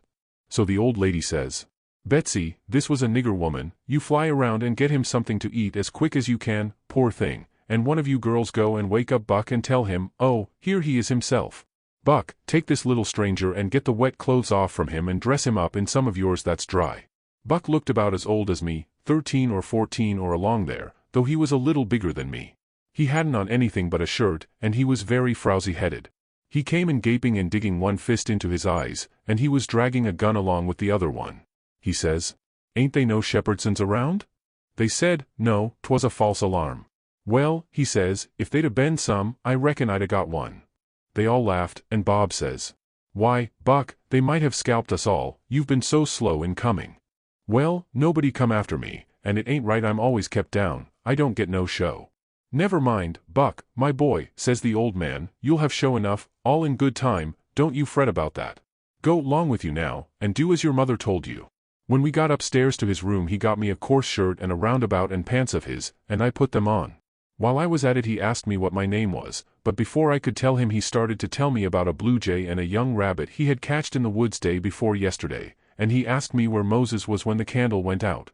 I said I didn't know, I hadn't heard about it before, no way. "Well, guess," he says. "How am I going to guess," says I, "when I never heard tell of it before?" "But you can guess, can't you? It's just as easy." "Which candle?" I says. "Why, any candle," he says. "I don't know where he was," says I. "Where was he?" "Why, he was in the dark. That's where he was." "Well, if you knowed where he was, what did you ask me for?" "Why, blame it, it's a riddle, don't you see? Say, how long are you going to stay here? You got to stay always. We can just have booming times, they don't have no school now. Do you own a dog?" "I've got a dog, and he'll go in the river and bring out chips that you throw in." "Do you like to comb up Sundays, and all that kind of foolishness?" "You bet I don't, but Ma she makes me. Confound these old britches. I reckon I'd better put 'em on, but I'd ruther not, it's so warm. Are you all ready?" "All right. Come along, old hoss. Cold corn pone, cold corned beef, butter and buttermilk, that is what they had for me down there, and there ain't nothing better that ever I've come across yet." Buck and his ma and all of them smoked cob pipes, except the nigger woman, which was gone, and the two young women. They all smoked and talked, and I eat and talked. The young women had quilts around them, and their hair down their backs. They all asked me questions, and I told them how Pap and me and all the family was living on a little farm down at the bottom of Arkansas, and my sister Mary and run off and got married and never was heard of no more, and Bill went to hunt them and he warn't heard of no more, and Tom and Mort died, and then there warn't nobody but just me and Pap left, and he was just trimmed down to nothing, on account of his troubles, so when he died I took what there was left, because the farm didn't belong to us, and started up the river, deck passage, and fell overboard, and that was how I come to be here. So they said I could have a home there as long as I wanted it. Then it was most daylight and everybody went to bed, and I went to bed with Buck, and when I waked up in the morning, drat it all, I had forgot what my name was. So I laid there about an hour trying to think, and when Buck waked up I says, "Can you spell, Buck?" "Yes," he says. "I bet you can't spell my name," says I. "I bet you what you dare I can," says he. "All right," says I, "go ahead." "Georgejackson, there now," he says. "Well," says I, "you done it, but I didn't think you could. It ain't no slouch of a name to spell, right off without studying." I set it down, private, because somebody might want me to spell it next, and so I wanted to be handy with it and rattle it off like I was used to it. It was a mighty nice family, and a mighty nice house, too. I hadn't seen no house out in the country before that was so nice and had so much style. It didn't have an iron latch on the front door, nor a wooden one with a buckskin string, but a brass knob to turn, the same as houses in town. There warn't no bed in the parlor, nor a sign of a bed, but heaps of parlors in towns has beds in them. There was a big fireplace that was bricked on the bottom, and the bricks was kept clean and red by pouring water on them and scrubbing them with another brick. Sometimes they wash them over with red water paint that they call Spanish brown, same as they do in town. They had big brass dog irons that could hold up a sawlog. There was a clock on the middle of the mantelpiece, with a picture of a town painted on the bottom half of the glass front, and a round place in the middle of it for the sun, and you could see the pendulum swinging behind it. It was beautiful to hear that clock tick, and sometimes when one of these peddlers had been along and scoured her up and got her in good shape, she would start in and strike 150 before she got tuckered out. They wouldn't took any money for her. Well, there was a big outlandish parrot on each side of the clock, made out of something like chalk, and painted up gaudy. By one of the parrots was a cat made of crockery, and a crockery dog by the other, and when you pressed down on them they squeaked, but didn't open their mouths nor look different nor interested. They squeaked through underneath. There was a couple of big wild turkey wing fans spread out behind those things. On the table in the middle of the room was a kind of a lovely crockery basket that had apples and oranges and peaches and grapes piled up in it, which was much redder and yellower and prettier than real ones is, but they weren't real because you could see where pieces had got chipped off and showed the white chalk, or whatever it was, underneath. This table had a cover made out of beautiful oilcloth, with a red and blue spread eagle painted on it, and a painted border all around. It come all the way from Philadelphia, they said. There was some books, too, piled up perfectly exact, on each corner of the table. One was a big family Bible full of pictures. One was Pilgrim's Progress, about a man that left his family, it didn't say why. I read considerable in it now and then. The statements was interesting, but tough. Another was Friendship's Offering, full of beautiful stuff and poetry, but I didn't read the poetry. Another was Henry Clay's speeches, and another was Dr. Gunn's Family Medicine, which told you all about what to do if a body was sick or dead. There was a hymn book, and a lot of other books. And there was nice split-bottom chairs, and perfectly sound, too, not bagged down in the middle and busted, like an old basket.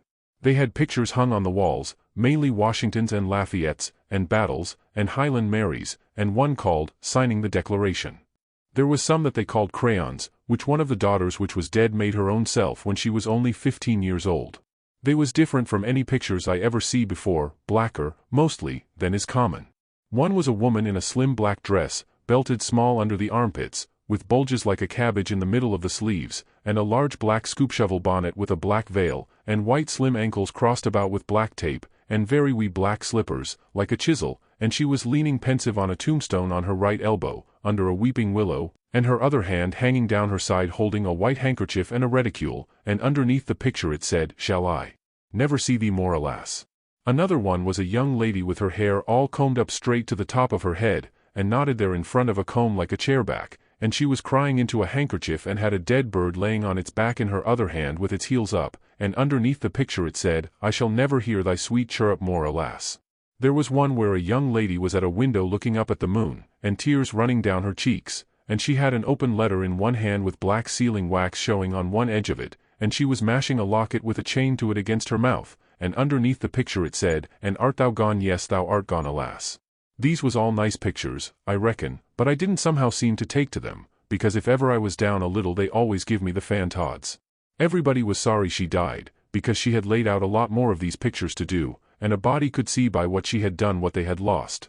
But I reckoned that with her disposition she was having a better time in the graveyard. She was at work on what they said was her greatest picture when she took sick, and every day and every night it was her prayer to be allowed to live till she got it done, but she never got the chance. It was a picture of a young woman in a long white gown, standing on the rail of a bridge all ready to jump off, with her hair all down her back, and looking up to the moon, with the tears running down her face, and she had 2 arms folded across her breast, and 2 arms stretched out in front, and 2 more reaching up towards the moon, and the idea was to see which pair would look best, and then scratch out all the other arms, but, as I was saying, she died before she got her mind made up, and now they kept this picture over the head of the bed in her room, and every time her birthday come they hung flowers on it.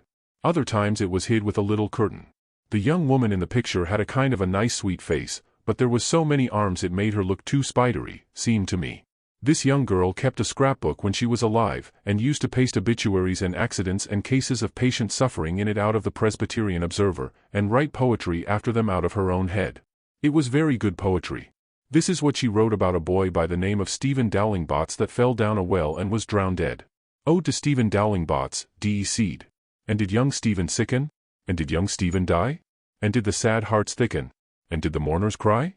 No, such was not the fate of young Stephen Dowling-Bots. Though sad hearts round him thickened, 'twas not from sickness shots. No whooping cough did rack his frame, nor measles drear with spots. Not these impaired the sacred name of Stephen Dowling-Bots. Despised love struck not with woe, that head of curly knots, nor stomach troubles laid him low. Young Stephen Dowling-Bots. Oh no. Then list with tearful eye, whilst I his fate do tell. His soul did from this cold world fly, by falling down a well. They got him out and emptied him. Alas, it was too late. His spirit was gone for to sport aloft in the realms of the good and great. If Emmeline Grangerford could make poetry like that before she was 14, there ain't no telling what she could have done by and by. Buck said she could rattle off poetry like nothing. She didn't ever have to stop to think. He said she would slap down a line, and if she couldn't find anything to rhyme with it would just scratch it out and slap down another one, and go ahead. She warn't particular, she could write about anything you choose to give her to write about just so it was sadful. Every time a man died, or a woman died, or a child died, she would be on hand with her tribute before he was cold. She called them tributes. The neighbor said it was the doctor first, then Emmeline, then the undertaker. The undertaker never got in ahead of Emmeline but once, and then she hung fire on a rhyme for the dead person's name, which was Whistler. She warn't ever the same after that. She never complained, but she kinder pined away and did not live long. Poor thing, many's the time I made myself go up to the little room that used to be hers and get out her poor old scrapbook and read in it when her pictures had been aggravating me and I had soured on her a little. I liked all that family, dead ones and all, and warn't going to let anything come between us. Poor Emmeline made poetry about all the dead people when she was alive, and it didn't seem right that there warn't nobody to make some about her now she was gone, so I tried to sweat out a verse or two myself, but I couldn't seem to make it go somehow. They kept Emmeline's room trim and nice, and all the things fixed in it just the way she liked to have them when she was alive, and nobody ever slept there. The old lady took care of the room herself, though there was plenty of niggers, and she sewed there a good deal and read her Bible there mostly. Well, as I was saying about the parlor, there was beautiful curtains on the windows, white, with pictures painted on them of castles with vines all down the walls, and cattle coming down to drink. There was a little old piano, too, that had tin pans in it, I reckon, and nothing was ever so lovely as to hear the young ladies sing "The Last Link is Broken" and play "The Battle of Prague" on it. The walls of all the rooms was plastered, and most had carpets on the floors, and the whole house was whitewashed on the outside. It was a double house, and the big open place betwixt them was roofed and floored, and sometimes the table was set there in the middle of the day, and it was a cool, comfortable place. Nothing couldn't be better. And warn't the cooking good, and just bushels of it too. Chapter 18. Colonel Grangerford was a gentleman, you see. He was a gentleman all over, and so was his family. He was well born, as the saying is, and that's worth as much in a man as it is in a horse, so the widow Douglas said, and nobody ever denied that she was of the first aristocracy in our town, and Pap he always said it, too, though he warn't no more quality than a mudcat himself. Colonel Grangerford was very tall and very slim, and had a darkish polly complexion, not a sign of red in it anywheres. He was clean-shaved every morning all over his thin face, and he had the thinnest kind of lips, and the thinnest kind of nostrils, and a high nose, and heavy eyebrows, and the blackest kind of eyes, sunk so deep back that they seemed like they was looking out of caverns at you, as you may say. His forehead was high, and his hair was black and straight and hung to his shoulders. His hands was long and thin, and every day of his life he put on a clean shirt and a full suit from head to foot made out of linen so white it hurt your eyes to look at it, and on Sundays he wore a blue tailcoat with brass buttons on it. He carried a mahogany cane with a silver head to it. There warn't no frivolishness about him, not a bit, and he warn't ever loud. He was as kind as he could be, you could feel that, you know, and so you had confidence. Sometimes he smiled, and it was good to see, but when he straightened himself up like a liberty pole, and the lightning begun to flicker out from under his eyebrows, you wanted to climb a tree first, and find out what the matter was afterwards. He didn't ever have to tell anybody to mind their manners, everybody was always good-mannered where he was. Everybody loved to have him around, too. He was sunshine most always, I mean he made it seem like good weather. When he turned into a cloud bank it was awful dark for half a minute, and that was enough, there wouldn't nothing go wrong again for a week. When him and the old lady come down in the morning all the family got up out of their chairs and give them good day, and didn't set down again till they had set down. Then Tom and Bob went to the sideboard where the decanter was, and mixed a glass of bitters and handed it to him, and he held it in his hand and waited till Tom's and Bob's was mixed, and then they bowed and said, "Our duty to you, sir, and madam," and they bowed the least bit in the world and said thank you, and so they drank, all three, and Bob and Tom poured a spoonful of water on the sugar and the mite of whiskey or apple brandy in the bottom of their tumblers, and give it to me and Buck. And we drank to the old people too. Bob was the oldest and Tom next, tall, beautiful men with very broad shoulders and brown faces, and long black hair and black eyes. They dressed in white linen from head to foot, like the old gentleman, and wore broad Panama hats. Then there was Miss Charlotte. She was 25, and tall and proud and grand, but as good as she could be when she warn't stirred up, but when she was, she had a look that would make you wilt in your tracks, like her father. She was beautiful. So was her sister, Miss Sophia, but it was a different kind. She was gentle and sweet like a dove, and she was only 20. Each person had their own nigger to wait on them, Buck too. My nigger had a monstrous easy time, because I weren't used to having anybody do anything for me, but Bucks was on the jump most of the time. This was all there was of the family now, but there used to be more, 3 sons, they got killed, and Emmeline that died. The old gentleman owned a lot of farms and over 100 niggers. Sometimes a stack of people would come there, horseback, from 10 or 15 mile around, and stay 5 or 6 days, and have such junketings round about and on the river, and dances and picnics in the woods daytimes, and balls at the house nights. These people was mostly kinfolks of the family. The men brought their guns with them. It was a handsome lot of quality, I tell you. There was another clan of aristocracy around there, 5 or 6 families, mostly of the name of Shepherdson. They was as high-toned and well-born and rich and grand as the tribe of Grangerfords. The Shepherdsons and Grangerfords used the same steamboat landing, which was about 2 mile above our house, so sometimes when I went up there with a lot of our folks I used to see a lot of the Shepherdsons there on their fine horses. One day Buck and me was away out in the woods hunting, and heard a horse coming. We was crossing the road. Buck says, "Quick! Jump for the woods." We done it, and then peeped down the woods through the leaves. Pretty soon a splendid young man come galloping down the road, setting his horse easy and looking like a soldier. He had his gun across his pommel. I had seen him before. It was young Harney Shepherdson. I heard Buck's gun go off at my ear, and Harney's hat tumbled off from his head. He grabbed his gun and rode straight to the place where we was hid. But we didn't wait. We started through the woods on a run. The woods weren't thick, so I looked over my shoulder to dodge the bullet, and twice I seen Harney cover Buck with his gun, and then he rode away the way he come, to get his hat, I reckon, but I couldn't see. We never stopped running till we got home. The old gentleman's eyes blazed a minute, 'twas pleasure, mainly, I judged, then his face sort of smoothed down, and he says, kind of gentle, "I don't like that shooting from behind a bush. Why didn't you step into the road, my boy?" "The Shepherdsons don't, father. They always take advantage."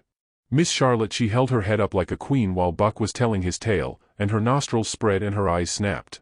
The 2 young men looked dark, but never said nothing. Miss Sophia she turned pale, but the color come back when she found the man warn't hurt.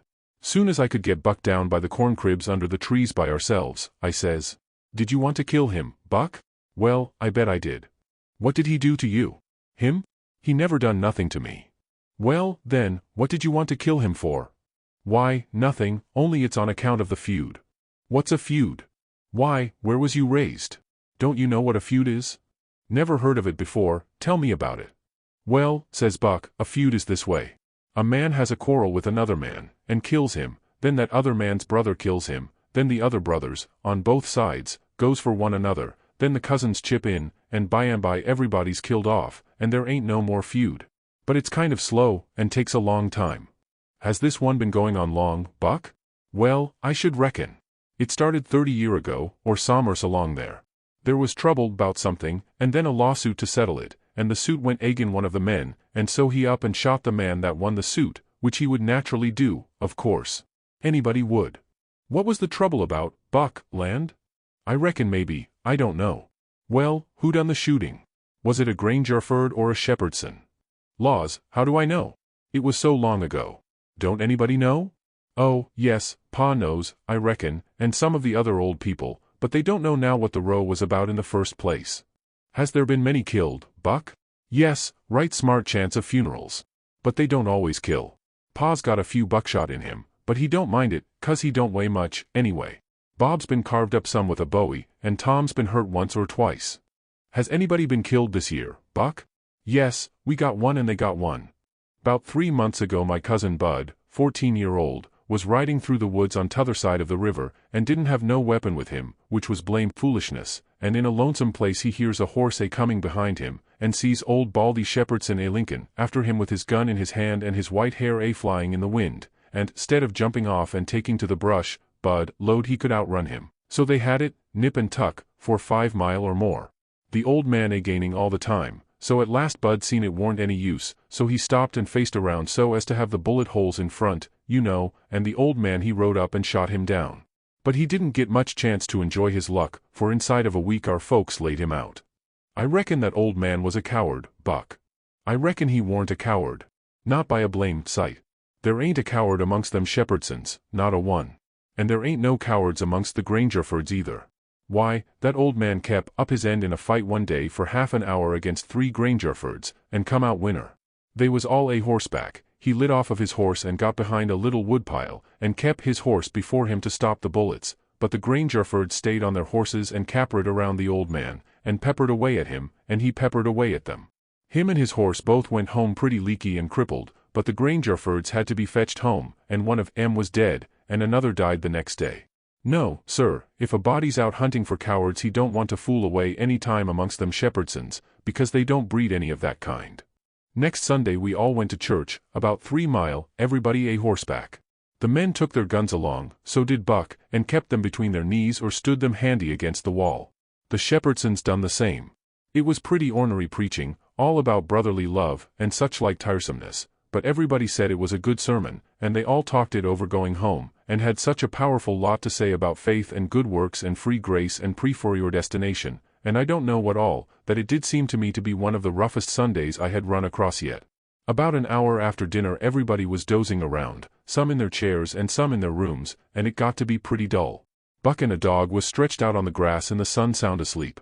I went up to our room, and judged I would take a nap myself.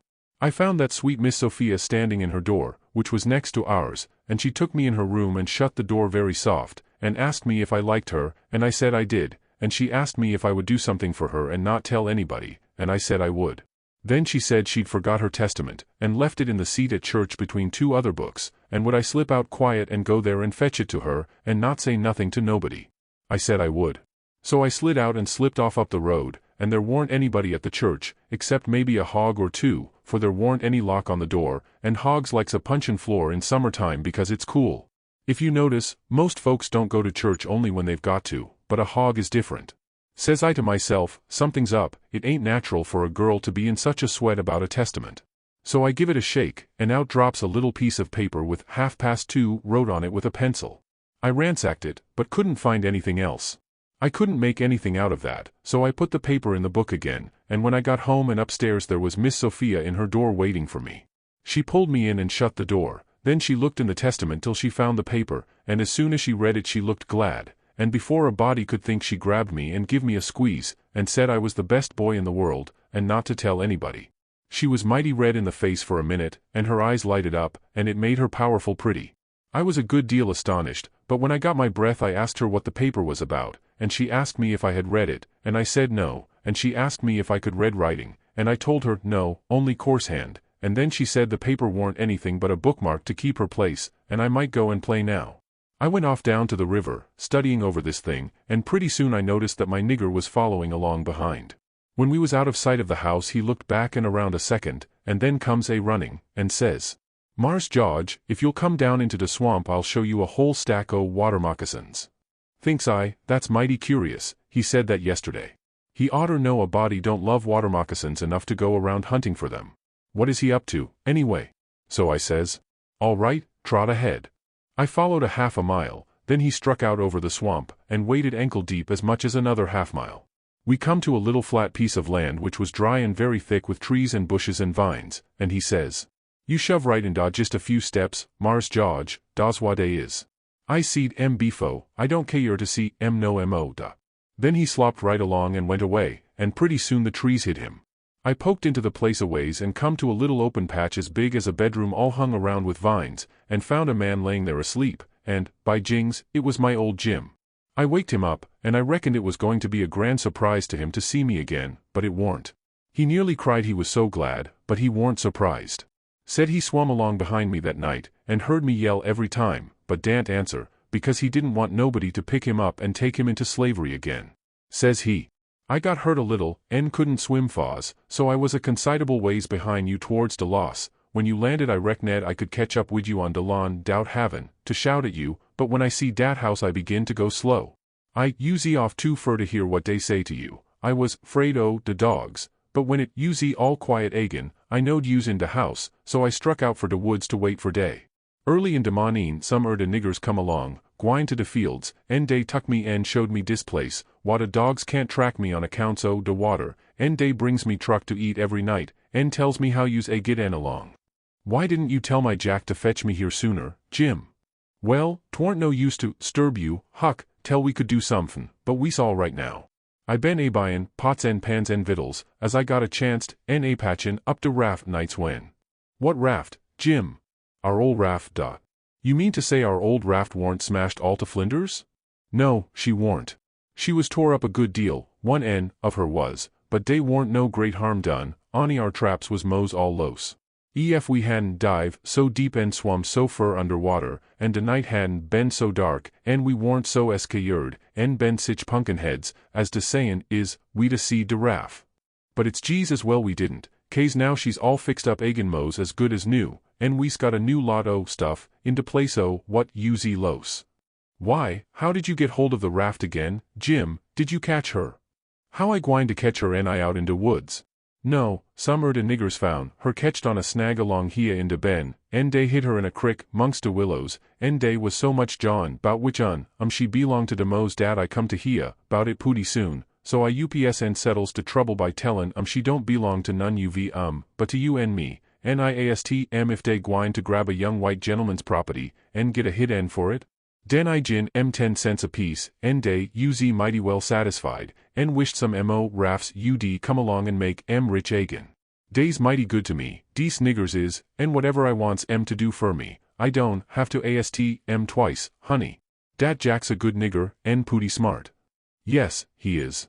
He ain't ever told me you was here, told me to come, and he'd show me a lot of water moccasins. If anything happens he ain't mixed up in it. He can say he never seen us together, and it'll be the truth. I don't want to talk much about the next day. I reckon I'll cut it pretty short.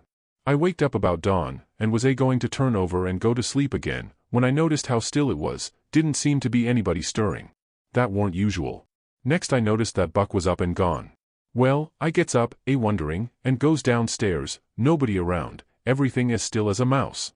Just the same outside. Thinks I, what does it mean? Down by the woodpile I comes across my Jack, and says, "What's it all about?" Says he, "Don't you know, Mars George?" "No," says I don't. "Well, den, Miss Sophia's run off, deed she has. She run off in de night some time, nobody don't know geez when, run off to get married to dat young Harney Shepherdson, you know, leastways, so dey spec. De family found it out 'bout half an hour ago, maybe a little and I tell you dey warn't no time los. Sich another hurryin' up guns and hosses you never see. De women folks has gone for to stir up de relations, and ol' Mars Saul and de boys tuck dey guns and rode up de river road for to try to catch dat young man and kill him fo he kin get across de river wid Miss Sophia. I reckon dey's gwine to be mighty rough times." Buck went off 'thout waking me up. Well, I reckon he did. Dey warn't gwine to mix you up in it. Mars Buck he loaded up his gun and load he's gwine to fetch home a Shepherdson or bust. Well, dey'll be plenty on da, I reckon, and you bet you he'll fetch one ef he gets a chanst.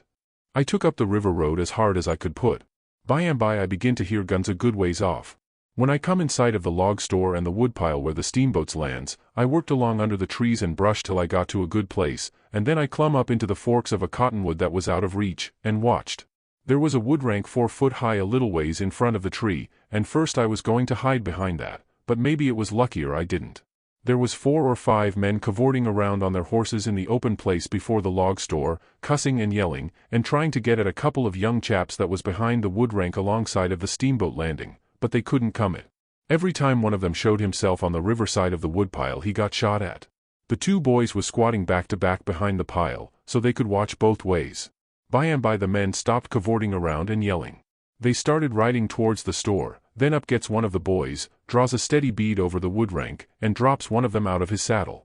All the men jumped off of their horses and grabbed the hurt one and started to carry him to the store, and that minute the 2 boys started on the run. They got halfway to the tree I was in before the men noticed. Then the men see them, and jumped on their horses and took out after them. They gained on the boys, but it didn't do no good, the boys had too good a start. They got to the woodpile that was in front of my tree, and slipped in behind it, and so they had the bulge on the men again. One of the boys was Buck, and the other was a slim young chap about 19 years old. The men ripped around a while, and then rode away. As soon as they was out of sight I sung out to Buck and told him. He didn't know what to make of my voice coming out of the tree at first. He was awful surprised. He told me to watch out sharp and let him know when the men come in sight again, said they was up to some devilment or other, wouldn't be gone long. I wished I was out of that tree, but I daren't come down. Buck begun to cry and rip, and load that him and his cousin Joe, that was the other young chap, would make up for this day yet. He said his father and his 2 brothers was killed, and 2 or 3 of the enemy. Said the Shepherdsons laid for them in ambush. Buck said his father and brothers ought to waited for their relations, the Shepherdsons was too strong for them. I asked him what was become of young Harney and Miss Sophia. He said they'd got across the river and was safe. I was glad of that, but the way Buck did take on because he didn't manage to kill Harney that day he shot at him, I hain't ever heard anything like it. All of a sudden, bang, bang, bang, goes 3 or 4 guns. The men had slipped around through the woods and come in from behind without their horses.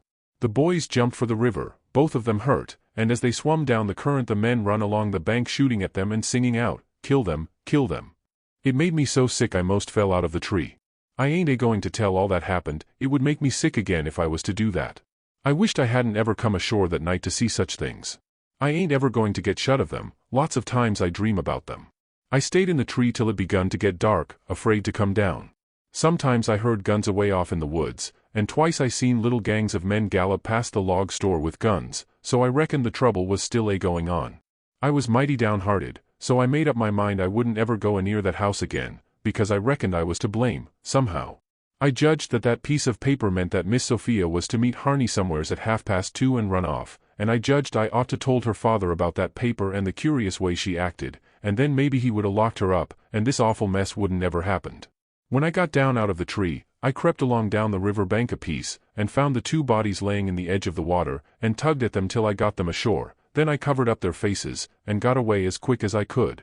I cried a little when I was covering up Buck's face, for he was mighty good to me. It was just dark now. I never went near the house, but struck through the woods and made for the swamp.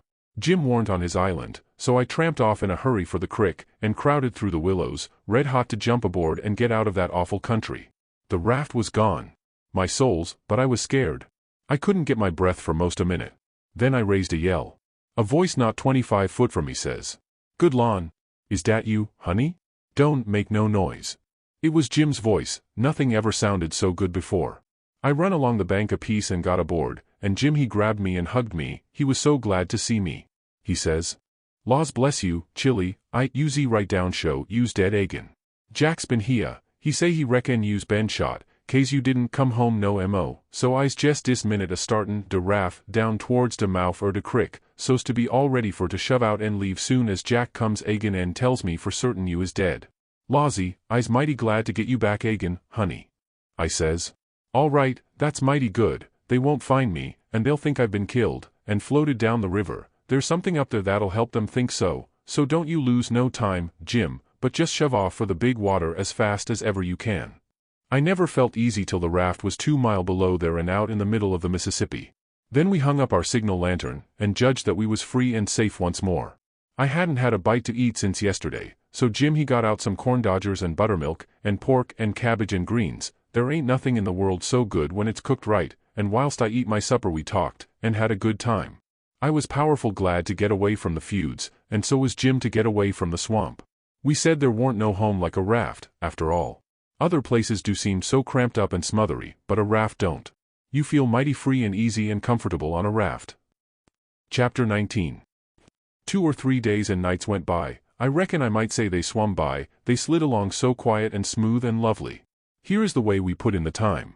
It was a monstrous big river down there, sometimes 1.5 miles wide. We run nights, and laid up and hid daytimes. Soon as night was most gone we stopped navigating and tied up, nearly always in the dead water under a tow head, and then cut young cottonwoods and willows, and hid the raft with them.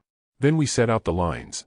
Next we slid into the river and had a swim, so as to freshen up and cool off. Then we sat down on the sandy bottom where the water was about knee-deep, and watched the daylight come. Not a sound anywheres, perfectly still, just like the whole world was asleep, only sometimes the bullfrogs cluttering, maybe.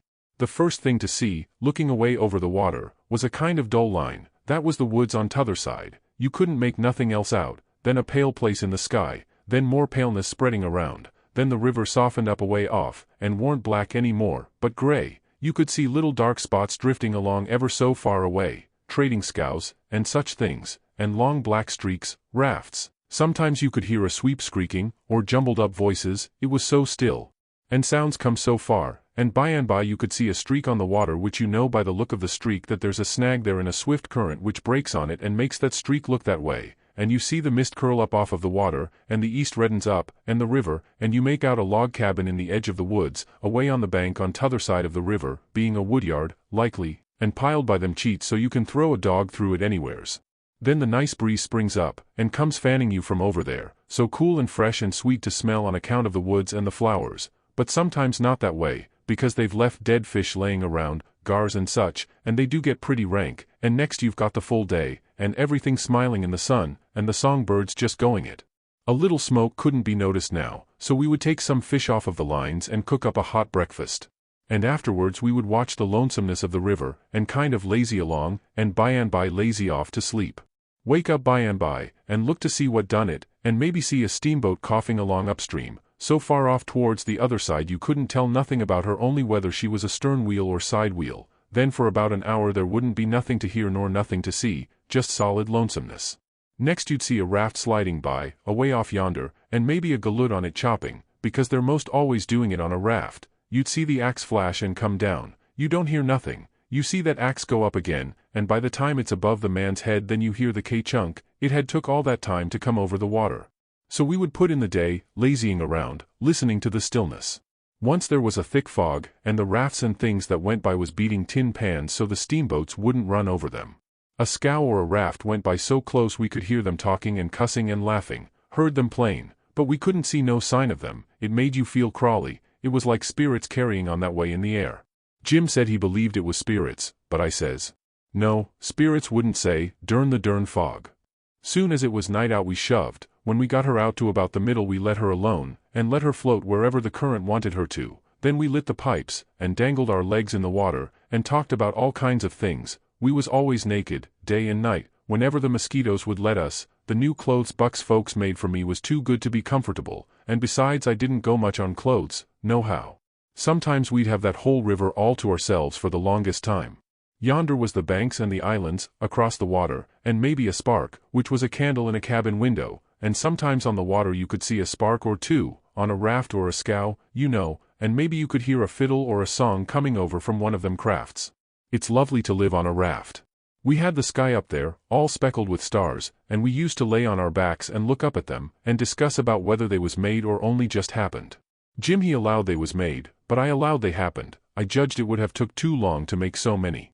Jim said the moon could a laid them. Well, that looked kind of reasonable, so I didn't say nothing against it, because I've seen a frog lay most as many, so of course it could be done.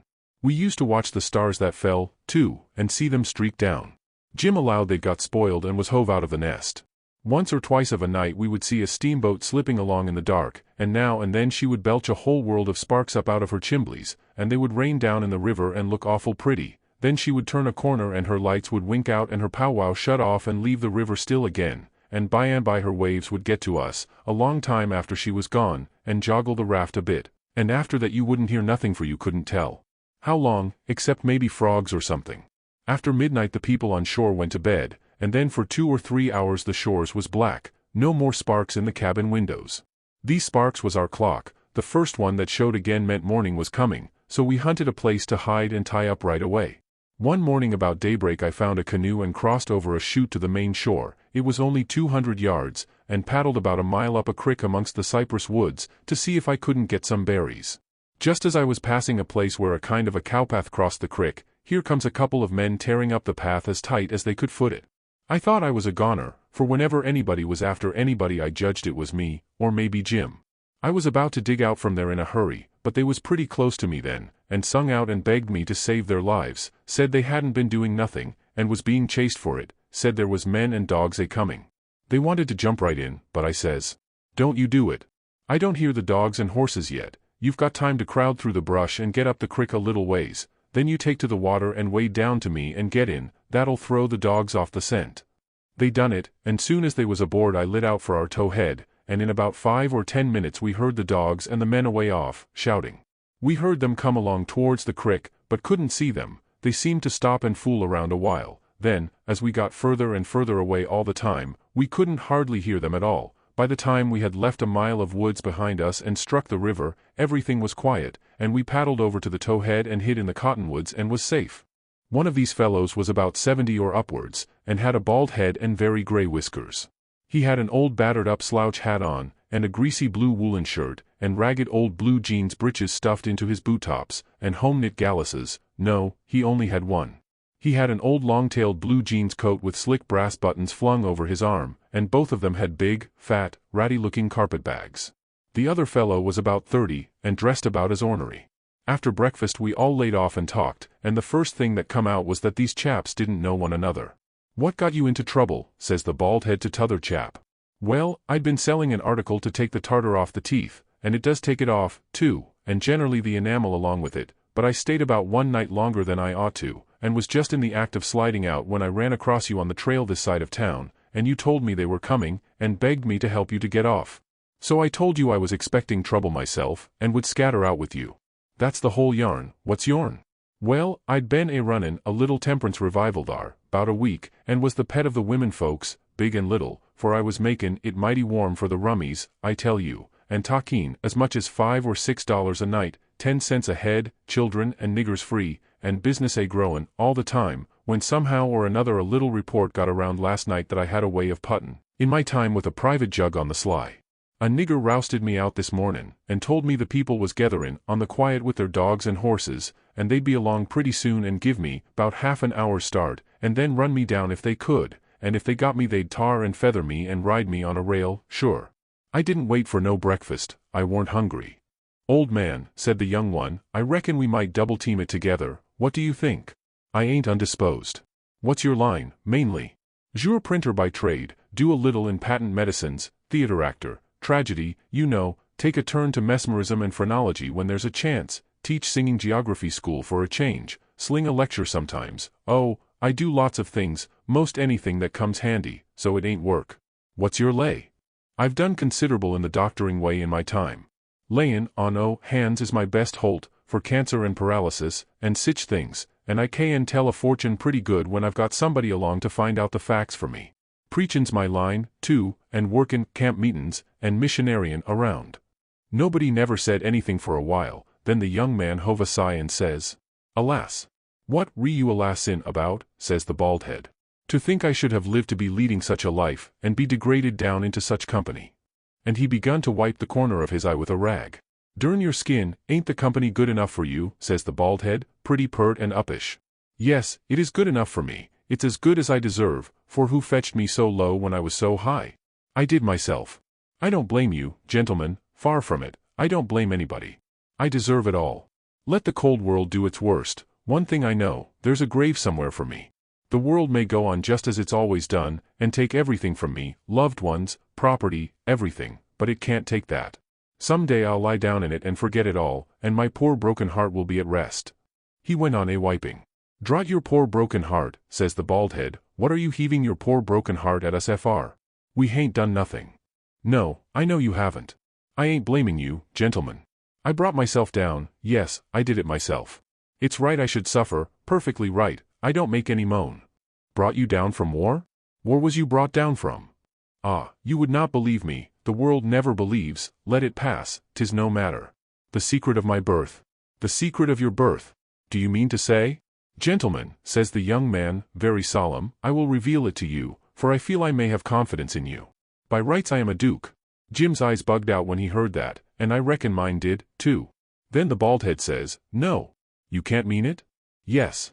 My great-grandfather, eldest son of the Duke of Bridgewater, fled to this country about the end of the last century, to breathe the pure air of freedom, married here, and died, leaving a son, his own father dying about the same time. The second son of the late Duke seized the titles and estates, the infant real Duke was ignored. I am the lineal descendant of that infant, I am the rightful Duke of Bridgewater, and here am I, forlorn, torn from my high estate, hunted of men, despised by the cold world, ragged, worn, heartbroken, and degraded to the companionship of felons on a raft." Jim pitied him ever so much, and so did I. We tried to comfort him, but he said it warn't much use, he couldn't be much comforted, said if we was a mind to acknowledge him, that would do him more good than most anything else, so we said we would, if he would tell us how. He said we ought to bow when we spoke to him, and say, "Your Grace," or "My Lord," or "Your Lordship," and he wouldn't mind it if we called him plain Bridgewater, which, he said, was a title anyway, and not a name, and one of us ought to wait on him at dinner, and do any little thing for him he wanted done. Well, that was all easy, so we done it.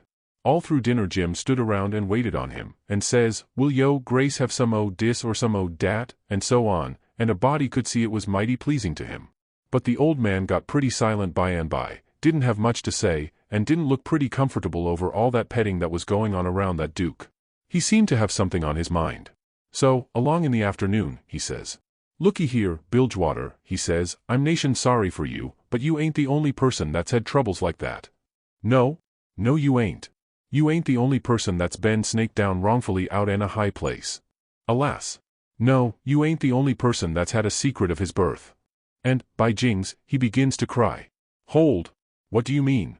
Bilgewater, can I trust you?" says the old man, still sort of sobbing. To the bitter death. He took the old man by the hand and squeezed it, and says, "That secret of your being, speak. Bilgewater, I am the late Dauphin." You bet you, Jim and me stared this time. Then the Duke says, "You are what?" "Yes, my friend, it is too true, your eyes is lookin' at this very moment on the poor disappeared Dauphin, Louis XVII, son of Louis XVI and Mary Antoinette. You? At your age? No. You mean you're the late Charlemagne, you must be 600 or 700 years old, at the very least. Trouble has done it, Bilgewater, trouble has done it, trouble has brung these grey hairs and this premature balditude. Yes, gentlemen, you see before you, in blue jeans and misery, the wanderin', exiled, trampled on, and sufferin' rightful king of France. Well, he cried and took on so that me and Jim didn't know hardly what to do, we was so sorry, and so glad and proud we'd got him with us, too. So we set in, like we done before with the Duke, and tried to comfort him. But he said it warn't no use, nothing but to be dead and done with it all could do him any good, though he said it often made him feel easier and better for a while if people treated him according to his rights, and got down on one knee to speak to him, and always called him Your Majesty, and waited on him first at meals, and didn't set down in his presence till he asked them. So Jim and me set to majestying him, and doing this and that and t'other for him, and standing up till he told us we might set down. This done him heaps of good, and so he got cheerful and comfortable. But the Duke kind of soured on him, and didn't look a bit satisfied with the way things was going. Still, the king acted real friendly towards him, and said the Duke's great-grandfather and all the other Dukes of Bilgewater was a good deal thought of by his father, and was allowed to come to the palace considerable, but the Duke stayed huffy a good while, till by and by the king says, "Like as not we got to be together a blamed long time on this 8-year raft, Bilgewater, and so what's the use o' your bein' sour? It'll only make things uncomfortable. It ain't my fault I warn't born a duke, it ain't your fault you warn't born a king, so what's the use to worry? Make the best o' things the way you find 'em, says I, that's my motto. This ain't no bad thing that we've struck here, plenty grub and an easy life, come, give us your hand, Duke, and le's all be friends." The Duke done it, and Jim and me was pretty glad to see it. It took away all the uncomfortableness and we felt mighty good over it, because it would have been a miserable business to have any unfriendliness on the raft. For what you want, above all things, on a raft, is for everybody to be satisfied, and feel right and kind towards the others. It didn't take me long to make up my mind that these liars weren't no kings nor dukes at all, but just low-down humbugs and frauds. But I never said nothing, never let on, kept it to myself, it's the best way, then you don't have no quarrels, and don't get into no trouble. If they wanted us to call them kings and dukes, I hadn't no objections, long as it would keep peace in the family, and it warn't no use to tell Jim, so I didn't tell him. If I never learnt nothing else out of Pap, I learnt that the best way to get along with his kind of people is to let them have their own way. Chapter 20. They asked us considerable many questions, wanted to know what we covered up the raft that way for, and laid by in the daytime instead of running. Was Jim a runaway nigger? Says I. Goodness sakes, would a runaway nigger run south? No, they allowed he wouldn't.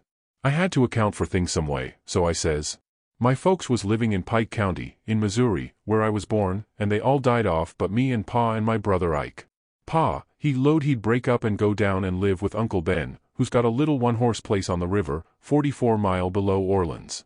Pa was pretty poor, and had some debts, so when he'd squared up there warn't nothing left but $16 and our nigger, Jim. That warn't enough to take us 1,400 mile, deck passage, nor no other way. Well, when the river rose Pa had a streak of luck one day, he catched this piece of a raft, so we reckoned we'd go down to Orleans on it. Pa's luck didn't hold out, a steamboat run over the forward corner of the raft one night, and we all went overboard and dove under the wheel. Jim and me come up all right, but Pa was drunk, and Ike was only 4 years old, so they never come up no more. Well, for the next day or two we had considerable trouble, because people was always coming out in skiffs and trying to take Jim away from me, saying they believed he was a runaway nigger. We don't run daytimes no more now, nights they don't bother us. The Duke says. Leave me alone to cipher out a way so we can run in the daytime if we want to. I'll think the thing over, I'll invent a plan that'll fix it. We'll let it alone for today, because of course we don't want to go by that town yonder in daylight, it mightn't be healthy. Towards night it begun to darken up and look like rain, the heat lightning was squirting around low down in the sky, and the leaves was beginning to shiver, it was going to be pretty ugly, it was easy to see that. So the Duke and the King went to overhauling our wigwam, to see what the beds was like. My bed was a straw tick better than Jim's, which was a corn shuck tick. There's always cobs around about in a shuck tick, and they poke into you and hurt, and when you roll over the dry shucks sound like you was rolling over in a pile of dead leaves, it makes such a rustling that you wake up. Well, the Duke allowed he would take my bed, but the King allowed he wouldn't. He says, I should 'a reckoned the difference in rank would 'a suggested to you that a corn shuck bed warn't just fittin' for me to sleep on. Your Grace'll take the shuck bed yourself. Jim and me was in a sweat again for a minute, being afraid there was going to be some more trouble amongst them, so we was pretty glad when the Duke says, 'Tis my fate to be always ground into the mire under the iron heel of oppression. Misfortune has broken my once haughty spirit, I yield, I submit, 'tis my fate. I am alone in the world, let me suffer, I can bear it. We got away as soon as it was good and dark. The King told us to stand well out towards the middle of the river, and not show a light till we got a long ways below the town. We come in sight of the little bunch of lights by and by, that was the town, you know, and slid by, about a half a mile out, all right. When we was 3/4 of a mile below we hoisted up our signal lantern, and about 10 o'clock it come on to rain and blow and thunder and lighten like everything, so the King told us to both stay on watch till the weather got better, then him and the Duke crawled into the wigwam and turned in for the night. It was my watch below till 12, but I wouldn't 'a turned in anyway if I'd had a bed, because a body don't see such a storm as that every day in the week, not by a long sight. My souls, how the wind did scream along. And every second or two there'd come a glare that lit up the whitecaps for a half a mile around, and you'd see the islands looking dusty through the rain, and the trees thrashing around in the wind, then comes a h-whack, bum, bum, bumble-umble-um bum bum bum bum, and the thunder would go rumbling and grumbling away, and quit, and then rip comes another flash and another sockdologer. The waves most washed me off the raft sometimes, but I hadn't any clothes on, and didn't mind. We didn't have no trouble about snags, the lightning was glaring and flittering around so constant that we could see them plenty soon enough to throw her head this way or that and miss them. I had the middle watch, you know, but I was pretty sleepy by that time, so Jim he said he would stand the first half of it for me. He was always mighty good that way, Jim was. I crawled into the wigwam, but the King and the Duke had their legs sprawled around so there warn't no show for me, so I laid outside. I didn't mind the rain, because it was warm, and the waves weren't running so high now. About 2 they come up again, though, and Jim was going to call me, but he changed his mind, because he reckoned they weren't high enough yet to do any harm, but he was mistaken about that, for pretty soon all of a sudden along comes a regular ripper and washed me overboard. It most killed Jim laughing. He was the easiest nigger to laugh that ever was, anyway. I took the watch, and Jim he laid down and snored away, and by the storm let up for good and all, and the first cabin light that showed, I rousted him out and we slid the raft into hiding quarters for the day. The King got out an old ratty deck of cards after breakfast, and him and the Duke played 7-up a while, 5 cents a game. Then they got tired of it, and allowed they would lay out a campaign, as they called it. The Duke went down into his carpet bag, and fetched up a lot of little printed bills and read them out loud. One bill said, the celebrated Dr. Armand de Montalban, of Paris, would lecture on the science of phrenology at such and such a place, on the blank day of blank, at 10 cents admission, and furnish charts of character at 25 cents apiece. The Duke said that was him. In another bill he was the world-renowned Shakespearean tragedian, Garrick the Younger, of Drury Lane, London. In other bills he had a lot of other names and done other wonderful things, like finding water and gold with a divining rod, dissipating witch spells, and so on. By and by he says, but the histrionic muse is the darling. Have you ever trod the boards, royalty? No, says the King. You shall, then, before you're 3 days older, fall in grandeur, says the Duke. The first good town we come to we'll hire a hall and do the sword fight in Richard III. And the balcony scene in Romeo and Juliet. How does that strike you? I'm in, up to the hub, for anything that will pay, Bilgewater, but, you see, I don't know nothing about play actin', and hain't ever seen much of it. I was too small when Pap used to have at the palace. Do you reckon you can learn me? Easy. All right. I'm just freezin' for something fresh, anyway. Lee's commence right away. So the Duke he told him all about who Romeo was and who Juliet was, and said he was used to being Romeo, so the king could be Juliet. But if Juliet's such a young gal, Duke, my peeled head and my white whiskers is goin' to look uncommon odd on her, maybe. No, don't you worry, these country jakes won't ever think of that. Besides, you know, you'll be in costume, and that makes all the difference in the world. Juliet's in a balcony, enjoying the moonlight before she goes to bed, and she's got on her nightgown and her ruffled nightcap. Here are the costumes for the parts. He got out 2 or 3 curtain calico suits, which he said was medieval armor for Richard III. And t'other chap, and a long white cotton nightshirt and a ruffled nightcap to match. The king was satisfied, so the Duke got out his book and read the parts over in the most splendid spread-eagle way, prancing around and acting at the same time, to show how it had got to be done. Then he gave the book to the king and told him to get his part by heart. There was a little one-horse town about 3 miles down the bend, and after dinner the Duke said he had ciphered out his idea about how to run in daylight without it being dangersome for Jim, so he allowed he would go down to the town and fix that thing. The king allowed he would go, too, and see if he couldn't strike something. We was out of coffee, so Jim said I better go along with them in the canoe and get some. When we got there warn't nobody stirring, streets empty, and perfectly dead and still, like Sunday. We found a sick nigger sunning himself in a backyard, and he said everybody that warn't too young or too sick or too old was gone to camp meeting, about 2 mile back in the woods. The king got the directions, and allowed he'd go and work that camp meeting for all it was worth, and I might go, too. The Duke said what he was after was a printing office. We found it, a little bit of a concern, up over a carpenter shop, carpenters and printers all gone to the meeting, and no doors locked. It was a dirty, littered-up place, and had ink marks, and handbills with pictures of horses and runaway niggers on them, all over the walls. The Duke shed his coat and said he was all right now. So me and the king lit out for the camp meeting. We got there in about a half an hour fairly dripping, for it was a most awful hot day.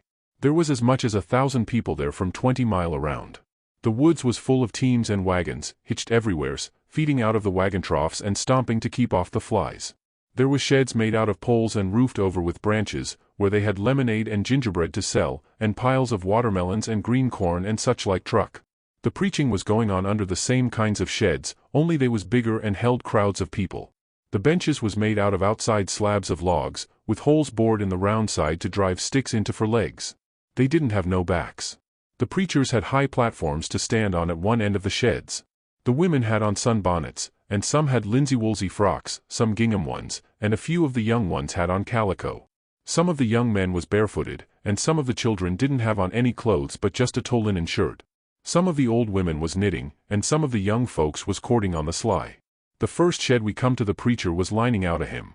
He lined out 2 lines, everybody sung it, and it was kind of grand to hear it, there was so many of them and they done it in such a rousing way. Then he lined out 2 more for them to sing, and so on. The people woke up more and more, and sung louder and louder, and towards the end some begun to groan, and some begun to shout. Then the preacher begun to preach, and begun in earnest, too, and went weaving first to one side of the platform and then the other, and then leaning down over the front of it, with his arms and his body going all the time, and shouting his words out with all his might, and every now and then he would hold up his Bible and spread it open, and kind of pass it around this way and that, shouting, "It's the brazen serpent in the wilderness. Look upon it and live." And people would shout out, "Glory, Amen." And so he went on, and the people groaning and crying and saying Amen. "Oh, come to the mourner's bench.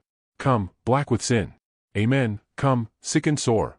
Amen, come, lame and halt and blind. Amen, come, poor and needy, sunk in shame. Amen, come, all that's worn and soiled and suffering. Come with a broken spirit. Come with a contrite heart. Come in your rags and sin and dirt. The waters that cleanse is free, the door of heaven stands open. Oh, enter in and be at rest. Amen. Glory, glory, hallelujah." And so on. You couldn't make out what the preacher said any more, on account of the shouting and crying. Folks got up everywheres in the crowd, and worked their way just by main strength to the mourner's bench, with the tears running down their faces, and when all the mourners had got up there to the front benches in a crowd, they sung and shouted and flung themselves down on the straw, just crazy and wild. Well, the first I knowed the king got going, and you could hear him over everybody, and next he went charging up onto the platform, and the preacher he begged him to speak to the people, and he done it. He told them he was a pirate, been a pirate for 30 years out in the Indian Ocean, and his crew was thinned out considerable last spring in a fight, and he was home now to take out some fresh men, and thanks to goodness he'd been robbed last night and put ashore off of a steamboat without a cent, and he was glad of it. it was the blessedest thing that ever happened to him, because he was a changed man now, and happy for the first time in his life, and, poor as he was going to start right off and work his way back to the Indian Ocean, and put in the rest of his life trying to turn the pirates into the true path, for he could do it better than anybody else, being acquainted with all pirate crews in that ocean, and though it would take him a long time to get there without money, he would get there anyway, and every time he convinced a pirate he would say to him, "Don't you thank me, don't you give me no credit, it all belongs to them dear people in Pokeville camp meeting. Natural brothers and benefactors of the race, and that dear preacher there, the truest friend a pirate ever had." And then he busted into tears, and so did everybody. Then somebody sings out, "Take up a collection for him, take up a collection." Well, a half a dozen made a jump to do it, but somebody sings out, "Let him pass the hat around."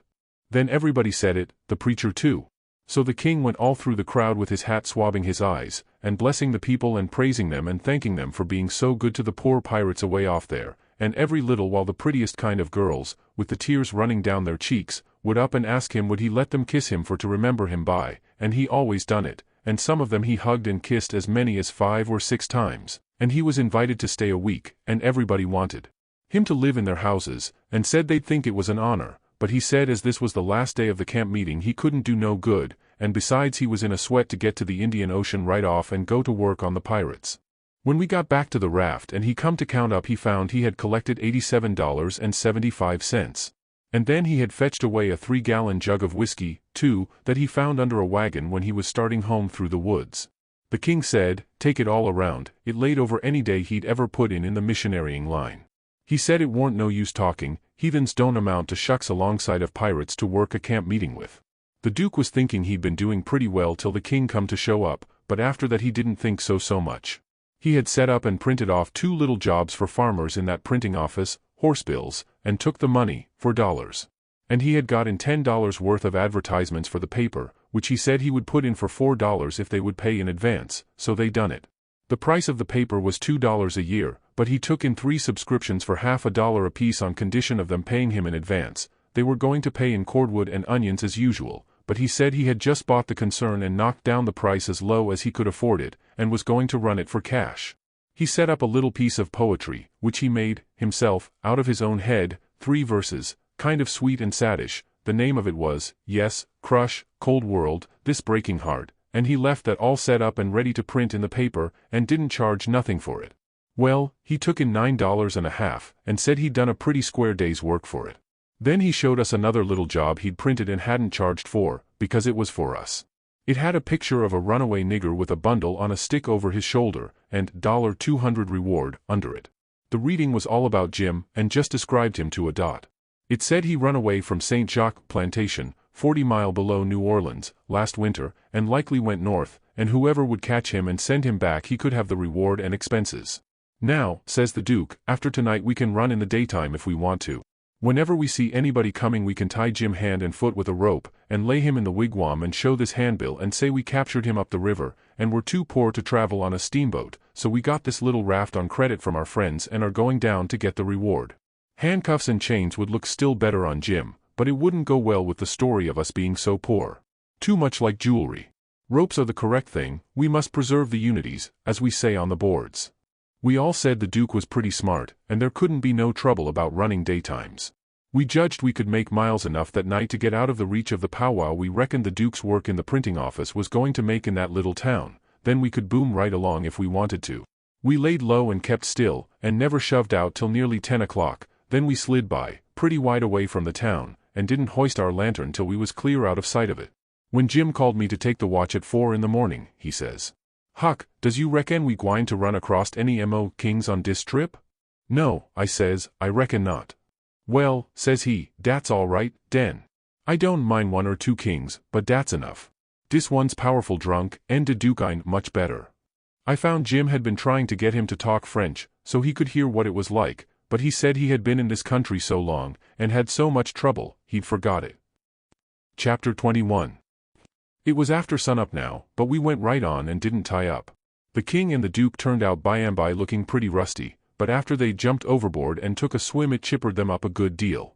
After breakfast the king he took a seat on the corner of the raft, and pulled off his boots and rolled up his breeches, and let his legs dangle in the water, so as to be comfortable, and lit his pipe, and went to getting his Romeo and Juliet by heart. When he had got it pretty good, him and the Duke begun to practice it together. The Duke had to learn him over and over again how to say every speech, and he made him sigh, and put his hand on his heart, and after a while he said he done it pretty well, only, he says, you mustn't bellow out Romeo. That way, like a bull, you must say it soft and sick and languishy, so, aro o mio. That is the idea, for Juliet's a dear sweet mere child of a girl, you know, and she doesn't bray like a jackass. Well, next they got out a couple of long swords that the Duke made out of oak laths, and begun to practice the sword fight. The Duke called himself Richard III, and the way they laid on and pranced around the raft was grand to see. But by and by the king tripped and fell overboard, and after that they took a rest, and had a talk about all kinds of adventures they'd had in other times along the river. After dinner the Duke says, well, Capet, we'll want to make this a first-class show, you know, so I guess we'll add a little more to it. We want a little something to answer encores with, anyway. What's encores, Bilgewater? The Duke told him, and then says, I'll answer by doing the Highland fling or the sailor's hornpipe, and you, well, let me see, oh, I've got it, you can do Hamlet's soliloquy. Hamlet's which? Hamlet's soliloquy, you know, the most celebrated thing in Shakespeare. Ah, it's sublime, sublime. Always fetches the house. I haven't got it in the book, I've only got one volume, but I reckon I can piece it out from memory. I'll just walk up and down a minute, and see if I can call it back from recollection's vaults. So he went to marching up and down, thinking, and frowning horrible every now and then he would hoist up his eyebrows, next he would squeeze his hand on his forehead and stagger back and kind of moan, next he would sigh, and next he'd let on to drop a tear. It was beautiful to see him. By and by he got it. He told us to give attention. Then he strikes a most noble attitude, with one leg shoved forwards, and his arms stretched away up, and his head tilted back, looking up at the sky, and then he begins to rip and rave and grit his teeth, and after that, all through his speech, he howled, and spread around, and swelled up his chest, and just knocked the spots out of any acting ever I see before. This is the speech, I learned it, easy enough, while he was learning it to the king. To be, or not to be, that is the bare bodkin. That makes calamity of so long life. For who would Fardell's bear, till Burnham would do come to Dunsinane? But that the fear of something after death murders the innocent sleep, great nature's second course, and makes us rather sling the arrows of outrageous fortune, than fly to others that we know not of. There's the respect must give us pause. Wake Duncan with thy knocking. I would thou couldst. For who would bear the whips and scorns of time, the oppressor's wrong, the proud man's contumely, the law's delay, and the quietus which his pangs might take, in the dead waste and middle of the night, when churchyards yawn, in customary suits of solemn black? But that the undiscovered country from whose bourne no traveller returns, breathes forth contagion on the world, and thus the native hue of resolution, like the poor cat i.e. the adage, is sicklied o'er with care, and all the clouds that lowered o'er our housetops, with this regard their currents turn awry, and lose the name of action. 'Tis a consummation devoutly to be wished. But soft you, the fair Ophelia, ope not thy ponderous and marble jaws, but get thee to a nunnery, go. Well, the old man he liked that speech, and he mighty soon got it so he could do it first rate. It seemed like he was just born for it, and when he had his hand in and was excited, it was perfectly lovely the way he would rip and tear and rear up behind when he was getting it off. The first chance we got, the Duke he had some show bills printed, and after that, for 2 or 3 days as we floated along, the raft was a most uncommon lively place, for there warn't nothing but sword fighting and rehearsing, as the Duke called it, going on all the time. One morning, when we was pretty well down the state of Arkansas, we come in sight of a little one-horse town in a big bend, so we tied up about 3/4 of a mile above it, in the mouth of a creek which was shut in like a tunnel by the cypress trees, and all of us but Jim took the canoe and went down there to see if there was any chance in that place for our show. We struck it mighty lucky. There was going to be a circus there that afternoon, and the country people was already beginning to come in all kinds of old shackly wagons, and on horses. The circus would leave before night, so our show would have a pretty good chance. The Duke he hired the courthouse, and we went around and stuck up our bills.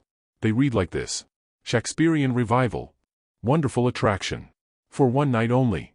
The world-renowned tragedians, David Garrick the Younger, of Drury Lane Theatre, London, and Edmund Kean the Elder, of the Royal Haymarket Theatre, Whitechapel, Pudding Lane, Piccadilly, London, and the Royal Continental Theatres, in their sublime Shakespearean spectacle entitled The Balcony Scene, in Romeo and Juliet.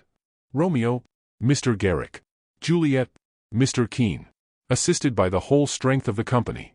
New costumes, new scenery, new appointments. Also, the thrilling, masterly, and blood-curdling broadsword conflict. In Richard III. Richard III, Mr. Garrick. Richmond, Mr. Keene. Also, by special request, Hamlet's immortal soliloquy, by the illustrious Keene. Done by him 300 consecutive nights in Paris. For one night only, on account of imperative European engagements. Admission 25 cents, children and servants, 10 cents. Then we went loafing around the town.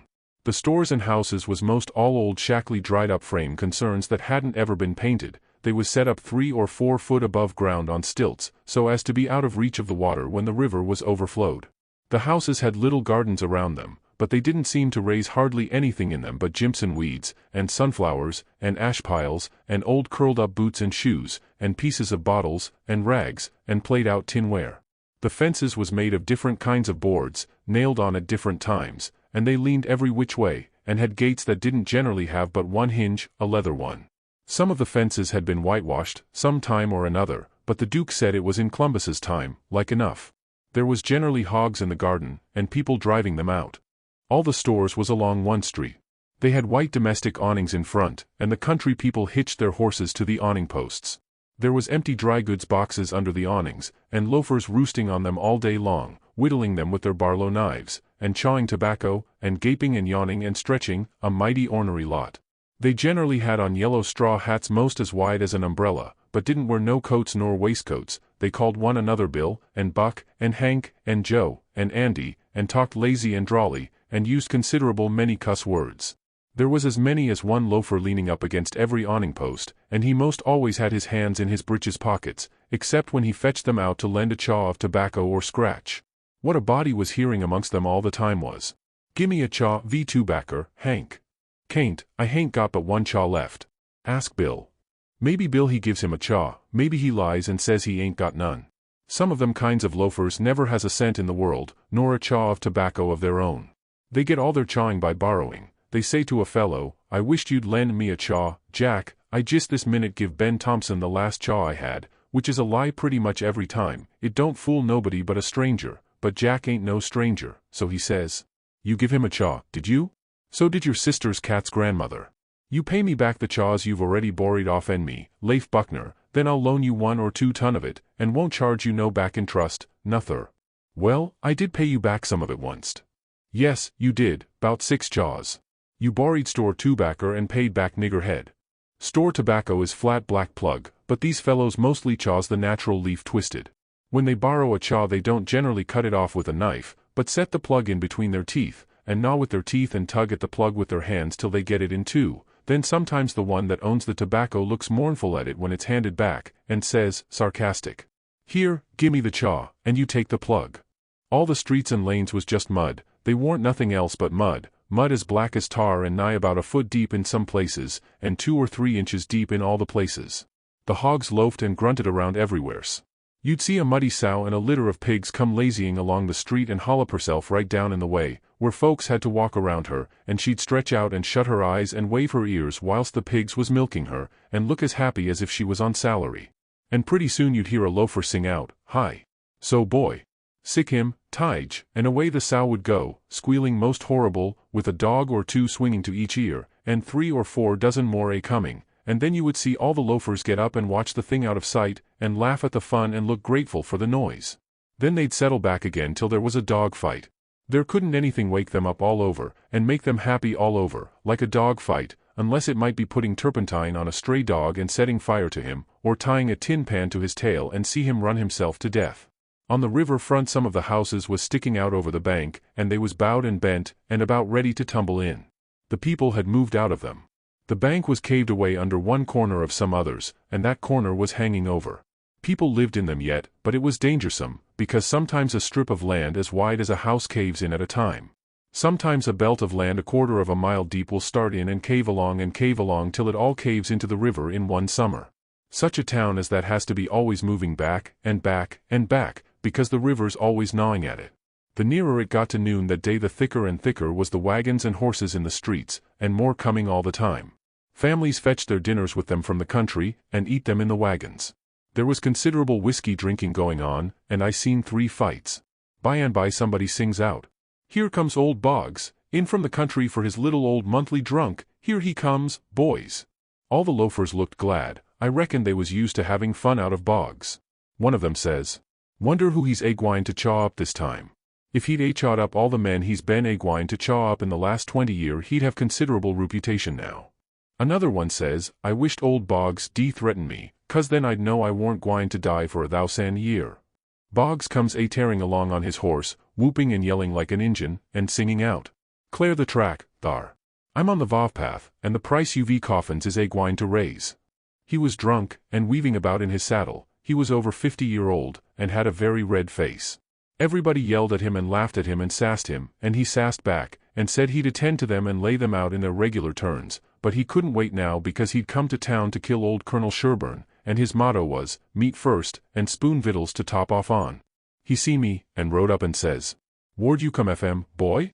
You prepared to die?" Then he rode on. I was scared, but a man says, "He don't mean nothing, he's always a-carryin' on like that when he's drunk.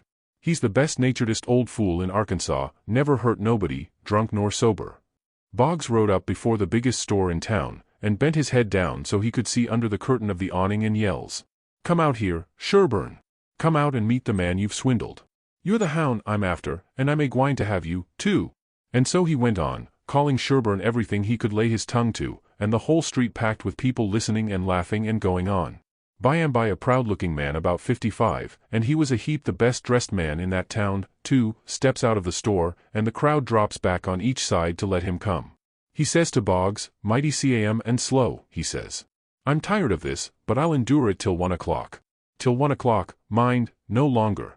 If you open your mouth against me only once after that time you can't travel so far but I will find you." Then he turns and goes in. The crowd looked mighty sober, nobody stirred, and there warn't no more laughing. Boggs rode off blackguarding Sherburne as loud as he could yell, all down the street, and pretty soon back he comes and stops before the store, still keeping it up. Some men crowded around him and tried to get him to shut up, but he wouldn't. They told him it would be 1 o'clock in about 15 minutes, and so he must go home, he must go right away. But it didn't do no good. He cussed away with all his might, and throwed his hat down in the mud and rode over it, and pretty soon away he went raging down the street again, with his gray hair flying. Everybody that could get a chance at him tried their best to coax him off of his horse so they could lock him up and get him sober, but it warn't no use. Up the street he would tear again, and give Sherburne another cussing. By and by somebody says, "Go for his daughter, quick, go for his daughter, sometimes he'll listen to her. If anybody can persuade him, she can." So somebody started on a run. I walked down street a ways and stopped. In about 5 or 10 minutes here comes Boggs again, but not on his horse. He was reeling across the street towards me, bareheaded, with a friend on both sides of him a-holt of his arms and hurrying him along. He was quiet, and looked uneasy, and he warn't hanging back any, but was doing some of the hurrying himself. Somebody sings out, "Boggs." I looked over there to see who said it, and it was that Colonel Sherburne. He was standing perfectly still in the street, and had a pistol raised in his right hand, not aiming it, but holding it out with the barrel tilted up towards the sky. The same second I see a young girl coming on the run, and 2 men with her. Boggs and the men turned round to see who called him, and when they see the pistol the men jump to one side, and the pistol barrel come down slow and steady to a level, both barrels cocked. Boggs throws up both of his hands and says, "Oh Lord, don't shoot." Bang! Goes the first shot, and he staggers back, clawing at the air, bang! Goes the second one, and he tumbles backwards onto the ground, heavy and solid, with his arms spread out. That young girl screamed out and comes rushing, and down she throws herself on her father, crying, and saying, "Oh, he's killed him, he's killed him." The crowd closed up around them, and shouldered and jammed one another, with their necks stretched, trying to see, and people on the inside trying to shove them back and shouting, "Back, back! Give him air, give him air!" Colonel Sherburne he tossed his pistol onto the ground, and turned around on his heels and walked off. They took Boggs to a little drugstore, the crowd pressing around just the same, and the whole town following, and I rushed and got a good place at the window, where I was close to him and could see in. They laid him on the floor and put one large Bible under his head, and opened another one and spread it on his breast, but they tore open his shirt first, and I seen where one of the bullets went in. He made about a dozen long gasps, his breast lifting the Bible up when he drawed in his breath, and letting it down again when he breathed it out, and after that he laid still. he was dead. Then they pulled his daughter away from him, screaming and crying, and took her off. She was about 16, and very sweet and gentle looking, but awful pale and scared. Well, pretty soon the whole town was there, squirming and scrooging and pushing and shoving to get at the window and have a look, but people that had the places wouldn't give them up, and folks behind them was saying all the time, "Say, now, you've looked enough, you fellows, 'tain't right and 'tain't fair for you to stay there all the time, and never give nobody a chance, other folks has their rights as well as you." There was considerable jawing back, so I slid out, thinking maybe there was going to be trouble. The streets was full, and everybody was excited. Everybody that seen the shooting was telling how it happened, and there was a big crowd packed around each one of these fellows, stretching their necks and listening. One long, lanky man, with long hair and a big white fur stovepipe hat on the back of his head, and a crooked-handled cane, marked out the places on the ground where Boggs stood and where Sherburne stood, and the people following him around from one place to t'other and watching everything he done, and bobbing their heads to show they understood, and stooping a little and resting their hands on their thighs to watch him mark the places on the ground with his cane, and then he stood up straight and stiff where Sherburne had stood, frowning and having his hat brim down over his eyes, and sung out, "Boggs," and then fetched his cane down slow to a level, and says "bang," staggered backwards, says "bang" again, and fell down flat on his back. The people that had seen the thing said he done it perfect, said it was just exactly the way it all happened. Then as much as a dozen people got out their bottles and treated him. Well, by and by somebody said Sherburne ought to be lynched. In about a minute everybody was saying it, so away they went, mad and yelling, and snatching down every clothesline they come to do the hanging with. Chapter 22. They swarmed up towards Sherburne's house, whooping and raging like Injuns, and everything had to clear the way or get run over and tromped to mush, and it was awful to see. Children was heeling it ahead of the mob, screaming and trying to get out of the way, and every window along the road was full of women's heads, and there was nigger boys in every tree, and bucks and wenches looking over every fence, and as soon as the mob would get nearly to them they would break and scattle back out of reach. Lots of the women and girls was crying and taking on, scared most to death. They swarmed up in front of Sherburne's palings as thick as they could jam together, and you couldn't hear yourself think for the noise. It was a little 20-foot yard. Some sung out, "Tear down the fence! Tear down the fence!" Then there was a racket of ripping and tearing and smashing, and down she goes, and the front wall of the crowd begins to roll in like a wave. Just then Sherburne steps out onto the roof of his little front porch, with a double-barrel gun in his hand, and takes his stand, perfectly calm and deliberate, not saying a word. The racket stopped, and the wave sucked back. Sherburne never said a word, just stood there, looking down. The stillness was awful creepy and uncomfortable. Sherburne run his eye slow along the crowd, and wherever it struck the people tried a little to outgaze him, but they couldn't, they dropped their eyes and looked sneaky. Then pretty soon Sherburne sort of laughed, not the pleasant kind, but the kind that makes you feel like when you are eating bread that's got sand in it. Then he says, slow and scornful, "The idea of you lynching anybody. It's amusing. The idea of you thinking you had pluck enough to lynch a man. Because you're brave enough to tar and feather poor friendless cast-out women that come along here, did that make you think you had grit enough to lay your hands on a man? Why, a man's safe in the hands of 10,000 of your kind, as long as it's daytime and you're not behind him. Do I know you? I know you clear through. I was born and raised in the South, and I've lived in the North, so I know the average all around. The average man's a coward. In the North he lets anybody walk over him that wants to, and goes home and prays for a humble spirit to bear it. In the South one man all by himself has stopped a stage full of men in the daytime, and robbed the lot. Your newspapers call you a brave people so much that you think you are braver than any other people, whereas you're just as brave, and no braver. Why don't your juries hang murderers? Because they're afraid the man's friends will shoot them in the back, in the dark, and it's just what they would do. So they always acquit, and then a man goes in the night, with 100 masked cowards at his back and lynches the rascal. Your mistake is, that you didn't bring a man with you, that's one mistake, and the other is that you didn't come in the dark and fetch your masks. You brought part of a man, Buck Harkness, there, and if you hadn't had him to start you, you'd have taken it out in blowing. You didn't want to come. The average man don't like trouble and danger. You don't like trouble and danger. But if only half a man, like Buck Harkness, there, shouts, "Lynch him! Lynch him," you're afraid to back down, afraid you'll be found out to be what you are, cowards, and so you raise a yell, and hang yourselves on to that half a man's coattail, and come raging up here, swearing what big things you're going to do. The pitifulest thing out is a mob. That's what an army is, a mob. They don't fight with courage that's born in them, but with courage that's borrowed from their mass, and from their officers. But a mob without any man at the head of it is beneath pitifulness. Now the thing for you to do is to droop your tails and go home and crawl in a hole. If any real lynching's going to be done, it will be done in the dark, southern fashion, and when they come they'll bring their masks, and fetch a man along. Now leave, and take your half-a-man with you," tossing his gun up across his left arm and cocking it when he says this. The crowd washed back sudden, and then broke all apart, and went tearing off every which way, and Buck Harkness he heeled it after them, looking tolerable cheap. I could have stayed if I wanted to, but I didn't want to. I went to the circus and loafed around the backside till the watchman went by, and then dived in under the tent. I had my $20 gold piece and some other money, but I reckon I better save it, because there ain't no telling how soon you are going to need it, away from home and amongst strangers that way. You can't be too careful. I ain't opposed to spending money on circuses when there ain't no other way, but there ain't no use in wasting it on them. It was a real bully circus.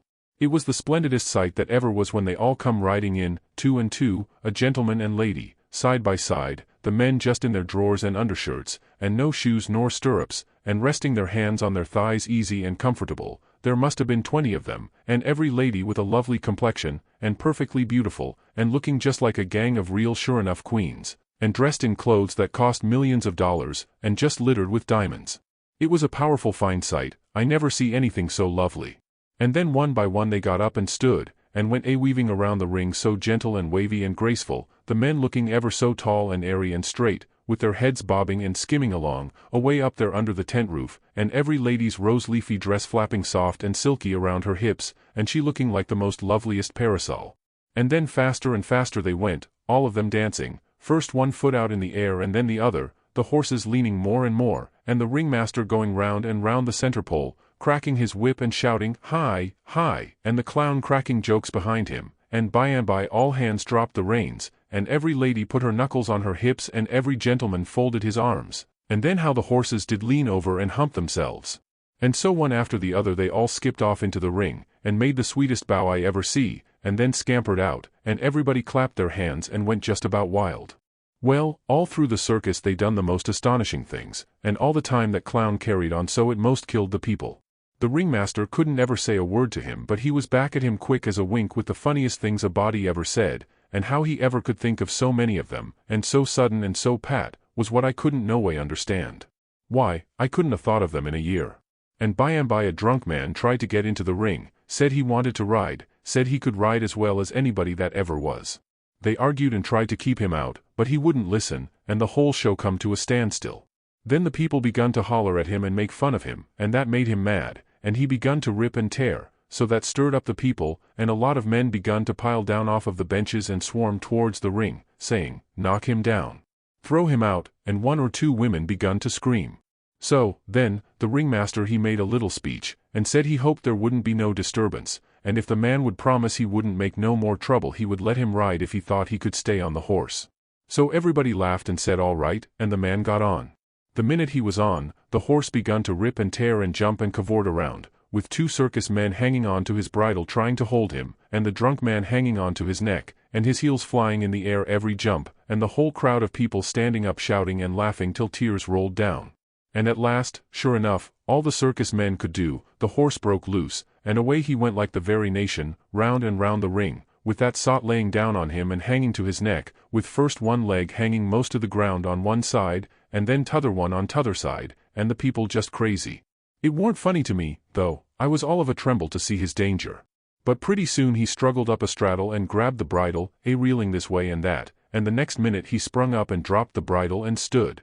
And the horse going like a house afire too. He just stood up there, sailing around as easy and comfortable as if he warn't ever drunk in his life, and then he begun to pull off his clothes and sling them. He shed them so thick they kind of clogged up the air, and altogether he shed 17 suits. And, then, there he was, slim and handsome, and dressed the gaudiest and prettiest you ever saw, and he lit into that horse with his whip and made him fairly hum, and finally skipped off, and made his bow and danced off to the dressing room, and everybody just howling with pleasure and astonishment. Then the ringmaster he see how he had been fooled, and he was the sickest ringmaster you ever see, I reckon. Why, it was one of his own men. He had got up that joke all out of his own head, and never let on to nobody. Well, I felt sheepish enough to be took in so, but I wouldn't have been in that ringmaster's place, not for $1,000. I don't know, there may be bullier circuses than what that one was, but I never struck them yet. Anyways, it was plenty good enough for me, and wherever I run across it, it can have all of my custom every time.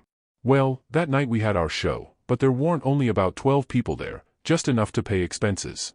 And they laughed all the time, and that made the Duke mad, and everybody left, anyway, before the show was over, but one boy which was asleep.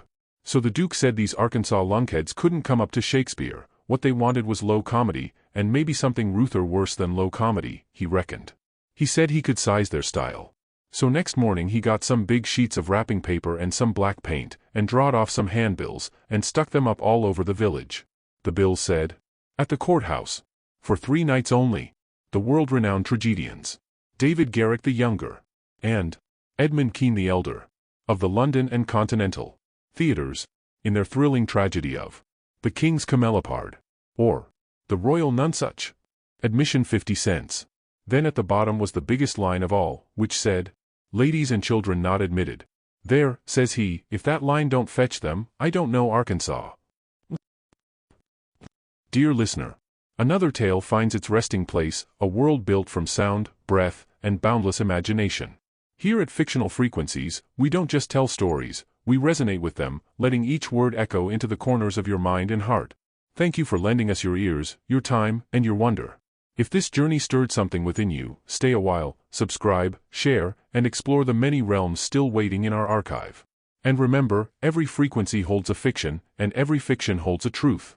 Until our signals cross again, may your nights be vivid, your dreams untamed, and your inner world forever wide open. This is Fictional Frequencies, signing off.